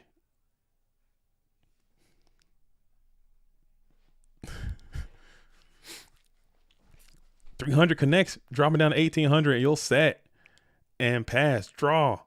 Do we have another top in you? And we'll set it on the field. Do you have more cards in you? And we're going to send 300, Magician of Faith, trying to run the clock. It's a long clock, but it's definitely a clock. 1,500 is much, much superior than the 2,100. Opens up a lot more options for you, as we're going to keep drawing and passes. Aiko's deck just is not functioning. You got no one spell in. Where's your trend, bro? Where's your units as we're setting another? Do you have an answer? Mystic Storm level 2 would be nice. Mycon will be great, as you're still trying to pound it in. Hey, yo, no pause. GK Spies are not to be found, as you just shift the Faith to defense position, set another, and pass back on over to Aiko 77. Now Aiko has the ability to take some of the pressure off if you can manage to establish something, anything. As you now flip, and that's going to be negated with Solemn Judgment. You did not want that Snatch Steal to be involved. Dropping yourself down to 1,100, that's dangerous terrain. But Snatch Steal might be too much, and you're going to get your Solemn negated. So Solemn on Solemn, negate the negate. And they will resolve, it looks like, as you're dropping down to 750, and you're dropping all the way down to 1,100. So, geez, very low game. As they're absolutely going for it. You will get that Snatch Steal back. And that Snatch Steal, maybe you play it, or you don't. You just hold it. Okay.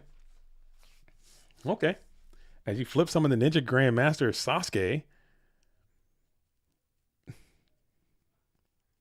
Interesting indeed. Magic Cylinder goes nuts. And it is Sakuretsu armor, and you got Solemn. So you showed that was some discipline on the hold, as you ran the tea lead, you ran the numbers, as Aiko spammed the Magician of Faith, and that's gonna be a GG, man. Showing a little bit of discipline, and not jamming the Solemn. As Peen Pervious is going to get the dub on Exmo right there. So we have El Duelist Pokedex, who's playing great dog of the day so far, but you're going to be locked in and engaged with Peen Perversus, who is playing a deck that you probably did not expect to see, and you're definitely not going to want to play against. Not going to lie. Not going to lie. Not going to LIE. I don't know, man. Maybe flipping that Faith was a little was a little preemptive because you didn't really have that many. Like, what are you snatching? Who cares? Like, snatch steal, just let it sit there for a couple more turns and be there. Like, who cares? What are you trying to snatch? Getting that snatch back. He had to, and setting that Ninja Grandmaster was really good too.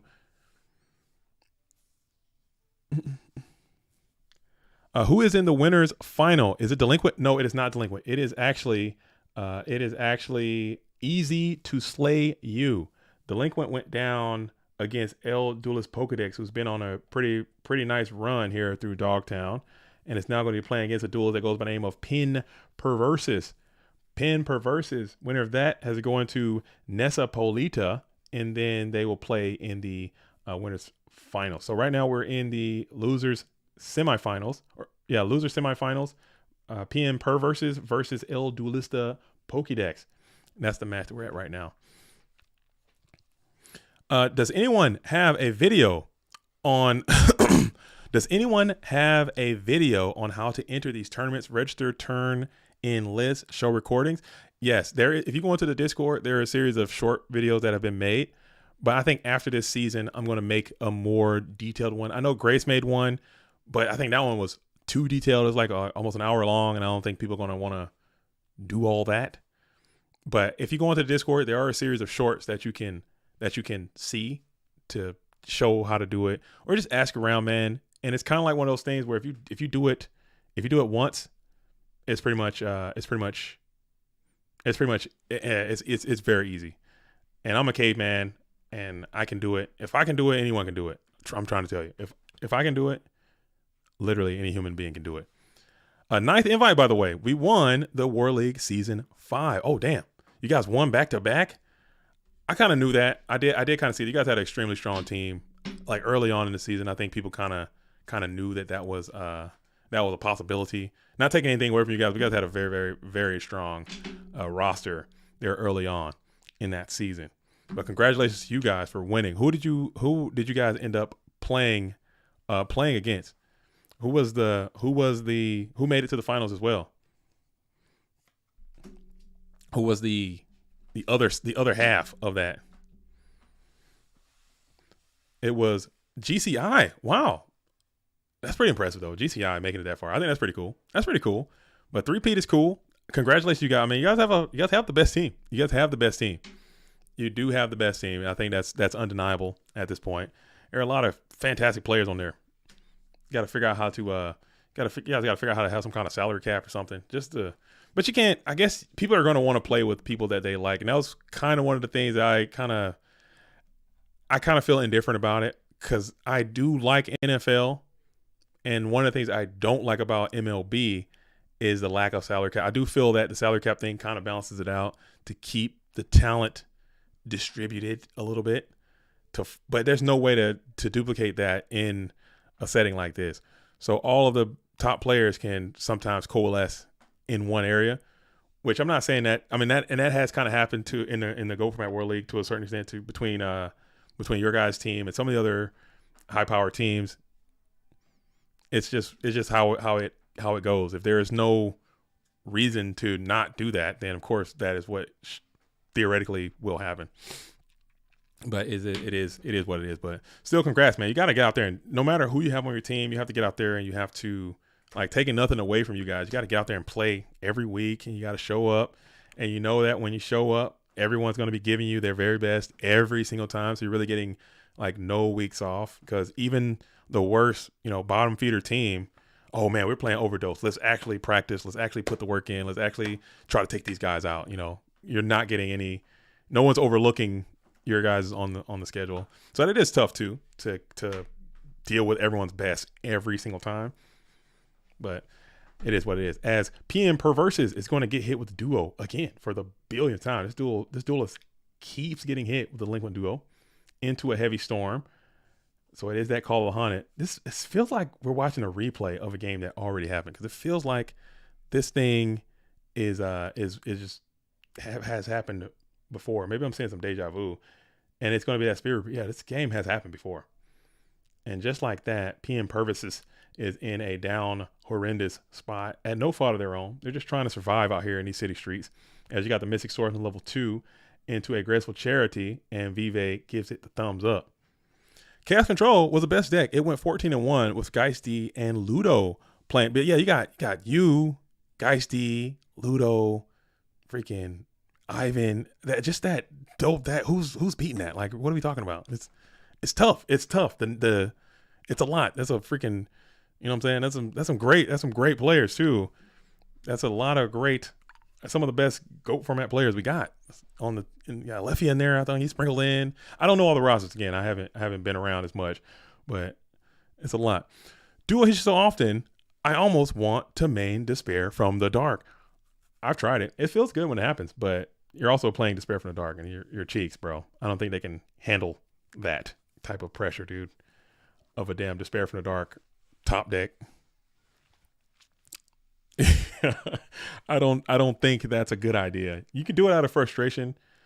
I think I made a couple decks because I felt like I was getting duoed quite often, and this trap deck shoot is about to be spiritual, dude. This is about to be the most vigorous trap deck shoot. Please. Oh God, not like this. Not like this. It's always trap deck shoot. Hate to see it. You're gonna put the Pyramid Turtle right back on in. And we got double trap deck shoot. Yeah, so you're just getting sacked into obscurity. And you're saying both turtles back, huh? Damn. Okay. So we're going two. We're going game two. We're going two. We're going two. We're going two. This is done. Game's cooked. It's over. Book of Life. It might be strong enough. Maybe Book of Life is just good enough on a hard carry. Let's get the Ryukoki back and just start pounding some tank, dude. Let's see if we can get this thing in there. And insta Sakuretsu armor, maybe. Immediate Sakuretsu armor. Just get that on up out of there. And I think the game might be cooked. Oh, you got Snatch Deal. You got Snatch Deal, as you will lose you will gain 1,000. And maybe this, no, never mind. You got Dust Tornado. Yeah, this is rough, man. This is rough. The game is super simplified now. If you can get to a Pyramid Turtle, perhaps, as you're going to set one and pass it on over.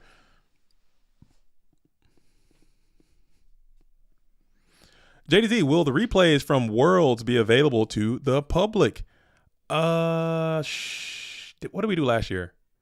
I think we did. Or I think we put it for the, I don't know, for the Patreons maybe. I don't know. I can't remember, but I'm pretty sure they will be. I think we can, just to make it easy, because I know people are going to want to see that, all the games, as it will just be Book of Life, and that's going to be a GG. Yeah, that was rough. PN Perversus still throws up the GG though after that. I know a lot of people probably wouldn't have, but that shows a little bit of character, a little bit of GG1 after that. I'm probably like, okay, I'm molding. I'm throwing something. Something getting broken after that one. I'm not doing that. I'm chilling. I'm like, nah, dog. Why you gotta do me like that? Why you gotta do me like that, dog? I thought we was boys.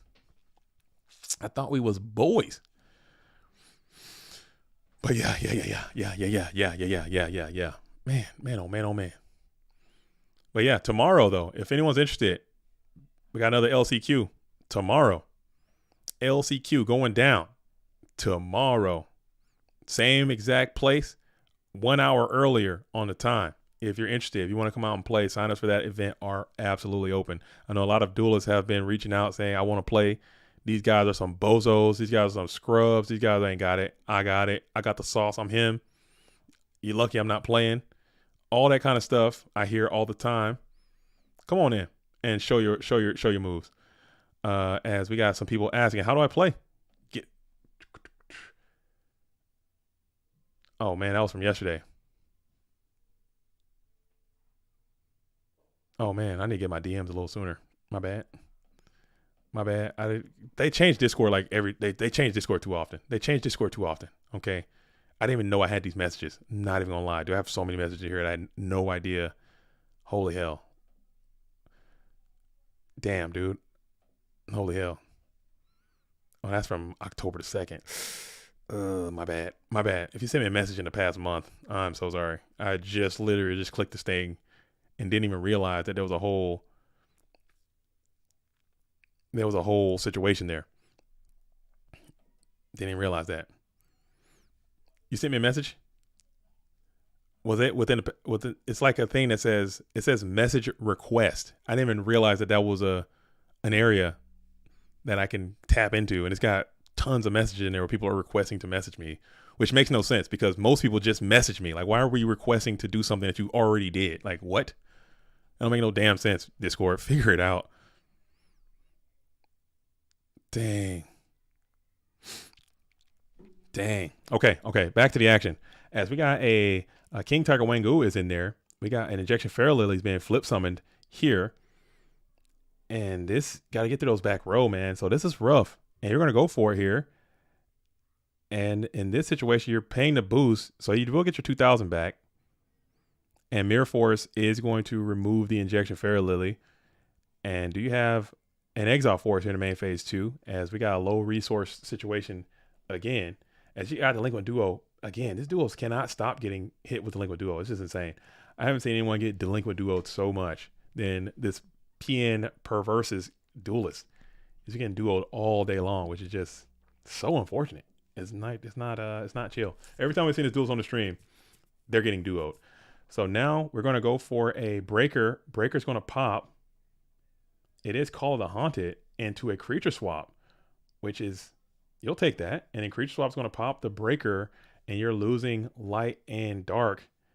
And this Blade Knight off the top is about to be experimental, dude. He's about to be so strong. Watch him. Slam. No, just pass. Okay, so now you have all the tempo back on the board. You're in a good spot as 1800. Your own guy, Kaiko the Ghost Destroyer, is on the approach. And now you're taking 18 after 18. Graceful Charity is huge.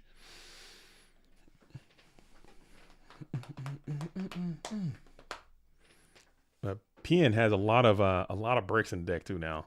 There's a lot of things that can go straight poorly.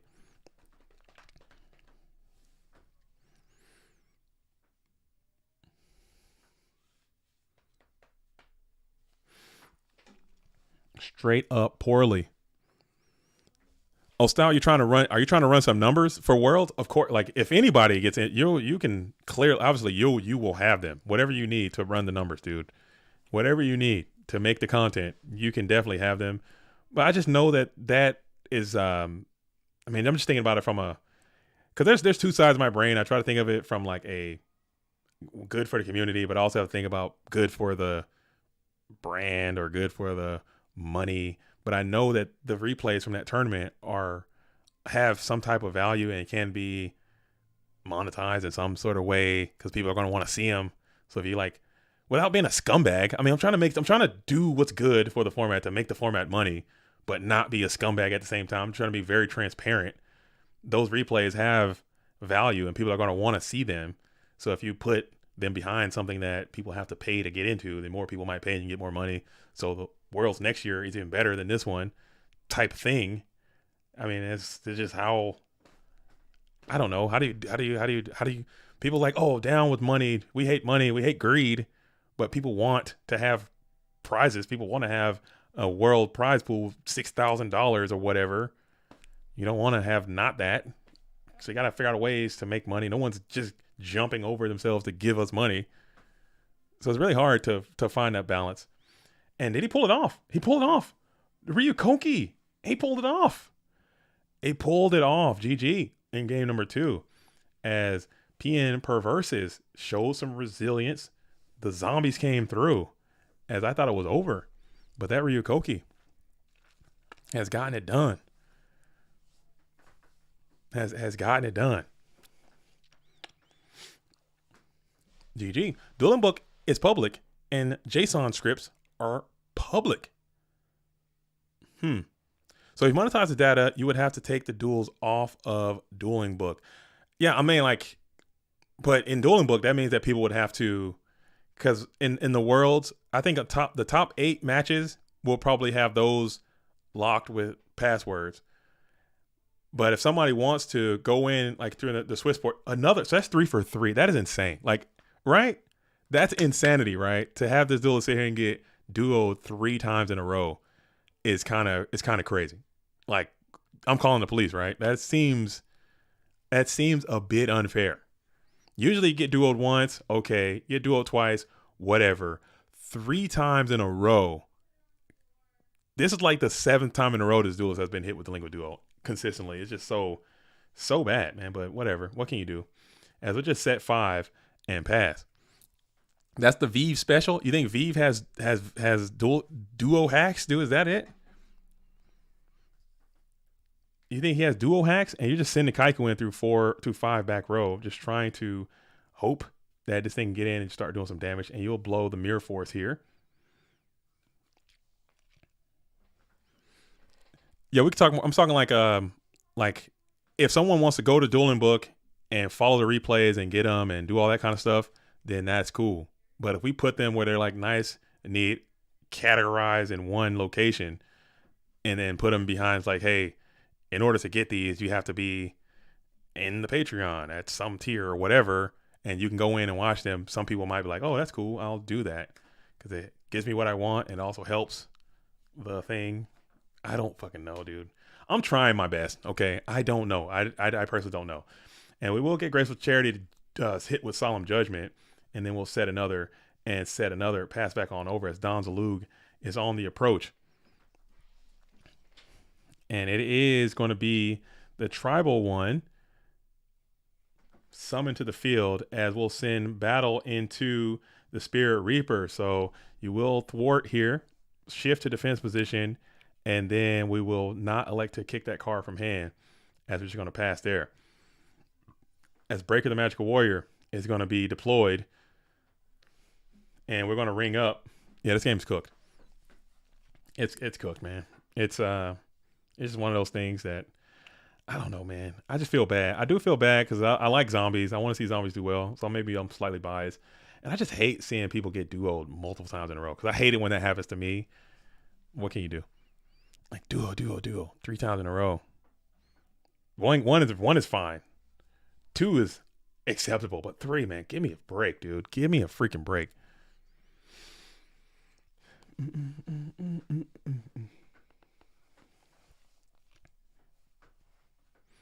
And now we're thinking, and we're just gonna have to pass there. And this is looking really bad. Your opponent is at 1900. So you will potentially have at least one more turn unless you're going to go and kick for zombie. And then we got 3,000 coming in. So you will, are we milling? No mill. We're just going to go into the first main phase. It is Injection Fair Lily. And that is just not going to be enough. If you had one more life point, creature swap, that still might not do it. And then that's still going to be GG if you can clear this Dawn. And it didn't clear the Dawn. I bet you won't mill. Okay. So he will take some damage and you might be able to finesse. He mills. He mills great too. Hits the DD Assailant, which would be GG. And it's still going to be a, never mind, you're dead all over. You're GG'd all around. You're absolutely GG'd. Dang. But GG, well played to PN, man. You did your best. You did everything you could. Sometimes the cards just aren't going to favor you. Sometimes the cards are not going to favor you. You got sacked. I think that's a sack. Game 1 was a sack. Game 3 was kind of sack adjacent, but still GG's though. I like the sportsmanship. I like the, you know, you're pretty chill about it. You weren't tilting and talking shit, which a lot of people would have in that situation.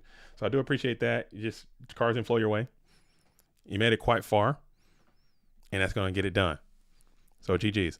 I was playing Eternal Duelist Soul. You can play 2 duos, 2 charities, 2 primas in that game. Eternal Duelist Soul. Which one was that? I don't think I played that one before. And this is the Dogtown Finals, as we got El Duelist Pokedex and Nessa Polita. Both of these duels have been playing hot today. Decks have been running great. Triple duo. You're loving that. You're loving triple duo. Not gonna lie. Maybe you can keep that going. Have a quadruple duo situation going down as we're almost done. It's 1:30 and we're almost to the finish line as we have Easy to Slay You. It's going to be kicking it in the winners finals. We got Nessa Polita and El Duelist Pokedex kicking it there as well. It was 2003 pre-Labyrinth of Nightmares. Eternal Duelist Soul. I think I might remember that. Let me look it up real quick. Let me check this out. Let me pull up the soundtrack. Usually that's how my brain works. If I hear the music from it, I'll know. Eternal Duelist Soul Yu-Gi-Oh! What cards came in there? Was that the one with Slate Warrior? I do remember this one. Holy hell. That's a freaking nostalgia blast right there. I do remember this one. Oh, man. I do remember this one. Is this? I think this is one where you could put your codes in. I think this was on a Game Boy. This is on Game Boy Advanced, right? Game Boy Advance. I remember I had a clear Game Boy Advance, clear purple. I used to play this game, dude. Holy hell. Talk about take back. That's a throwback. Dang. Thank you for sharing that with me. Yeah, I had a clear purple Game Boy Advance, and I would just rock and roll with this one. Dang. Oh, dude, that takes me back.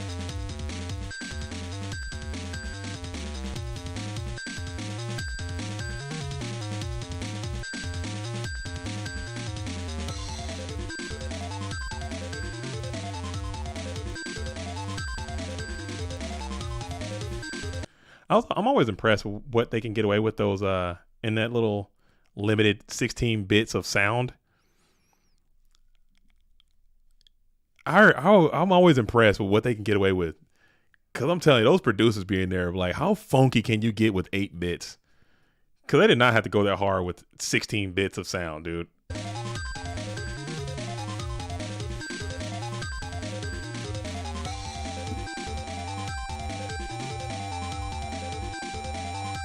They did not have to go that hard with 16 bits of sound, dude. They really didn't. They could have said, you know what? We were limited, guys. We're limited. Where's the game at? Let's go. Let's play, Duelist. Shit. Come on. Load up. That can scare it, man. Let's find these duels and let them play. Let me kick the next track. What's the next track? Take your taste not buds this. on a Not unbelievable- we're not doing that. We're not taking our taste buds anywhere. Okay, YouTube. I have YouTube Premium. Okay, I need you guys to get out of my face with the ads. This was not as hard. I remember this one though.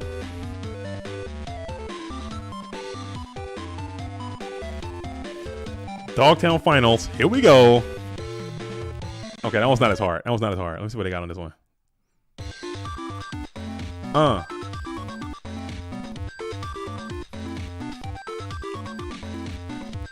Okay. That was pretty good. Here we got Pegasus right here. Pegasus. Oh, that's clean. That's clean. Yami Yugi. Here we go. Yami. Oh, that's smoking, dude. I like that one a lot. Okay, enough of this. All right, enough of that. Enough of that, dude. I like that. But yeah, I used to play the hell out of that game. I think, was that the one that you could put the card codes in?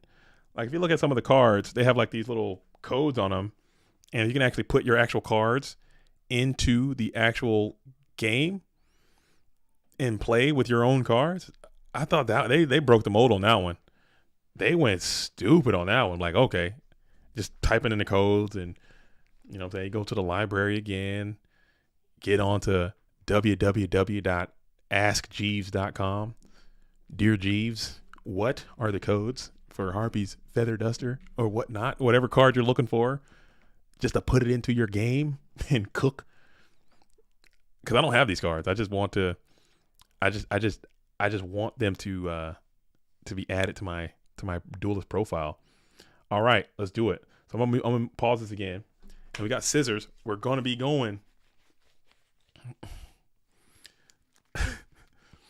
We're gonna be going in the loser. And you got four. Oh my goodness. Yeah, He knows something. This duelist got to know something, because that's just the odds of that. The odds of that. What are we doing? How? Okay, how, Sway? What are we doing to get that many duos? How? What are we doing? Somebody let me know. What's this? Are we hacking? We're not hacking. I'm not saying we're hacking. It's just got to be luck. Got to be luck of the draw.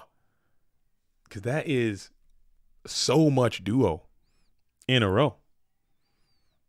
Hate to see it. But you got to take it. You get duo. But you did have the serpent, though. So that's a little bit of duo reprieve, as it really just went 1 for 1. But that's one of the best cards you got in the form of Ring of Destruction. As Nessa Polita is going to go ahead and kick out the TDs as well. Dang. So we got Chaos Turbo versus Warrior coming on in. Into an Upstart Goblin. And maybe get to Charity. And then the game is literally so back for you.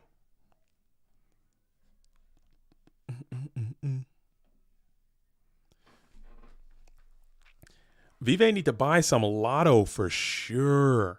Just get out there and play it a couple times.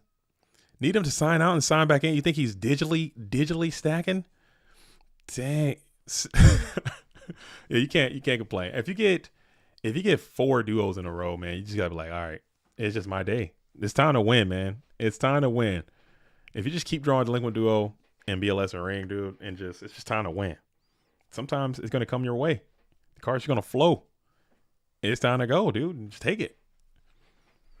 Just take it. It's a glitch in the matrix. It's an anomaly. As we got the low value Blade Knight. He's not a high value man. He's a low value man right now. It's in that 60-100. And he's got Breaker the Magical Warrior. D gamble. We're going to think about it here. Just when they think about it, either he's trying to sell TT or he's trying to bluff a think to make you think about gambling. I don't know. But now Nessa Polita might be like, you know what? I'm just going to gamble then, because you took a little bit of time. Yeah, he took way too long. You either got to do it or not at that point, because when you think too much there, that just shows your weakness. You either got to snap it or don't to really make them think about it. It is a 0.005 chance of opening duo 4 times in a row. What about like 6? What about 6? Push numbers for 6. Because I think we're higher than 4 at this point. Those sounds teleport me to my teenage time. Such nostalgic. Good for PlayStation 1 times. And Ronaldo v football. Dude, that took me back, man. I forgot about my Game Boy Advance days. That was a different JDZ, bro. That was a different time. Game Boy Advance on the MARTA, riding the bus. I remember I had a lot of issues with batteries. I was always like in a battery crisis. Because those Game Boy Advance, man, we still didn't master lithium technology at that point. We were still on get the Ryu. We're still we were still on double A's, man. And I was running through them double A batteries with that Game Boy Advance. That mug didn't even have a backlight. Dude, times were hard. And Game Boy SP came out. We were cooking there. And now it looks like we're taking over this game here a little bit. You're swarming the field. And Blade Knight is going to be able to clear. If this is GK Spy, you're so back. If it's Spy, it probably can't be Spy, right? Did he play Shoot? No, he didn't play Shoot. It could very well be GK Spy. You would love that. And it's nasty Night Ass. And we're going after the Breaker, the Magical Warrior. So we're giving up 1 from the hand in order to get that Breaker off the field. As Reaper could have been sent there, but electing to give yourself an opportunity, and you hit the face too. So you're thugging out. Man, oh man. You got 5 in hand. You got Premature on the Blade Knight. Heavy Storm has not been deployed just yet. That'd be a great unit if you can find that one. Get it down. But you still have that main deck Spirit Reaper coming your way if you can't seem to defend your hand space. And he's going to start ripping. Great card. Great card all around.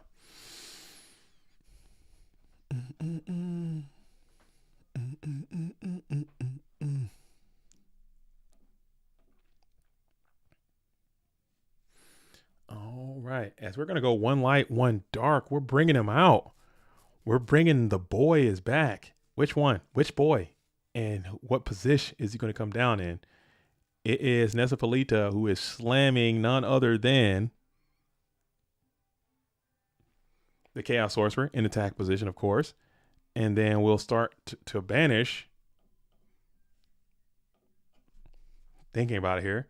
We'll banish the Blade Knight. I don't hate that choice. Getting that light monster on up out of the equation so you can't get a snapback chaos play. Since your breaker, your Chaos Sorcerer is in attack position. Because it got to be in attack position because Ninja Grandmaster is such a threat.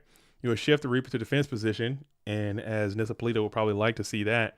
So you can get another quality plus in as MST is going to come on into the Sakuretsu armor.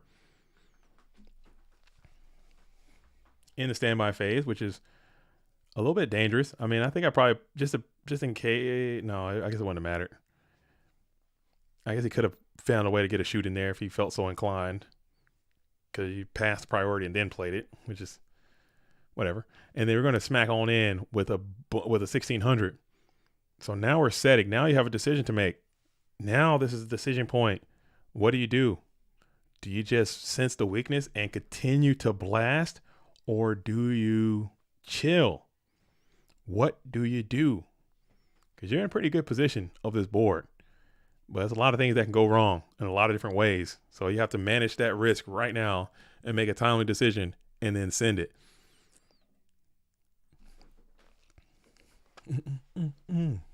That's a high risk, high reward both ways. These are the moments. These are the moments. And we will shift off of the Chaos Sorcerer's defense position and then smack in with 16. Which now you kind of open yourself up for a Rhoda for a Ninja Grandmaster, which would be vigorous indeed. As you'll eat the 16 and set 1 and pass. Set 2 actually. Mon on the field. So Ninja Grandmaster actually is quite good, depending on the situation.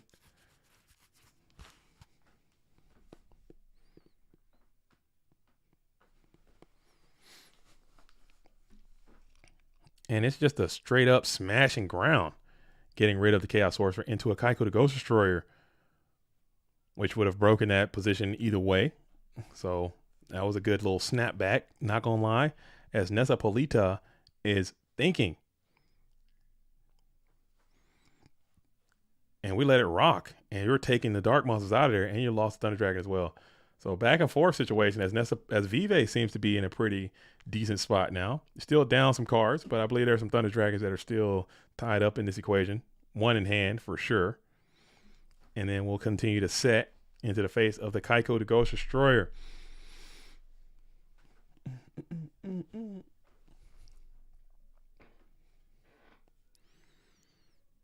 If you're just joining us, this is the Last Chance Qualifier. This is the first one. There's going to be another one tomorrow. So please make sure you like the stream and subscribe to the channel, goatformat.com, YouTube. Let us know if you're out there. Leave a comment. Let your voice be heard into the GOAT world. Everyone's welcome. Everyone is here. So we get the Magician of Faith to get back the Mystical Space Typhoon again, as we'll set another, pass it on over.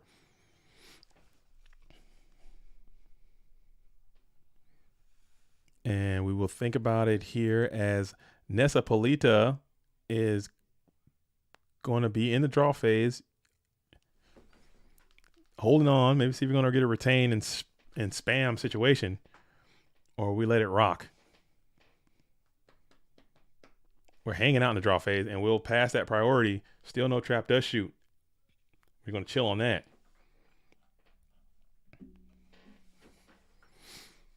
And we'll play the Heavy Storm. Interesting indeed.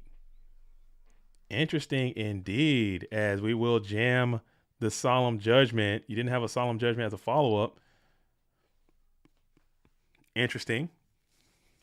And then you'll continue to set and pass. Look at that. So able to get the MST back, able to still kind of comfortably get around trap to shoot. Not for your next turn. Got 4,000 life points out of your opponent.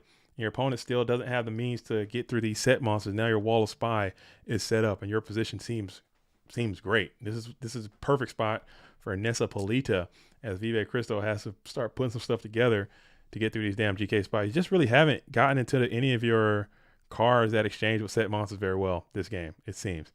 No level 2, no Nomen to cross out. You did have a Rhoda early on, but no Exile Force, no nothing. These flips have just been going off. And let's see if you can get to one now with 25 left in deck. As Nessa Polita is seeing the floodgates are open, you don't have any answers to these sets, and they're just kind of resolving willy-nilly. They're just going off like freely. Like, what are we doing? Like, just nothing. Just letting them happen over and over and over again. All these flips have gone off. You had Faith go off. You had freaking spies are going off. Our pets' heads are falling off, dude. You got nothing. Can I get a knock one time? Can I get a freaking... It's probably these damn Rhodas. That's what it is. And there is an Exile Force. This cannot be Sangin. Please. Not Sangin. If it's Sangin, just scoop. We're going 2. It is third spy, so you'll take that, as we'll just pass here. As we'll just pass there, we'll set another and pass it over, as Wall of Spy has been completely implanted, man. You got 26 left. Pro Set Heavy Storm is money. This is a great turning point for you. If you're a Vive Cristo, looking like you're trying to, one of those is MST. And we got no chains. We're just going to blow it up. We're going 3 for 2. So you do get a plus there. Losing Nomen to cross out. Double knock really ain't doing a damn thing. Not going to lie. As this Ninja Grand Master is going to be able to run through these GK spots. So the time is ticking. You got to do something now and right now. Snatch Steal would be fantastic, I think, if you can get to that. Your Chaos is live. Snatch and Chaos is a game-winning play as you tribute up for attack position. And then you get to Snatch Steal, and that's pretty much going to be the end of the game here. As we're going to go on in to a game number 2, as Vive Cristo is trying to JDT's fave, defense position spies. I despise defense position spies. Okay, but this matchup actually I like. It's one of my favorite matchups to watch and to commentate, because it's 2 decks that have 2 game plans and they're both trying to do their thing. So I don't mind spies as much in a Warrior versus Turbo match. But when it's Turbo versus Turbo and you just lock up with spies and I just want to throw myself off a cliff, dude. Or if you got even Warriors and Warriors and they freaking just both bring spies in against each other and they're playing this whole spy game, I really just want to get up out of there.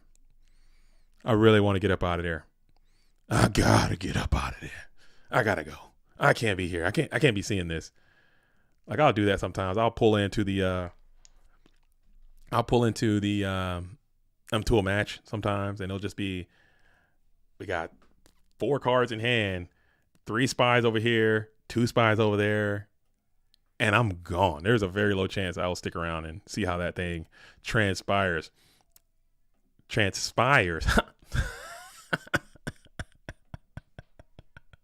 Get it? I mean, transpires. One more time. Thanks, folks. Get it? Come on. And that's look at this, bro. Like, this is not right. Like, honestly, right, bro? Duelist. I need a full investigation. Like, something is aloof, dude. Like, bros, duelists, family, duelists, countrymen, bros, and duelists. Like, what are we talking about? Like, I mean, mathematically, shouldn't he be signing out duo against? Ain't no way. It's somewhere Insidious. That's got to be like 7 in a row.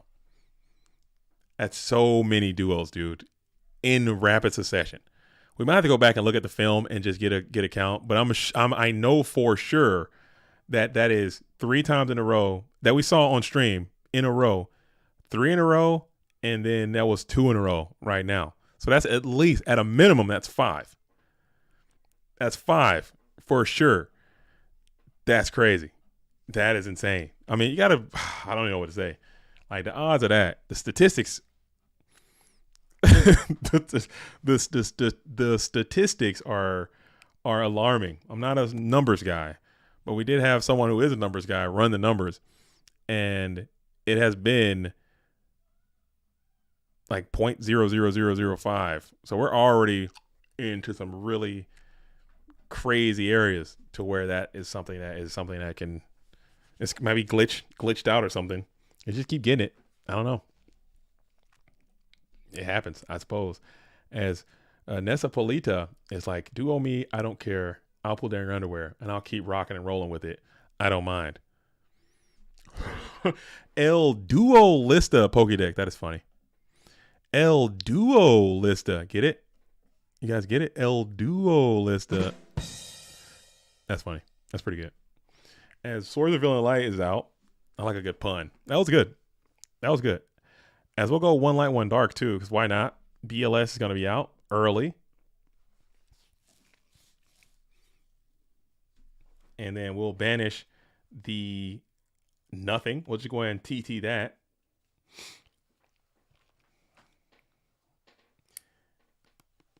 And we will jam the Solemn Judgment. So that drops you down to 31. And then you'll lose the Night Assailant.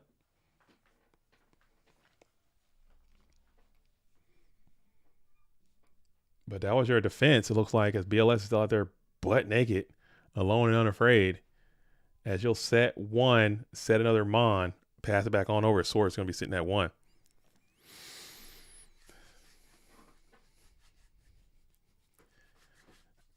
I mean, he did lose a game or two when he had it, but it's a tough, man. Duo alone. I think when we were running the numbers, and I think we stopped doing the numbers. Duo alone going first is like you jump up to the 70% range just having duo going first. Going first in Go format is broken as hell already. Already it's broken. And then you get it to where you're taking cards away from your opponent and you get your own duo there. As duo is able to get your opponent back. So it's still maybe a little too late as BLS is already established. Now you need to get to a freaking snatch steal. Do you already play it? Or get the BLS off the field in some way. Your chaos is not live. So you need Thunder Dragon, Sork.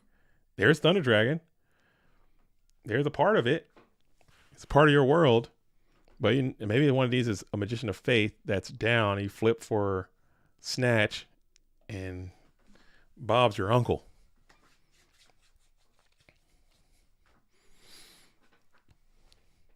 And we're getting TD.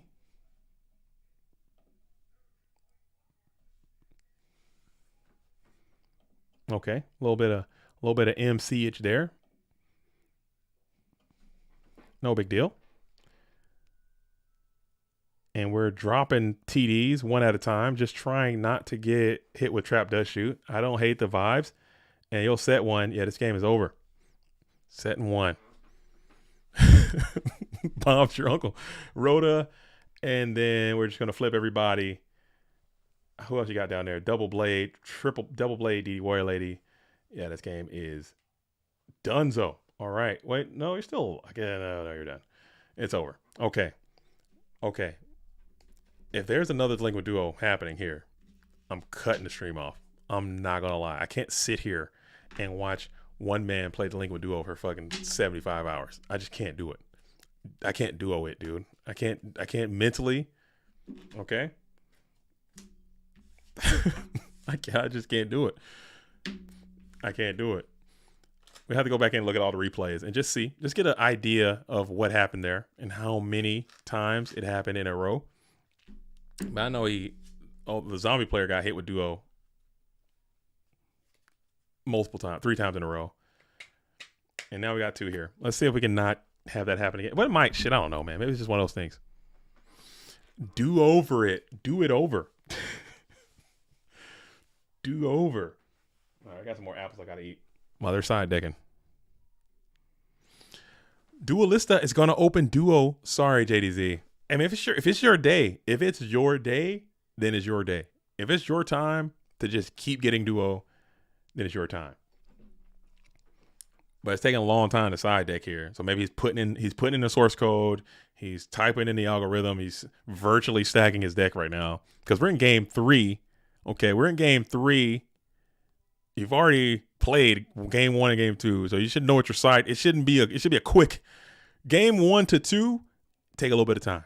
Game 2 to 3 in the losers finals. It should be quick because you know what the hell is going on. So maybe like hacking it to the mainframe. He's programming, add a duo to my deck. Bang, bang, bang, bang. Digitally upload mainframe something. I don't know. I don't even know how to get into the source code, dude. But let's play. Let's duel. Here it is. All right. Here it is. Here it is. Here it is. Okay, but Nestle is going first. Nestle is going to play duo, and I'm going to lose it. No one's playing duo. Let's just have nobody play. He's stuck in the matrix. He's hacking. He's hacking too hard that he just broke his wrist from hacking. Hacking. Maybe go Thunder Dragon Charity. All right, here it is. Odds? Anybody? Odds? Anyone? No odds. Okay. It didn't work. All right. We broke the streak. We broke the streak. We broke the streak. Everything is everything. Everything is everything as we summon Blade and get walled up by GK Spy almost immediately. So Nessa Polita is like, wow, I get to start with all my cards. That's crazy. Unless he had duo and held it because he didn't want to hit some Thunder Dragons or something. That would be hilarious. Main phase 2 Delinquent Duo. That would also be quite hilarious. As Blade Knight, low value man on the field. He's a low value man. This is not the ideal opening for the. When I'm playing Warriors, I would much rather have a different play to start. Not gonna lie. You might have it, don't want to play it. That's possible. Let's see. Maybe play shoot before duo. Just trying to see what you can send back. Nothing. But in his offense, though, he has been playing duo a lot, but he has not been playing Nomen to Crossout a lot. And sometimes I would much rather have Nomen to Crossout than Delinquent Duo. And I'm being completely honest right there. Because it's like, they're just letting all these freaking guys just pop off. His flips have been popping off, man. No interaction with him. As you go Brain Con, gotta be Genzo. Can't be Mobius. You about to get TT'd. Oh, ring up. Okay. You'll take the ring and you'll lose the other set. And it is the duo. He had the duo. He had the duo. Oh my God, he had the duo. You guys weren't kidding. Oh my God, he actually had it. Oh my God. Oh. He actually had it. He actually had the duo and just didn't play it. Oh my God, dude. That is so much. That is too much. He literally had it and didn't want to play it to Thunder Dragon. That is too much. So that's 6 in a row, baby. That's 6 in a row, dude. Yeah. Oh no, dude. 6 in a row. He should have just ripped it, dude. Just for the memes, he should have just ripped it. As we got 18 in onto the GK Spy, we're ringing him up. This game might actually just be over. Yeah, dude. He should have just ripped it. That's crazy. Let me look, see this thing, dude. Let me see if he had it. That is so much, dude. That is just. All right, so fast forward here. Dang, that is so funny.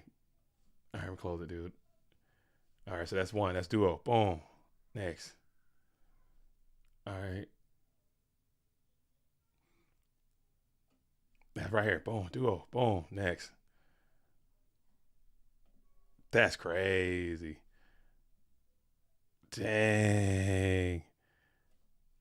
And he added to it. He should have just played it. He should have just played it, man. He should have just played it. He probably could have hit the brain, dude. Dang.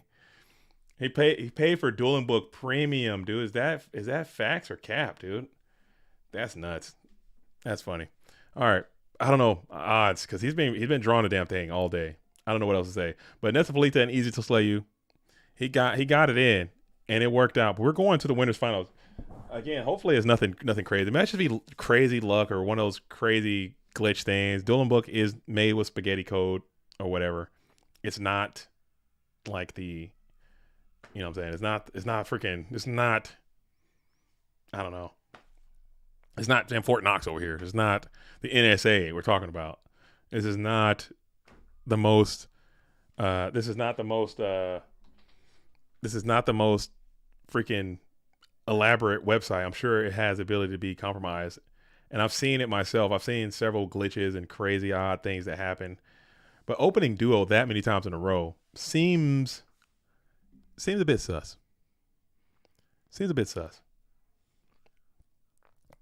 We played the winners finals already. Yeah, this is the grand finals. It says grand. Look on your screen, Morperdorp. It says grand finals. That's what did I say? Winners finals. Yeah, this is the grand finals. This is it. This is for all the marbles. Okay. If Easy to Slay You wins this event, wins this game, that duelist is going to go to the GOAT Format World Championship. Okay. They're going to win the GOAT Format World Championship qualifier playmat. Okay. And that's it. And it's done. If Nessa Polita goes back to back, and I'm hoping, and I'm not trying to rig against anybody. I'm not trying to, but shipping to Greece, I've been having so many issues shipping to Greece. Okay. It's been impossible to ship to Greece. I've been having a lot of problems with it. So hopefully, you know what I'm saying, we can figure something out, but we'll get it done. I've been having a lot of issues in my Greece shipping situation, but it is what it is. Oh, it's the grand finals. Can I join? Vaughn Gear, yeah, lock and load. Send me your deck list. You can get in. We can get you in there. We can get you in there in the grand finals. We played a whole 6 hours of Yu-Gi-Oh! We can get you in here on the grand finals. Come on in. Come on in and play. Are they playing? All right, let's duel, huh? It's time to play. Let's find Easy to Slay You. All right, let's locate these duelists. And let's get them out here, man. No more jaw jacking. No more cockamamie shenanigans, okay? Let's get it in. Let's get it in. Let's get after it. Let's do it. Huh? Where they at?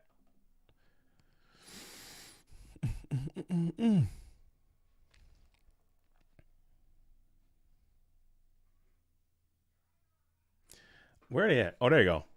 Grand finals. My last chance before the last chance. Here we go. Last chance before the last chance before the last chance. And this is not your last chance. If you want, there's another one happening tomorrow. If you want, there's another happening tomorrow. Same, a little bit earlier. It'll start at 08. I'll be up. I'll be around to help out. But like I said, I cannot stream tomorrow, unfortunately. Maybe I can. I could probably catch the tail end of it. Hey, yo, no pause. I could probably catch the back end of it. Pause. No pause. But maybe. I'm eating leftover pork fried rice. I'm a chicken fried rice. I don't really eat pork. I love me some chicken fried rice. It goes crazy. I got another piece of toast over here. And I got some apples still right over here to my east.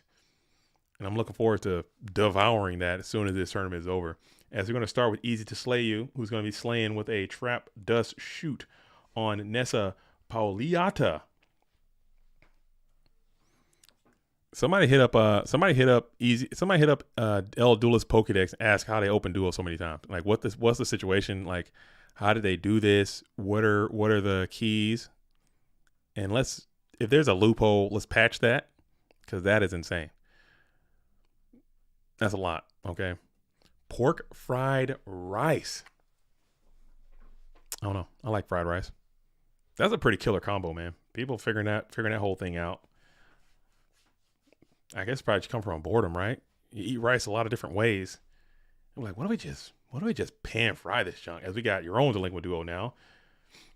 I hate that card so much. Just get it out of the fucking game, dude. Get it out of the game, dude. It's so bad. The Koichi, and we're also going to lose one. Just fry it up. Put it in there. Some grease, some oils. Different oils. And then we got Upstart Goblin. We kicked the Noman across. Our hand must be stacked. Kicking cross out against I believe this is Turbo that you're playing against. So you got to be very careful with that. Talwar says, hello. Hello, Talwar. Nate Dogg. Hi, can I enter this tournament? You can't enter into this tournament, but you can enter into the tournament happening tomorrow. Thanks for asking. There is another tournament. You're not out of luck.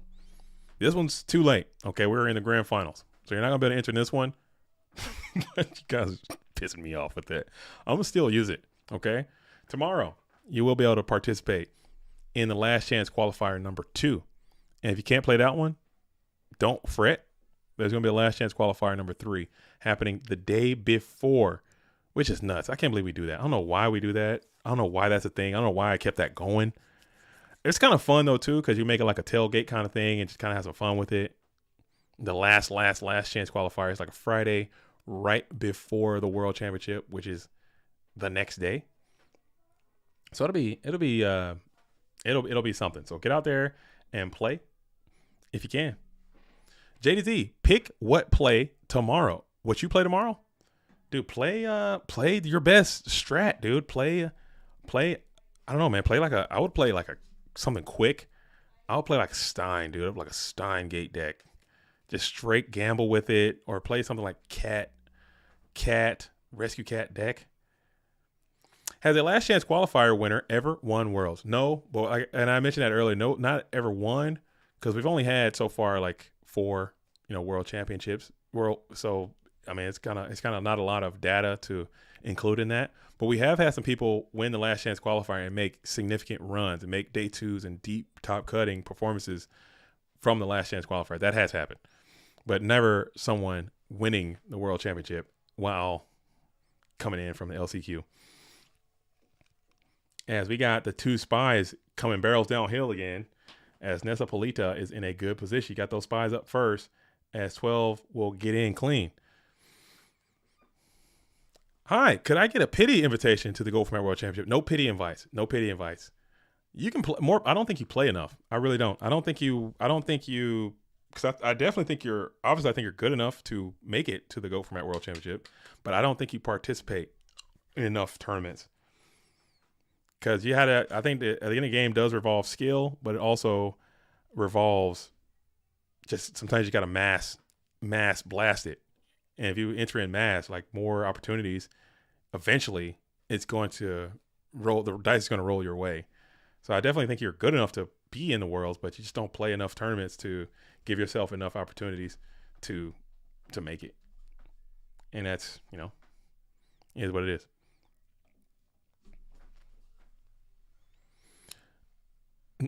Bro, it was a joke. Relax. No, I'm saying that's seriously how I feel like about most, and not just you. It's most players like in the game right now. If you don't play enough, you're probably not gonna make it to there.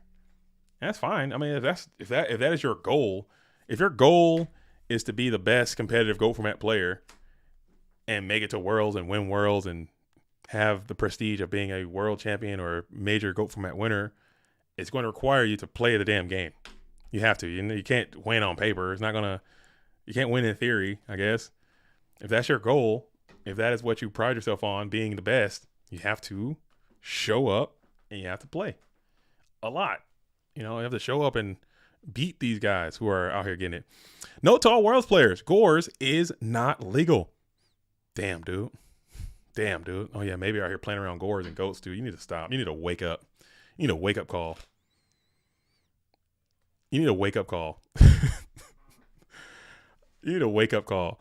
I am the #1 Go Format Discord theory crafter. You like playing Theorio? Theory? And Yu-Gi-Oh! In Theory? That's a lot of fun. I don't mind. That's a lot of fun. That is a lot of fun. Just speculating and spectating. There's nothing wrong with that. That's a lot of fun. I have way more fun sometimes just observing and talking shit about the game than playing. It's fun. It's a good thing, I mean,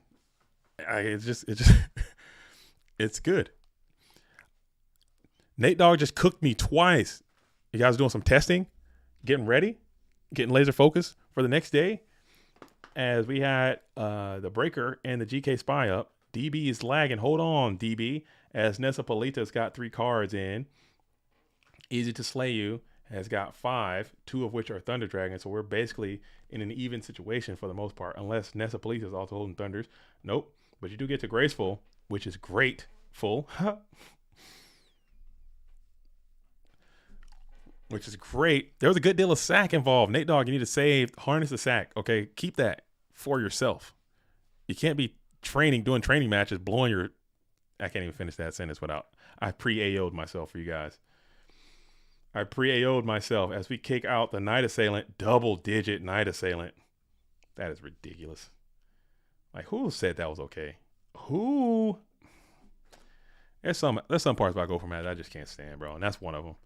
Who the hell said that was a good idea? Like, why did they do that? When they put Night Assailant to 2, why not just put it to 1? Like, who said that was a good idea? They're an idiot. That should not have ever been a thing. Bobo Breeze says, I played decks back in the day y'all probably never heard of. I'm sure at this point, Bobo Breeze, I don't know how much you've been following the GOAT world, but there are people who dedicate their time to get really, really deep into the spice, into the different cupboards and cabinets, and there has been a lot of discovery made. If you're still having decks that people have never heard of, either they're probably so uncategorically ass, or you just got some uncut heat that you need to reveal, okay? You're doing yourself a disservice if you're not revealing, or if it's just ass, which is fine too. If it's some uncut just ass on a plate, and that's why people never heard of it. Like if you got some Serpentine Princess freaking, I don't know, monster recovery thing that you're doing, and it has like a 35% chance of popping off. I mean, people never heard of it, probably for a reason, or it's just like, or maybe if you're just out there getting after it though, I don't know, because just last week in the PWCQ we had a duels out there. He played a deck that I had never seen like that, and they were cooking. Okay, the deck was good. I enjoyed the time that I saw playing. They were one win away from making to a top performance, and I have that deck, and I thought it was really cool. And look at, bro, this game is so stupid. Dude is playing Reasoning Harpy, bro. It's probably something like that. It's probably like, this is ridiculous. I can't even watch as I see this Graceful Charity go +6 basically, as you got these damn Night Assailants just looping. Ridiculous exploit that should be removed. You're gonna punch in with 1900 and Easy to Slay You, who was in a good spot, is now in a completely down, horrendous spot. I play Heart of the Underdog plus Legendary Ocean. Some games it outdraws Turbo. Heart of the Underdog, Legendary Ocean. But the issue with that, Tawar, and you might be cooking, you can outdraw Turbo, but if the things you're drawing are going to be, I don't know, Amphibian Beast. Boom. You're drawing Gaga Gigo. You're drawing freaking Great Salmon or whatever. These are the cards you're drawing. You can outdraw me all you want, but the cards you're drawing aren't good. It just might as well be in the garbage at that point. At least I think.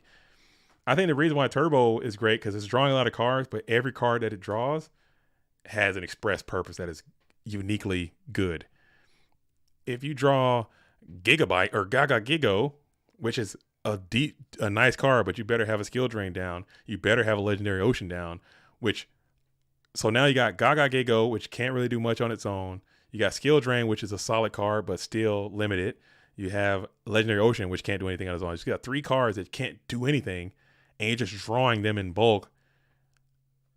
And Chaos can just put out a Sork and just invalidate your whole life. That's why this deck is so good, man. That's why because it's just so, I don't know. The consistency is just through the roof, and the card economy is so strong. Every single one of these cards in a certain situation can just be the most broken card ever printed.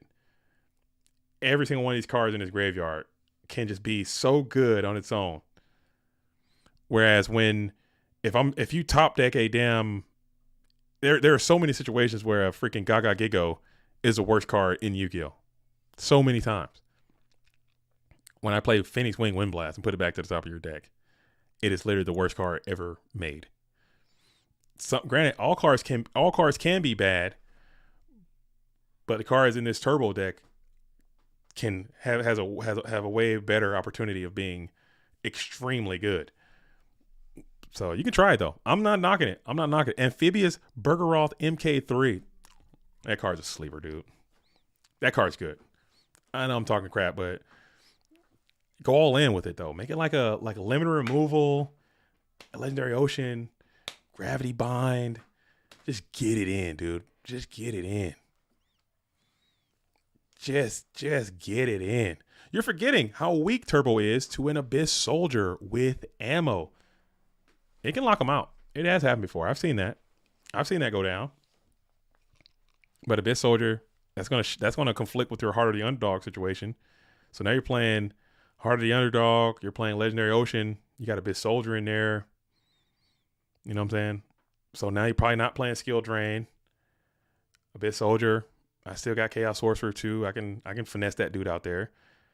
I can do something your deck can never do. I can do what Nezapolita did. I can play Graceful Charity, discard 2 Night Assailants, flip Faith, and do it again. Like your deck can never do anything like that.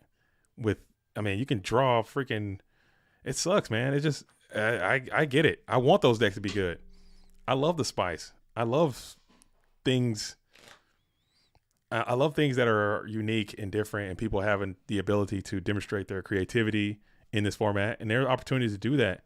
I will always cheer and always root for those things, but it just sucks that it just hasn't been that way.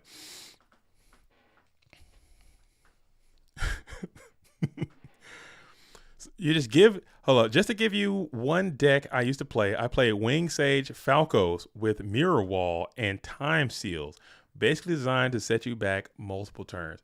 If you tried that deck, I think you would get blasted so severely hard. Maybe let me check the build, dude. Send me a link. Send me a Dylan Book link, and we'll check it out. I'll pull it up on the stream and just see what you're cooking. But I just don't see it, man. I don't feel the vision. I think if you haven't played Go Format in a while, this game has changed. It is significantly faster than the game you remember playing in 2005. People are not giving you time to set up these elaborate combos of all these things. They're just not giving you the opportunity, the breathing room to set up your Wing Sage, your stuff, man. They're gonna have so much tempo and so much movement on you before you get all that stuff set up that the game is different. If you haven't played in a while, Bobo Breeze, the game has changed a lot, man. Back in those days, you can kind of kick it. You can kind of like, okay, let me set some stuff up. Let me get my game plan rocking. As Mirror Force is coming down huge on Nezapolita. But I think now in the current iteration of GOATs, you just don't have time for any of that. Like, let me pull up some of this stuff, man. Let me check out the synergies real quick as I pull it off to the side on my monitor, because I'm always looking for somebody cooking, dude. If you're cooking, I'm looking for you. I always like Wing Sage Falcos. I think the artwork on that card is money. I think it looks so neat. He's got his little hat on. And this guy says, when this card destroys an opponent's face-up attack position monster in battle and sends it to their graveyard, you can place that monster on the top of their deck. I mean, I think Jackal. Jackal, Mythical Knight of Jackal, or some kind of like, I don't know, like a Wing Blast kind of thing. Maybe like just keep stacking them out. But it's got to be in attack position. This guy has stipulations too. Get me a break. Maybe put a stop defense in there. That could be a vibe, dude. Let me see. Stop defense. Target one defense position monster your opponent controls changes the face-up attack position. Stop defense with like a heavy Wing Blast situation. Wing Blast their back row. Stack them there. Stop defense. Attack. That is so ugly. This game, that'll never work. Final attack order. We're cooking. Okay. We're okay. Wing Sage Falco's final attack order. Let's get it. Okay. I don't know. As we got the Sork out. Sork is down, and we're hitting into the GK Spy, and it goes through 2 back row.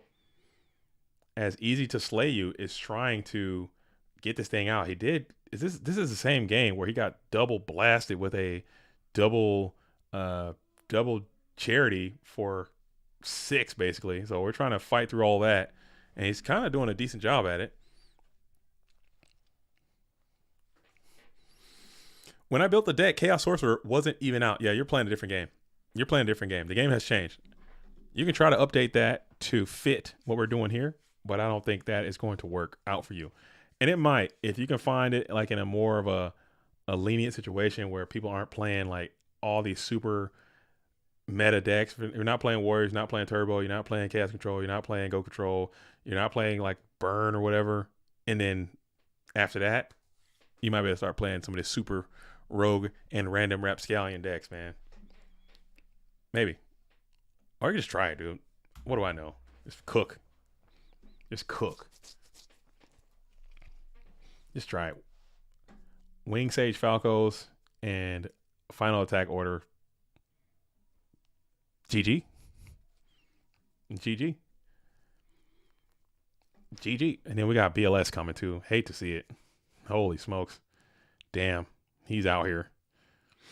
You already knew his presence was coming. You already knew he was. You can feel his presence emanating. And that is a lot of damage. 37 plus 12. Damn. 49. Jeez. Jeez. Yeah, we're going to another game. This is Nespolitas trying to get the script flipped as you're in a commanding position, 3 cards in hand. I don't think there is a combination you can put together right now to get out of this one. It's going to start and end with Snatch Steal, especially when one of those is Thunder Dragon. So you really had 2 cards. Yeah, we're going to go next, probably. We're going to go next. Mirror Wall is so under. We're going to go Minecon on the set. We're going to reach in just to get some information. Maybe it's Faith and flip and get another Minecon as we kick the TD. And you got your own BLS. Okay. I ain't heard no bell. Dang. As we will get a banish in on BLS. So maybe. So maybe. And we're going to just TT. Damn. Okay. And it is the Serpent. So you're up. You're only down 4 cards now to nothing. Your board's completely empty. This is a normal summon. I don't think they Chaos players. They play Breaker. You got Breaker here. You're winning. And another Chaos Monster, you're also winning. He didn't even look at it. Didn't even let it summon itself to the field. Just got the hell out of there. Zacharoni Cheese says, this BLS card seems pretty good. This BLS card seems pretty. He's all right. I think he's okay. I mean, he's okay. He's all right. He's okay. He's decent. He's like slightly above mid to decent, I would say. He's okay. I mean, I don't know. I should probably bring him up to 3 per deck, perhaps. Jesus Christ, BLS. Holy smokes, BLS, dude.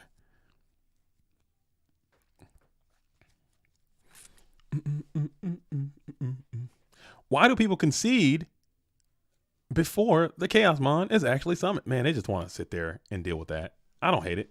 You know they got it. The replays are available. Somebody's pump faking the BLS at this portion, they're going to get busted. So you know they got it. Just save some time. DB is already kind of lagging, glitching. You're cooked, man. You kind of figured. Like when you're running, like at least when I play, you're kind of running the numbers of what, okay, if he has this, I'm going to lose. And you just see, okay, he does have it. Let's get the hell up out of here.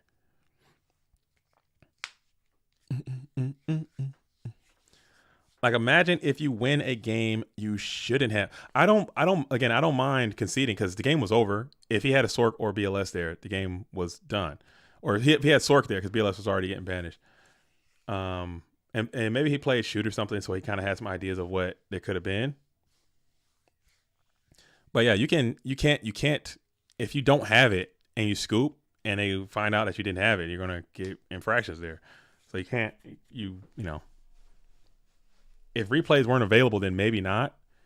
But at the same time, I think it's even worse when someone, if you summon the BLS before banishing, and then they scoop, I wouldn't scoop then. I would make them banish because a lot of times I've seen people put down the BLS, which is a very common thing, and they don't have the right units to banish for the BLS. So I've seen that happen more often than people just one light, one dark. Why would you one light, one dark with no chaos monster in your hand? That would be insane. That's like a bannable from the game type thing to do that. There's no reason for you to be one light, one. Oh, I thought my Magician of Faith was a chaos sorcerer or something. What are you doing? What are you doing? But the other way I've seen it happen, that's more of a common, like you put down the BLS and you look in your graveyard, oh snap, I don't actually have it. So whatever. And that's fine. If you want them to show it to you, you could just don't scoop. Like just that's a player thing. You just don't even scoop. I've seen people force them to attack too and count the life points all the way down to 0. There's a couple players that on a circuit that do that. They don't even like say if you got 2,800 life points, you summon BLS, they'll make you go to the battle phase. They'll make you declare the attack. They'll make you go through, even if you have nothing on the field, they'll go through the whole thing and they'll take their life points all the way down to 0, and then they'll scoop out. There's nothing wrong with either way. Like, so if you come into the chat, it's like, oh, why do people not move your life points to 0 and make them attack? It's the same energy. It's the same thing. Like, because I lost. I mean, there's no. Oh, I like to make them attack me and go all the way down to 0 and then scoop, because they never know. I could have Karibo or something. I don't know. It's literally the same thing, man. So it's just a preference thing. If you know you lost, you just lost. Just save some time and move it on. If someone pulls a Joey and disconnects before swinging for guaranteed game at Worlds, what are you doing? I mean, if it's guaranteed game on the board and they disconnect, we'll probably have to make that decision in the spot. Like if it's literally game imminent, we'll probably have to. If it's up to me, which I'll make that final decision. But if it's literally game imminent and they just disconnect right there, game imminent on the board, all they have to do is it's their turn and they just have to click attack and win, I would definitely give them the win there if they disconnect there. But if it's any other situation than that, we're not going to do it. Because, I mean, you always have live top decks in Go format. Yeah, you always have live top decks. There's always a chance to get a card that can get. But that's just how it is. I personally would in that certain situation.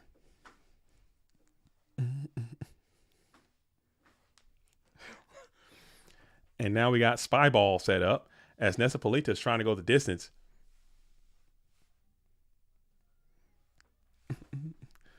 The big Lavalsky is back. Says finished all the Fast and Furious movies sober. The second one is the best one. Let's go. You're wrong, but let's go.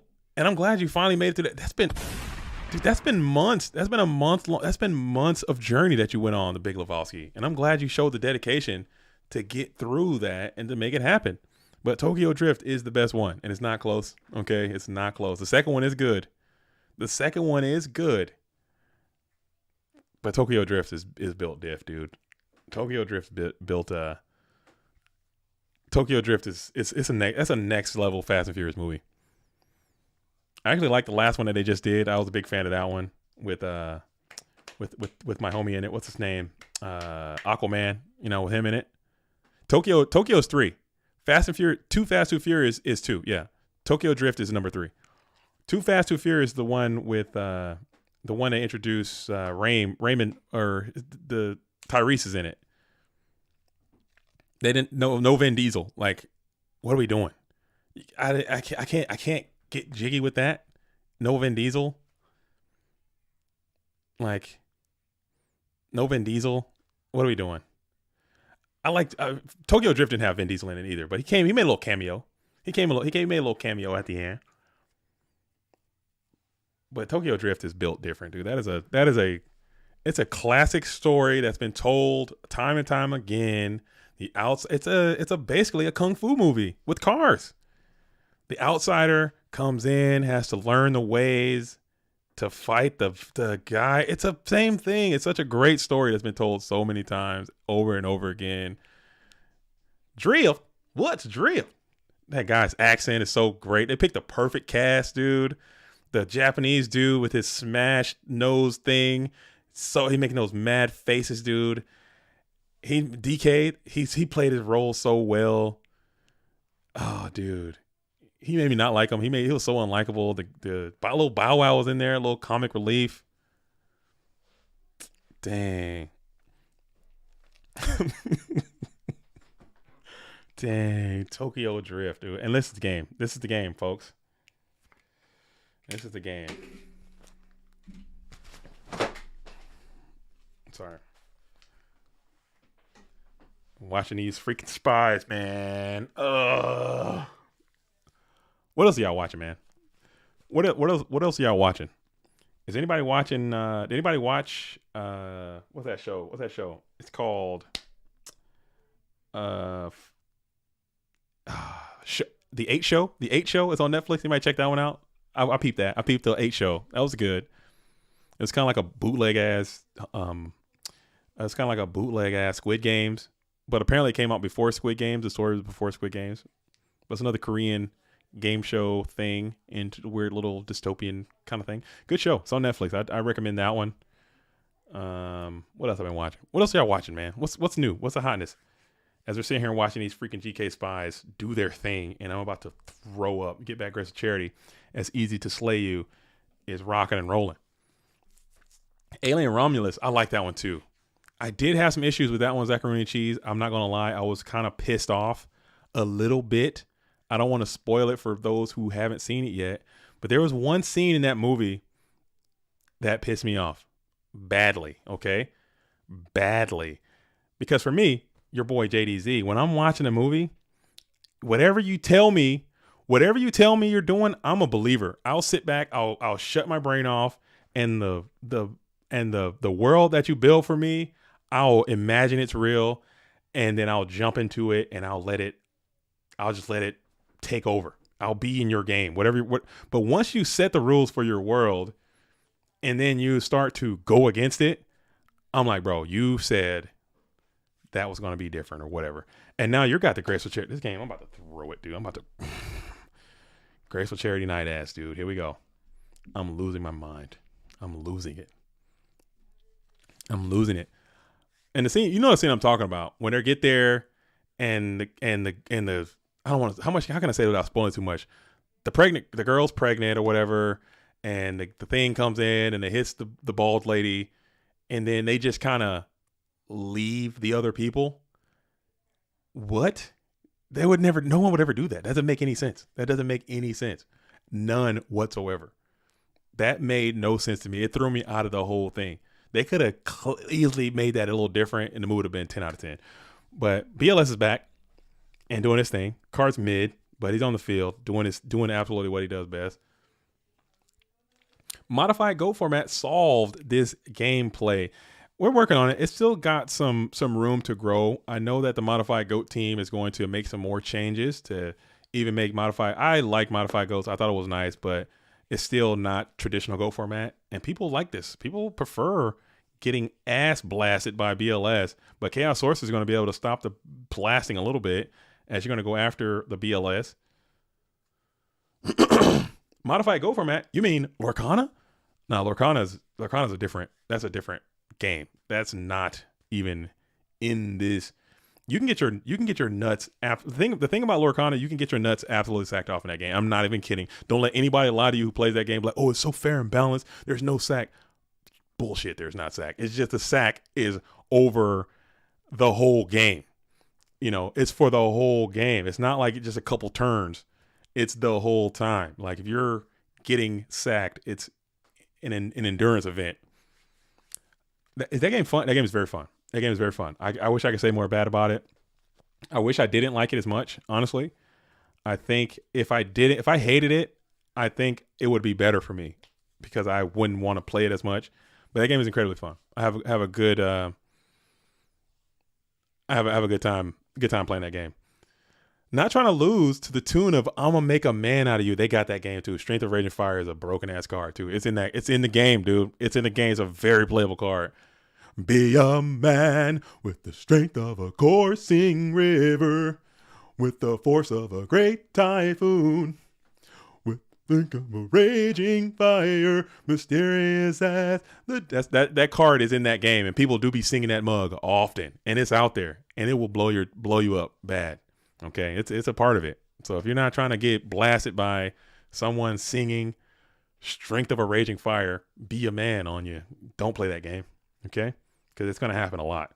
As we got Night Assailant, pitch Night Assailant, grab Night Assailant. Hate to see it, as both duelists are just playing the hell out of their Graceful Charities today.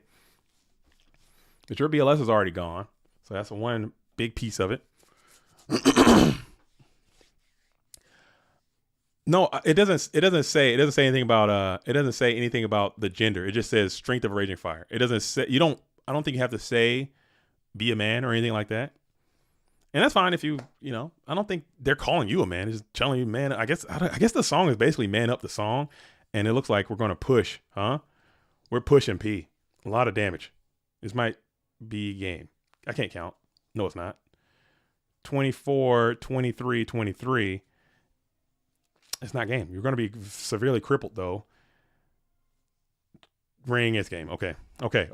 Can we get a freaking normal match, please? Normal game.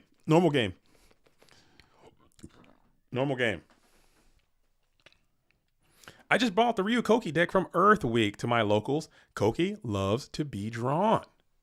He enjoys it. He loves to be drawn, and he loves to be wing blasted. He loves being on the top of your deck or in your hand. Got to discard him somehow and get him reanimated from the GOAT format dueling GY. Oh, man. So we got game 3 here. If Easy to Slay You wins, the tournament is over. If Nesapolita wins, we're going to go for another reset. We're going to have the GOAT format dueling reset. If LB Cash says the Rescue Cat Earth aggro deck from Earth Week is actually insane, it needs to be explored further. I don't know why people don't play those decks. There's got to be a Rescue Cat deck that's like consistent and good. That card is too broken, man. You know what's broken when you got Edison format coming in later. I think it's like 5 years later. The card is limited to 1, and there's still decks that can realistically play it, which is insane. I think that is an indicator that the card is really, really good. We got it at 3, and we got Last Will, and we got all these other cards. There's got to be a way.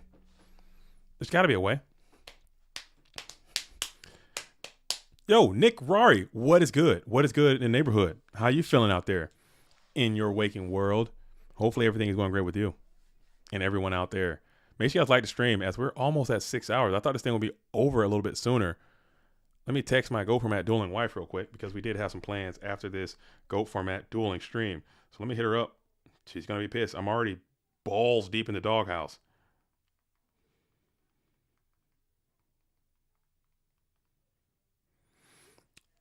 We'll see. We'll be going to the pumpkin patch. Do some pumpkin fall activities today. I'm in the GOAT format dueling doghouse big time, because this thing was supposed to be over. I did not think we were going to get 30 out here. I thought we were going to get maybe 15, maybe 16 duelists participating in the last chance qualifier. So we'll see. But as Nesapolita is going to start it off, gets to go first, set 2, pass it on over to Easy to Slay You, but you have the Trap, Dust, and Shoot.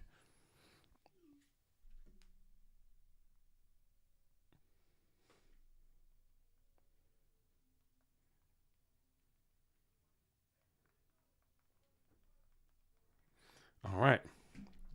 Okay. All right. And now we are in ponderance. Thinking.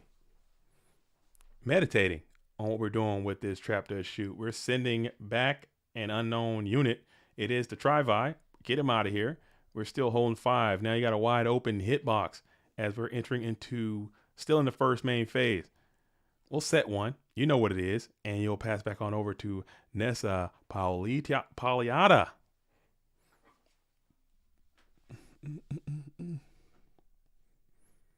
And you get to the Nobleman cross out. hitting the GK spies. So this game should, either way, this game's going to be a little bit faster because there are no spies to be had, it looks like, as we get 2 from here. Just 2. So maybe we got one more spy coming in from the red corner player.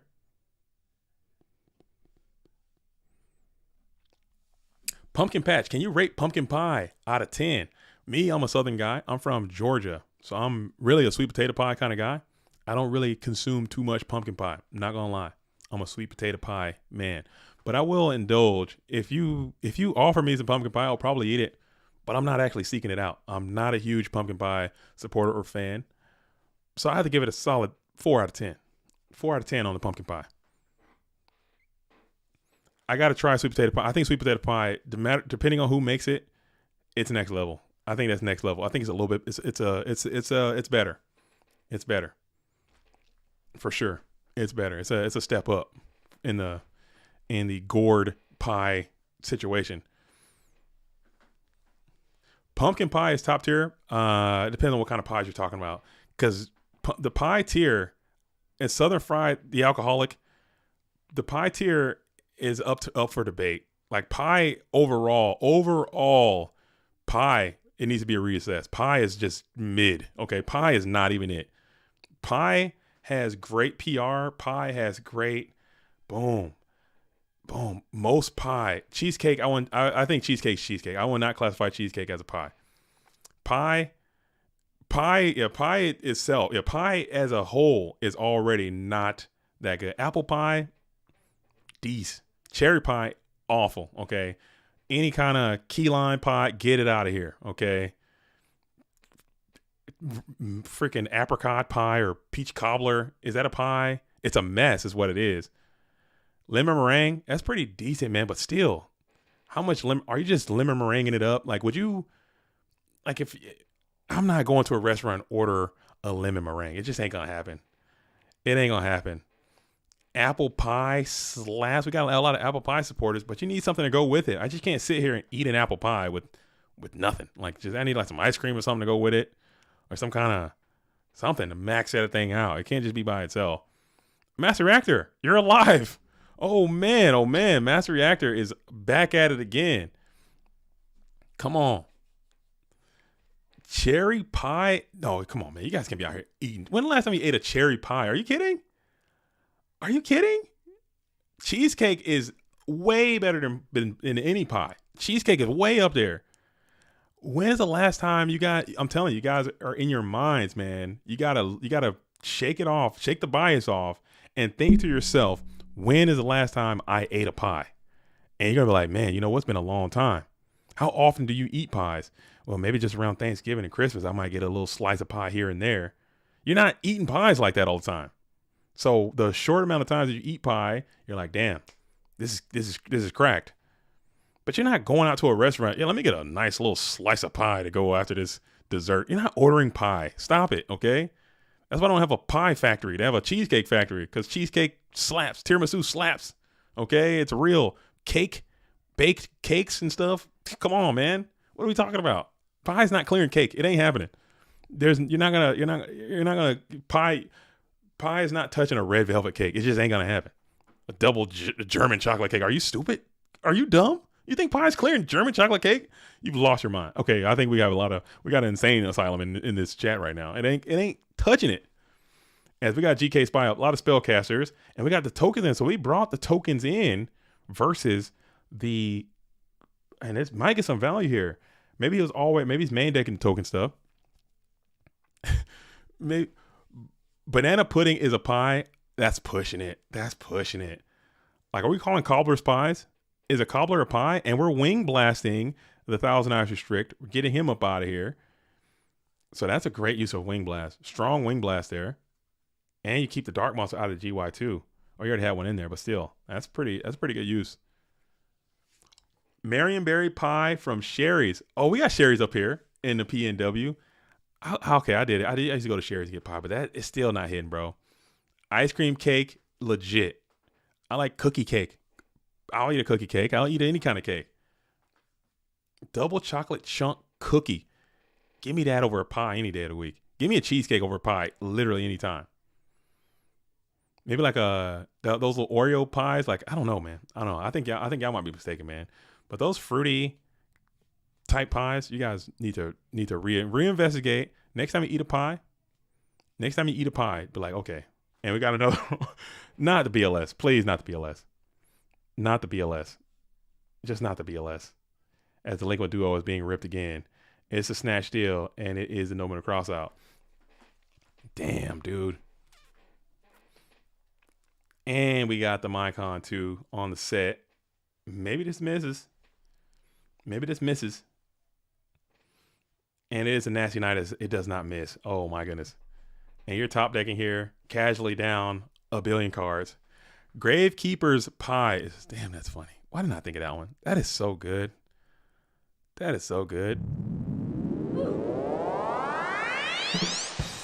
Dude, Gravekeeper's Pie is freaking funny, dude. That would be a good one for like a goat format themed restaurant. In the dessert menu, you got Gravekeeper's Pie, and it's just like a blueberry pie or like a mixed berry pie in there, and no forks. You can't use any forks to eat it or something. I don't know, something like that. We'll figure it out.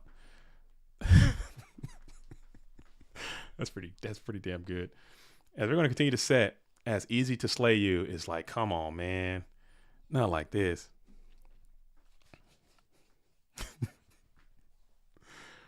You try to eat another pie and another one shows up. You try to.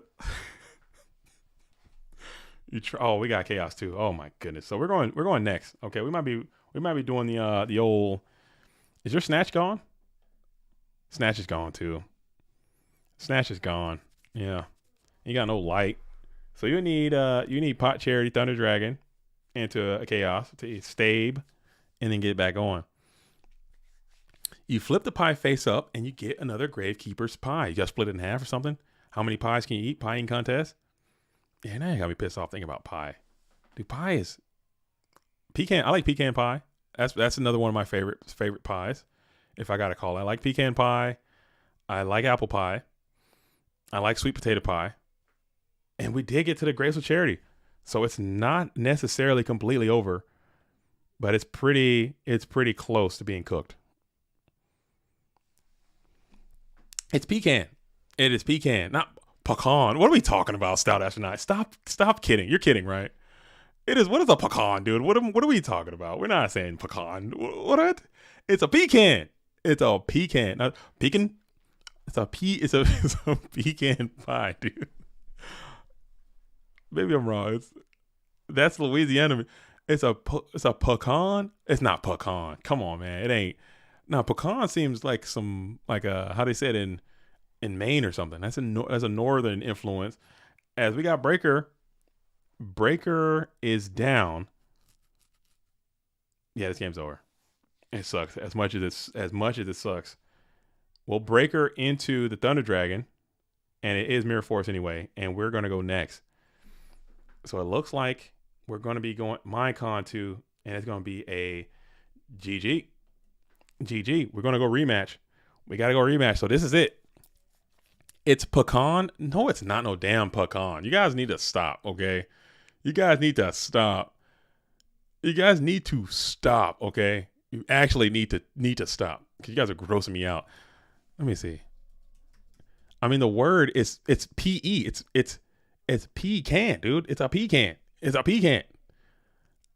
Let's see what's Google saying? Nah, y'all tripping, bro.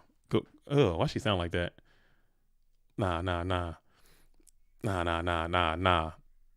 It's pecan, dude. Pecan pie, dude. I mean, me some pecan pie. That's how I say it. Oh, y'all can get out of here. You guys can get out of here. You can just get out. As we got to reset.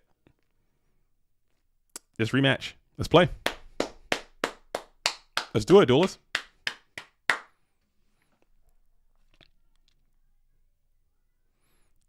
What are we doing?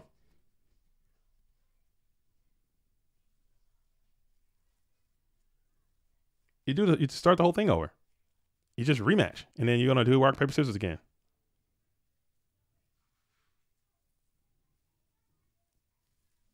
Yeah, it should just rematch. It'll send you back to RPS. It'll do the whole thing. Yeah, you get a whole little new game. New game. All right. But this is it. It's for all the marbles. It's for all the marbles.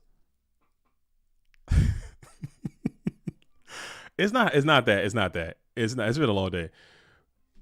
It's been a long day. Mischievous is pronounced. It's not mischievous. You guys stop with the mischievous. It's mischievous. Dang, come on, man. Come on. Let me live, Ant. That's old. We're not bringing that back up. Make sure you guys like the stream. Let me see what Google's got to say on this, dude. Mischievous. Get out of here, bro. No, man. Mischievous, bro. Mischievous, dude. These English people think they know something just because they created the language. Just because I'm from England. Oh, England. Oh. You can say whatever you want. England. Well, guess what? This is America, Jack. Okay? And we say words different. Oh, hoity-toity, I'm from England. Oh, I need to stop before I get canceled. I need to chill with that. Oi, what's this then? It's quite mischievous, innit? Get out of here, dude. Stop it. Oh, I've got some aluminium in my pocket. I fell in the glacier. I need to chill, bro. The English constituents are about to come at me in droves, bro. They're gonna get the bloody whatever it's saying out there. My favorite chippy. I like some crisps. I want some crisps. I can't even do it, bro. I'm about to get canceled. I do say, what's this then? Oi, he played trap dust shoot, he did. Look at that. Something like that. I can't do it. I'm losing it, bro. I'm losing my mind. We're back. We're live. There's no V. There's no E after the V. Who said it was? Miss G. I guess you're right. Damn. You're right. Damn. I guess I get cooked, bro. I guess I get cooked. I'm done. I'm cooked, bro. I'm done. I'll never work in this town again.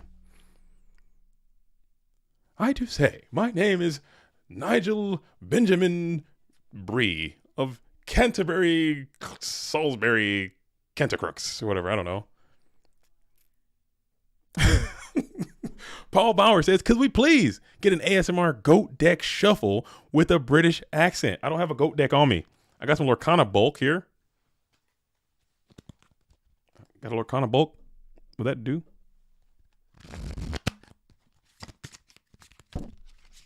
Oi. Glacier.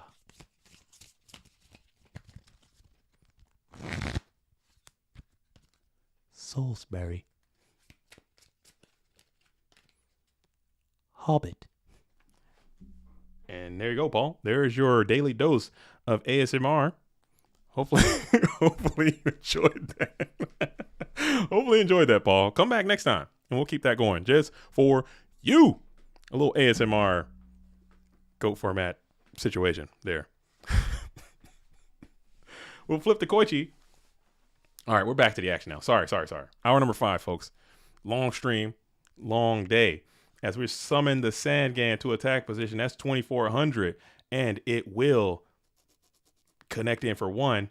And then we got 14. Easy to slay you is right there where they want to be. Right there. Oh, he didn't get the 14. That's mind control. I'm bad. I'm sorry. But the Sandgan game came in for 1,000, and then we will RB the set. Dude, if you can get BLS live, you might be able to just steal one real quick. That's a lot of damage. That's a whole bunch of damage. 5,000 wow. 6,400. BLS and normal summon. Sork is 1 piece. Okay, you don't have another dark, so hold your breath. No BLS. We'll just get a banish on the Sangin, and then 14 will be able to get in.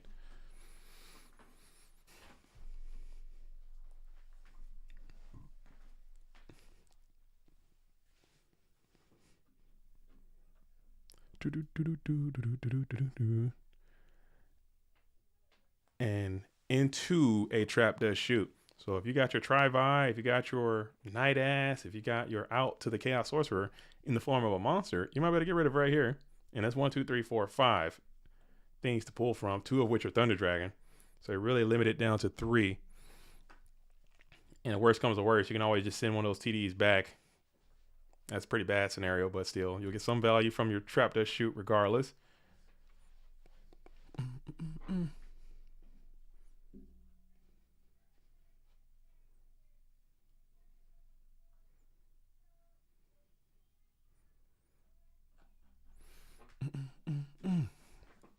And question marks. What are we thinking?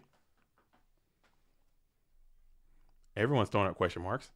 Trap that shoot. Oh, you got to show your hand. I thought he was already looking. Oh, damn. How many total competitors have qualified for GOAT World so far? Total competitors, I believe the number we had is going to be 91 unique invitations. So there's 91 duelists out here going into Worlds.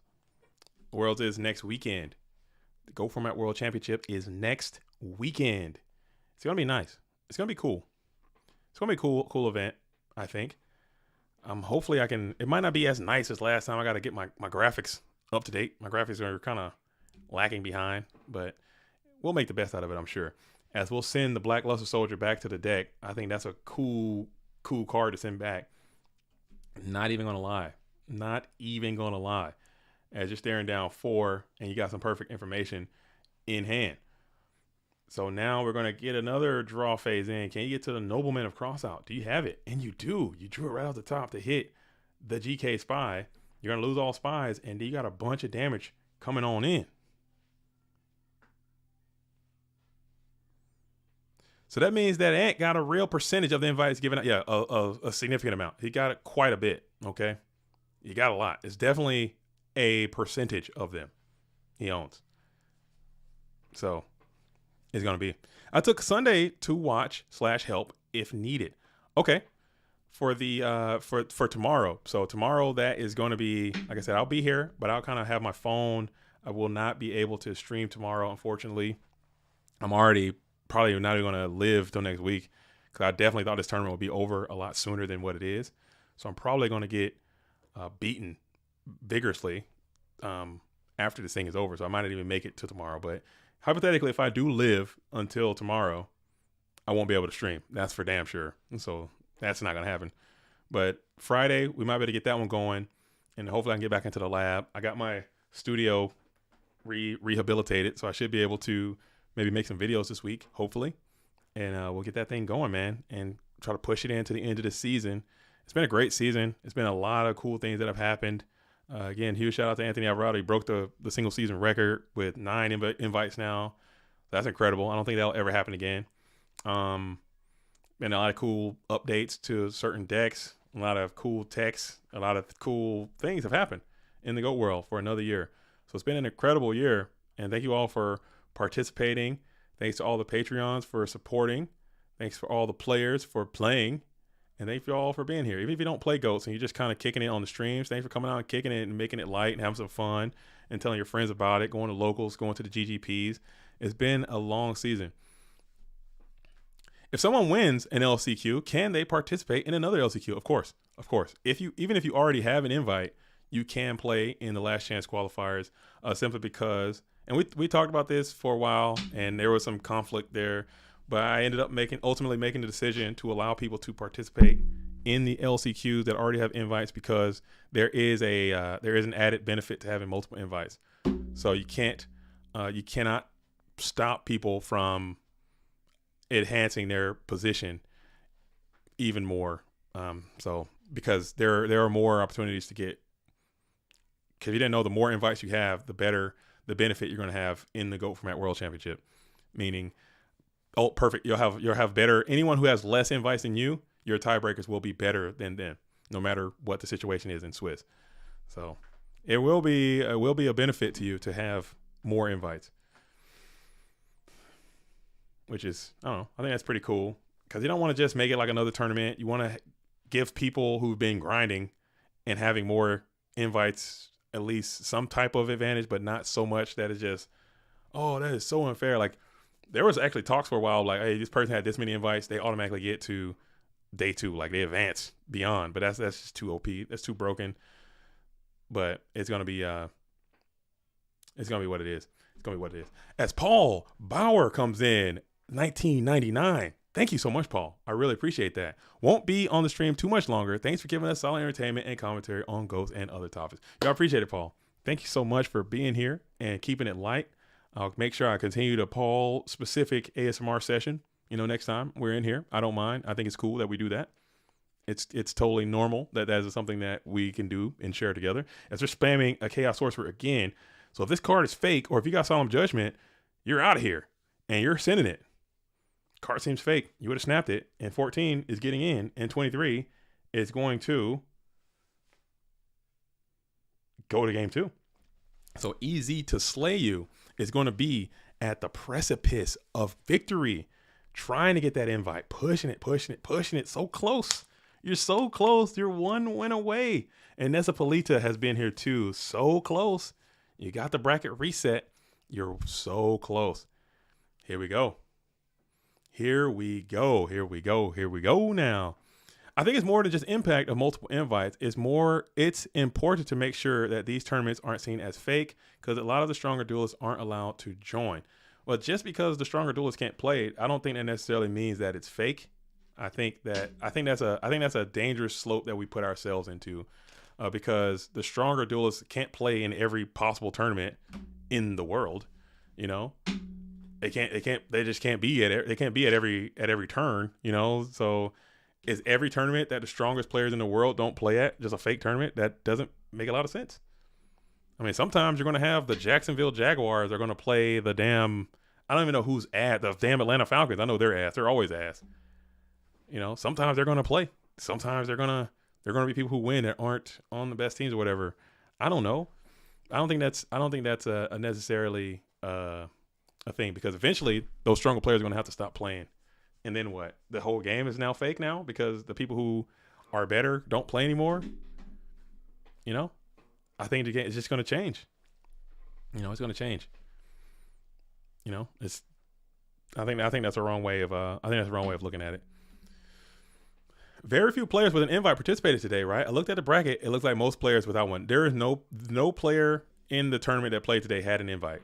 There was 0. The only person that originally had signed up that had an invite was Les Fox, and Les Fox couldn't play, so they had to drop out anyway. So literally no one had an invite played. Yeah. Which I think is cool. I'm totally fine with it. I personally, if I had an invite, I probably wouldn't play just because you do have to pay to enter into these events. And the prize that you get is a prize that you literally already probably have anyway.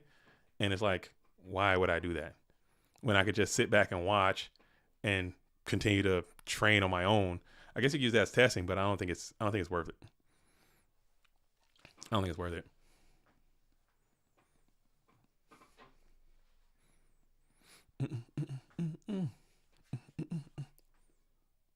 I've heard that there would be some invited playing tomorrow. Well, I think that's good for whoever's winning this today because they don't have to run the gamut and deal with that tomorrow. Because if you're already invited, chances are you probably know what it takes to win a tournament or to get a top placement in a tournament, and you're gonna have a good chance of winning and blocking someone from getting out of there. If that's your goal, to stop people from getting to Worlds, that's a goal. That's fair. That's a fair. People say, "Oh, that's so unfair. Oh, you already got an invite. Like, why are you playing? That is so unfair." Well, if you don't beat them now, you're not going to beat them at Worlds. If you don't beat them now, you're not going to beat them then. So you might as well face them now. If you're not beating these players now, don't cry for me, Argentina, dude. I'm sorry. It's just it's all legal, man. It's all legal and fair. It sucks. But we got Breaker, and Breaker's going to be out popping. But what I don't want to see is, it's really hard. It's hard to get into it. I don't want to even put this out there, but I don't want to see like, oh, I'm going to play, but then when I play against my friend, I'm just going to scoop out so they can move on, so they can get, I don't want to see that.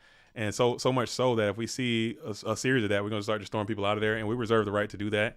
So if we see a bunch of, oh, I'm going to play, and then I'm just going to scoop out to my friends, but you're going to throw people out because we have had some of these last chance qualifiers turn to like these little like buddy scoop things, and we're not doing that because that, to me, I personally feel that is unfair, and we will reserve judgment to make those calls as needed. So if someone is just like, oh, I'm just going to play to help knock people out, to help promote my friend to get through, we're just going to throw everybody involved out of that thing and just be done with that. Refund your money if we need to, and just kind of move on, because we're not here for that. Just play your game and ensure that you can make. I'm sure people can win. People can make it, and I don't want to, people scoop and drop all the time. But at the same time, you can understand what's going on. We're not stupid, and the staff is not stupid, and people will be watching this stuff pretty closely. So let's not have that be a thing. And when you do have people who already have invites, you're just increasing the opportunity for something like that to happen. So that was one of the biggest arguments from the side of like, hey, don't let people with invites in, because you just turn them into glorified scoop sesh tournaments. And I'm like, I don't think that's going to happen for the most part, because I think most people are incentivized to want to win, to get the invite for themselves. Or, how do you investigate a situation like that? I mean, you can look at the film and you can look at the bracket and see, okay, this person scooped, and he asks, hey, why didn't you play that round? Oh, I just wanted to scoop because I want my friend to win. Okay, you're dropped. That easy. Or your friend also dropped. I don't know how far we would go with it, but that is something that we'll have to look into. I mean, if people want to go that far and start intentionally DCing their computer what are we talking about? Like, I don't think people are that immature with it. I really hope that that's not the case, and people are in it for themselves and they're trying to win for their own self. As long as you don't get bribed with something, there is no issue. I personally don't agree with that. I think that there is an issue, because I think everyone should be trying to play for themselves. Like, you're not trying to play for someone else. This is not a team event. This is an individual event. I get it. You're in your own teams, and people like to be on teams and help each other out and be on teams and support each other and train with each other. But at the end of the day, this is an individual, especially this one, the LCQs. If you're going to do that in a GFC, or even hell, I've seen it happen in PWCQ sometimes. I think those are slightly different, but these are the LCQs. These are people who everyone's gunning for themselves. No one should be gunning for someone else. This is the most individualistic thing this is the most individualistic tournament that we should have, because everyone should be trying for themselves. And if you're in it for someone else, you're in it for the wrong reason. You should just go play in a different tournament. Go do something else. We don't want you here for that one. As we flip spy, add spy, or if you get out, these games are still ranked too, so people don't want to mess their rank up or whatever. So maybe that might be another thing to do or whatnot. I don't know.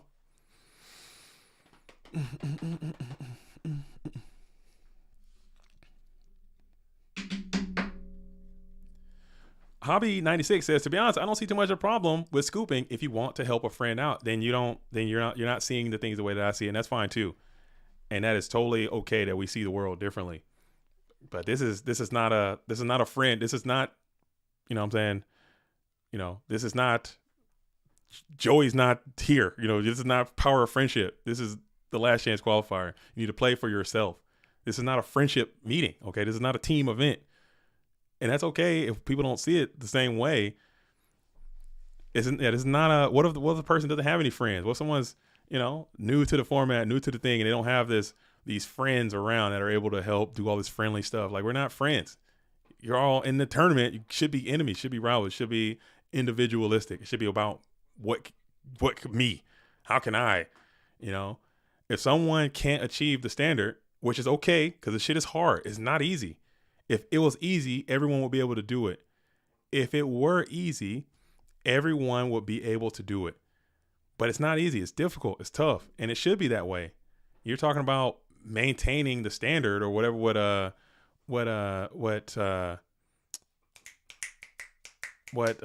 Dilf was talking about, trying to maintain the standard and like keeping it high level, whatever.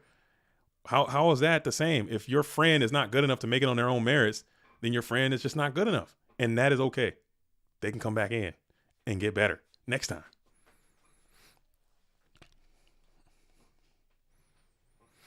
I think there's a difference between scooping in a top 4 match to your teammate versus scooping in a deep.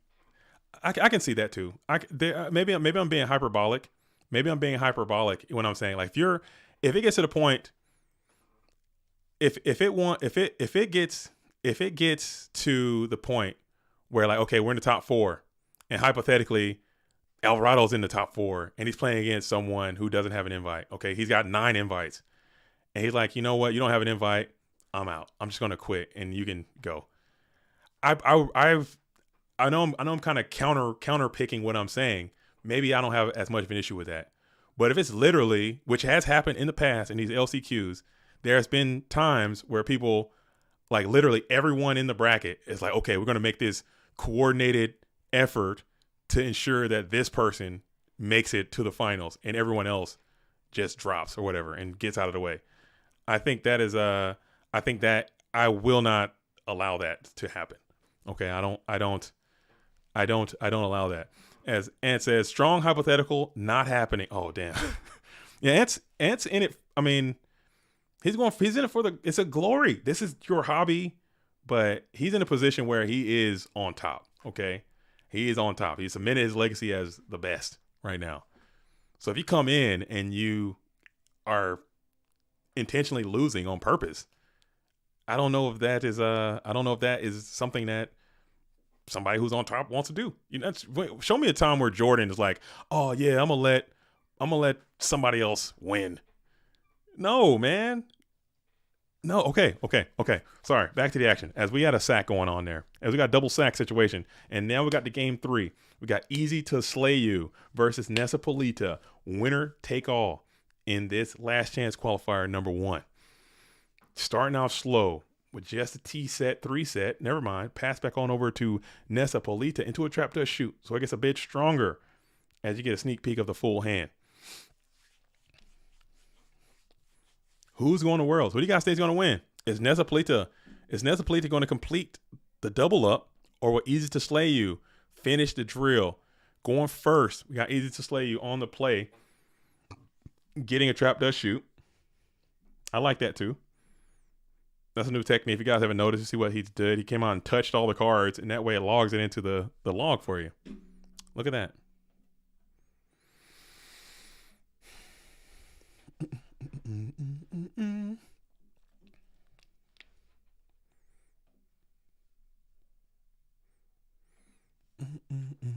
As we will kick out the Night Assailant.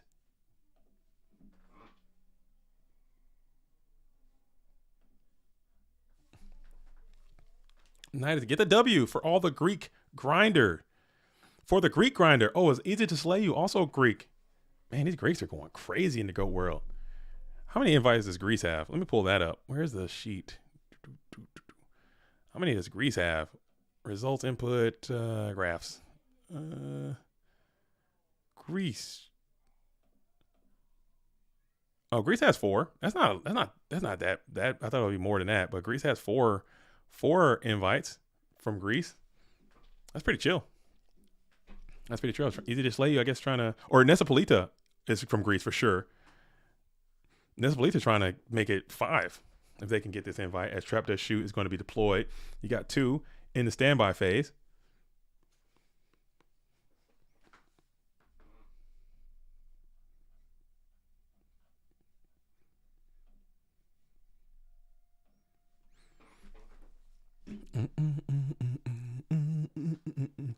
And now we're thinking about it here long and hard, staring down the hand.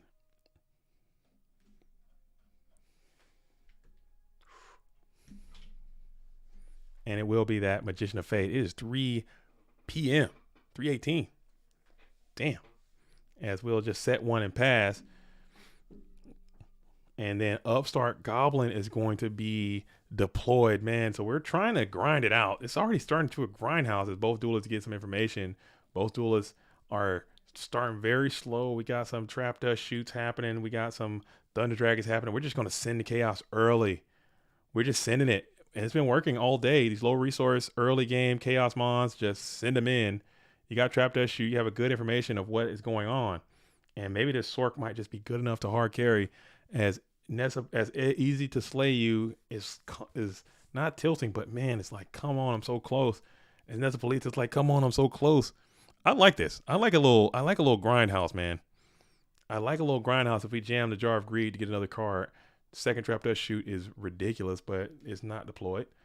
So we're gonna get some luck going there. And Snatch Steel is gonna be deployed. Is it RB? Is it a last card RB? Is it MST?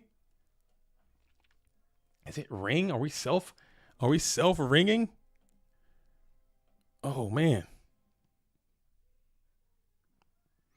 Are you going to put the Lorcana bulk away for at least this week? Yes. I've put the Lorcana has been away. I've put it away. I've been doing a lot of admin work for the Goat World this last week. Okay. I will have to do some. Oh, I got Minecon off the top. Hate to see it. Can't be Magician of Faith, is it? Oh, it's Magician of Faith every time. Oh my goodness. That's Tilter. It's with the Trap That Shoot. And he yeeted that bad boy off the top of the deck. Dang. Easy to Slay You is probably punched a hole in the monitor right now. As you got 28 cards. I mean, no matter how many you play it. Are we lagged out? I think we might be lagged out a little bit. Also, Greece already has a world champion. Yes, they do. Germany does too, though. Germany does. You guys have a world champion. Delinquent won and won already. Yeah, freaking Easy to Slay You. It's probably about to just time out of this thing and just completely falling apart there. That top deck Mycon on the known Faith is just brutality. I'd cry a little bit, not gonna lie, because you got the Faith down and it looks like they're just out of here, dude. Maybe they're just done, dude. I probably just broke their laptop. If Easy to Slay You comes back online tomorrow and be like, yeah, what happened? Yeah, I just broke my laptop through my thigh. I like took my laptop and just thighed it in half. And that's what happened. I would totally respect that. Just lagged a little bit. Okay. So if UNGY, we got Mycons being ripped onto the known Faith. It might not be Faith. It could very well not be Magician of Faith. It could not be Faith. Okay. It probably is Faith because you play that Trap That Shoot. So you have perfect information. You pass it over. And it's Faith. You get the charity back. It's not over. It's not over. But it might be getting close. He just registered to become full-time Edison. Damn. I'll have you know, and in Disney format, Go format, Dueling Lorcana is that there is no card that can take control of your opponent's card just yet. Okay, that does not exist. It's gonna happen though, and when it does, that's probably when I quit Disney format Dueling Lorcana, dude. They don't have it. Just doesn't exist. Like take control of your opponent's card to do whatever the hell you want to do with it. Dang. Yeah, it's done. I'm pissed, but I mean, yeah, you can get charity. You can get Sook. Tsukuyomi exists, okay? Tsukuyomi is a GOAT format dueling card that is basically a staple in every deck. You got Metamorphosis in your deck as well, which is another card that you could get to. Quit Mickey Mouse once it gets to Goofy. Yo, Goofy slaps though. I like Goofy. I know what you meant though, but I just took that as an opportunity to kind of take what you did and send it back to you. I took what you did and I rolled it back up and I sent it right. Goofy's actually there are some playable Goofy cards. They got some playable Goofy cards. We kick the Delinquent Duo. We'll kick the Jar of Greed. I don't know, man. I think they're managing it because they're just printing instead of power creeping. They're just printing terrible cards, which is fine. They're just printing. They print like one or two good cards. I guess that's like the definition of power creep. As we're flipping. Why do we do that? That was a bad play there. I don't agree with that maneuver at all from my opposition there. If I'm Nessa Polita, I'm probably going to go ahead and banish that Magician of Faith, then do what you just did to get that added ability. But now you got to pass that Faith back because if he draws this Tsukuyomi, bro, you're going to feel like the biggest moron, dude. You gotta do that different. You got to Sork banish, flip swing, vibrate, dude, because that's a plus that you just missed out on there. I gotta say, I don't like the way that whole thing just went down. But still, you got opportunities, man. Tsukuyomi for the snatch as you're out. Charity for Dark into a BLS as you're out.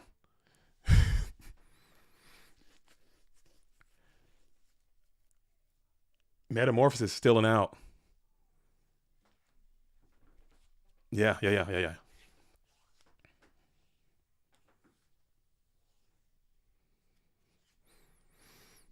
So you open the door a little bit, but I think your hand is just too bricked, and you might not have the ability to do anything. As easy to slay you is thinking hard.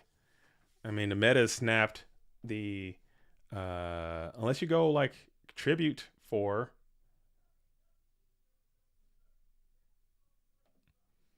Thunder Dragon set. Hate that. Damn. I do not enjoy. But now you put yourself in a situation where they must attack. So that is pretty decent, I suppose.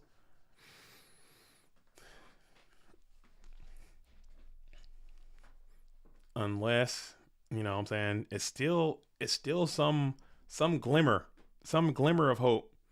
We're still holding out hope. Hope is all we have. As we're staring down a set monster, could be anything. Guardian Sphinx, even. Probably Thunder Dragon, though, being more realistic. As Nessapolita is going to go ahead and summon here. TT, do you have it? No TT. We'll summon, set the Sork. Bring it on back. Attack into, is this Mirror Force? Mirror Force would be huge. Not Mirror Force. We'll just punch in with 11 and brings down to a mighty 400. And this thing is looking chalked. You need Trinity right now. Do you have it? Main phase 1. Do you have it? Nessapolita is popping the bottles already, warming it up. As easy to slay you is just going to set another. No more spell traps. You're just going to have to set a blank, pass it back on over. This could be the end of the game right here. If you continue to do what you just did, and maybe it's good enough. Zambira the Dark is down. And Zambira the Dark is going to be strong enough to get through. You need to be GK Spy still, though. It is GK Spy, so that is huge for you. Because now you have a Dark Monster on the field or in the graveyard. And then it opens up some more plays that you can make.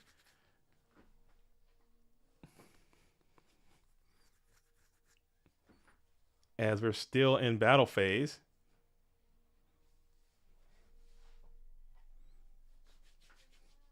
And we'll just get rid of that second dark. So you do have one dark. So you have the opportunity to make at least one chaos play. As you jam into the end phase, you got opportunities now. If you can, 400 life points, that's a long way to go. But you still have options, as you did get to the Chaos Sorcerer as well. In attack position, your opponent doesn't have any Snatch Steal or any Chaos Rebuttal just yet. They could, though. I think they're holding double TD in hand, or TD Night Assailant, or TD Tsukiyomi, I would say. I don't know where the hell the other TDs went. I think it's TD Night Assailant or TD Tsukiyomi. As you're able to play Upstart Goblin, give yourself a little bit of reprieve. Ring of Destruction is still a violent threat for you, as you're holding on to 1,400 life points for easy to slay you.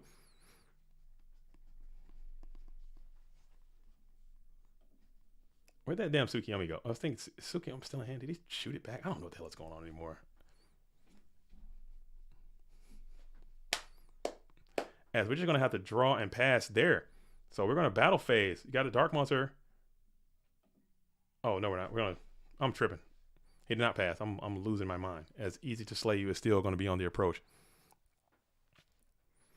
Then we have the Chaos Sorcerer, who is holding down the board pretty good. Doing a great job at it. Zambira is looking buff still. You got some cards in hand. You're just hoping for no ring. If you can finesse the ring for a little bit longer, maybe you can claw and crawl and climb your way back into it.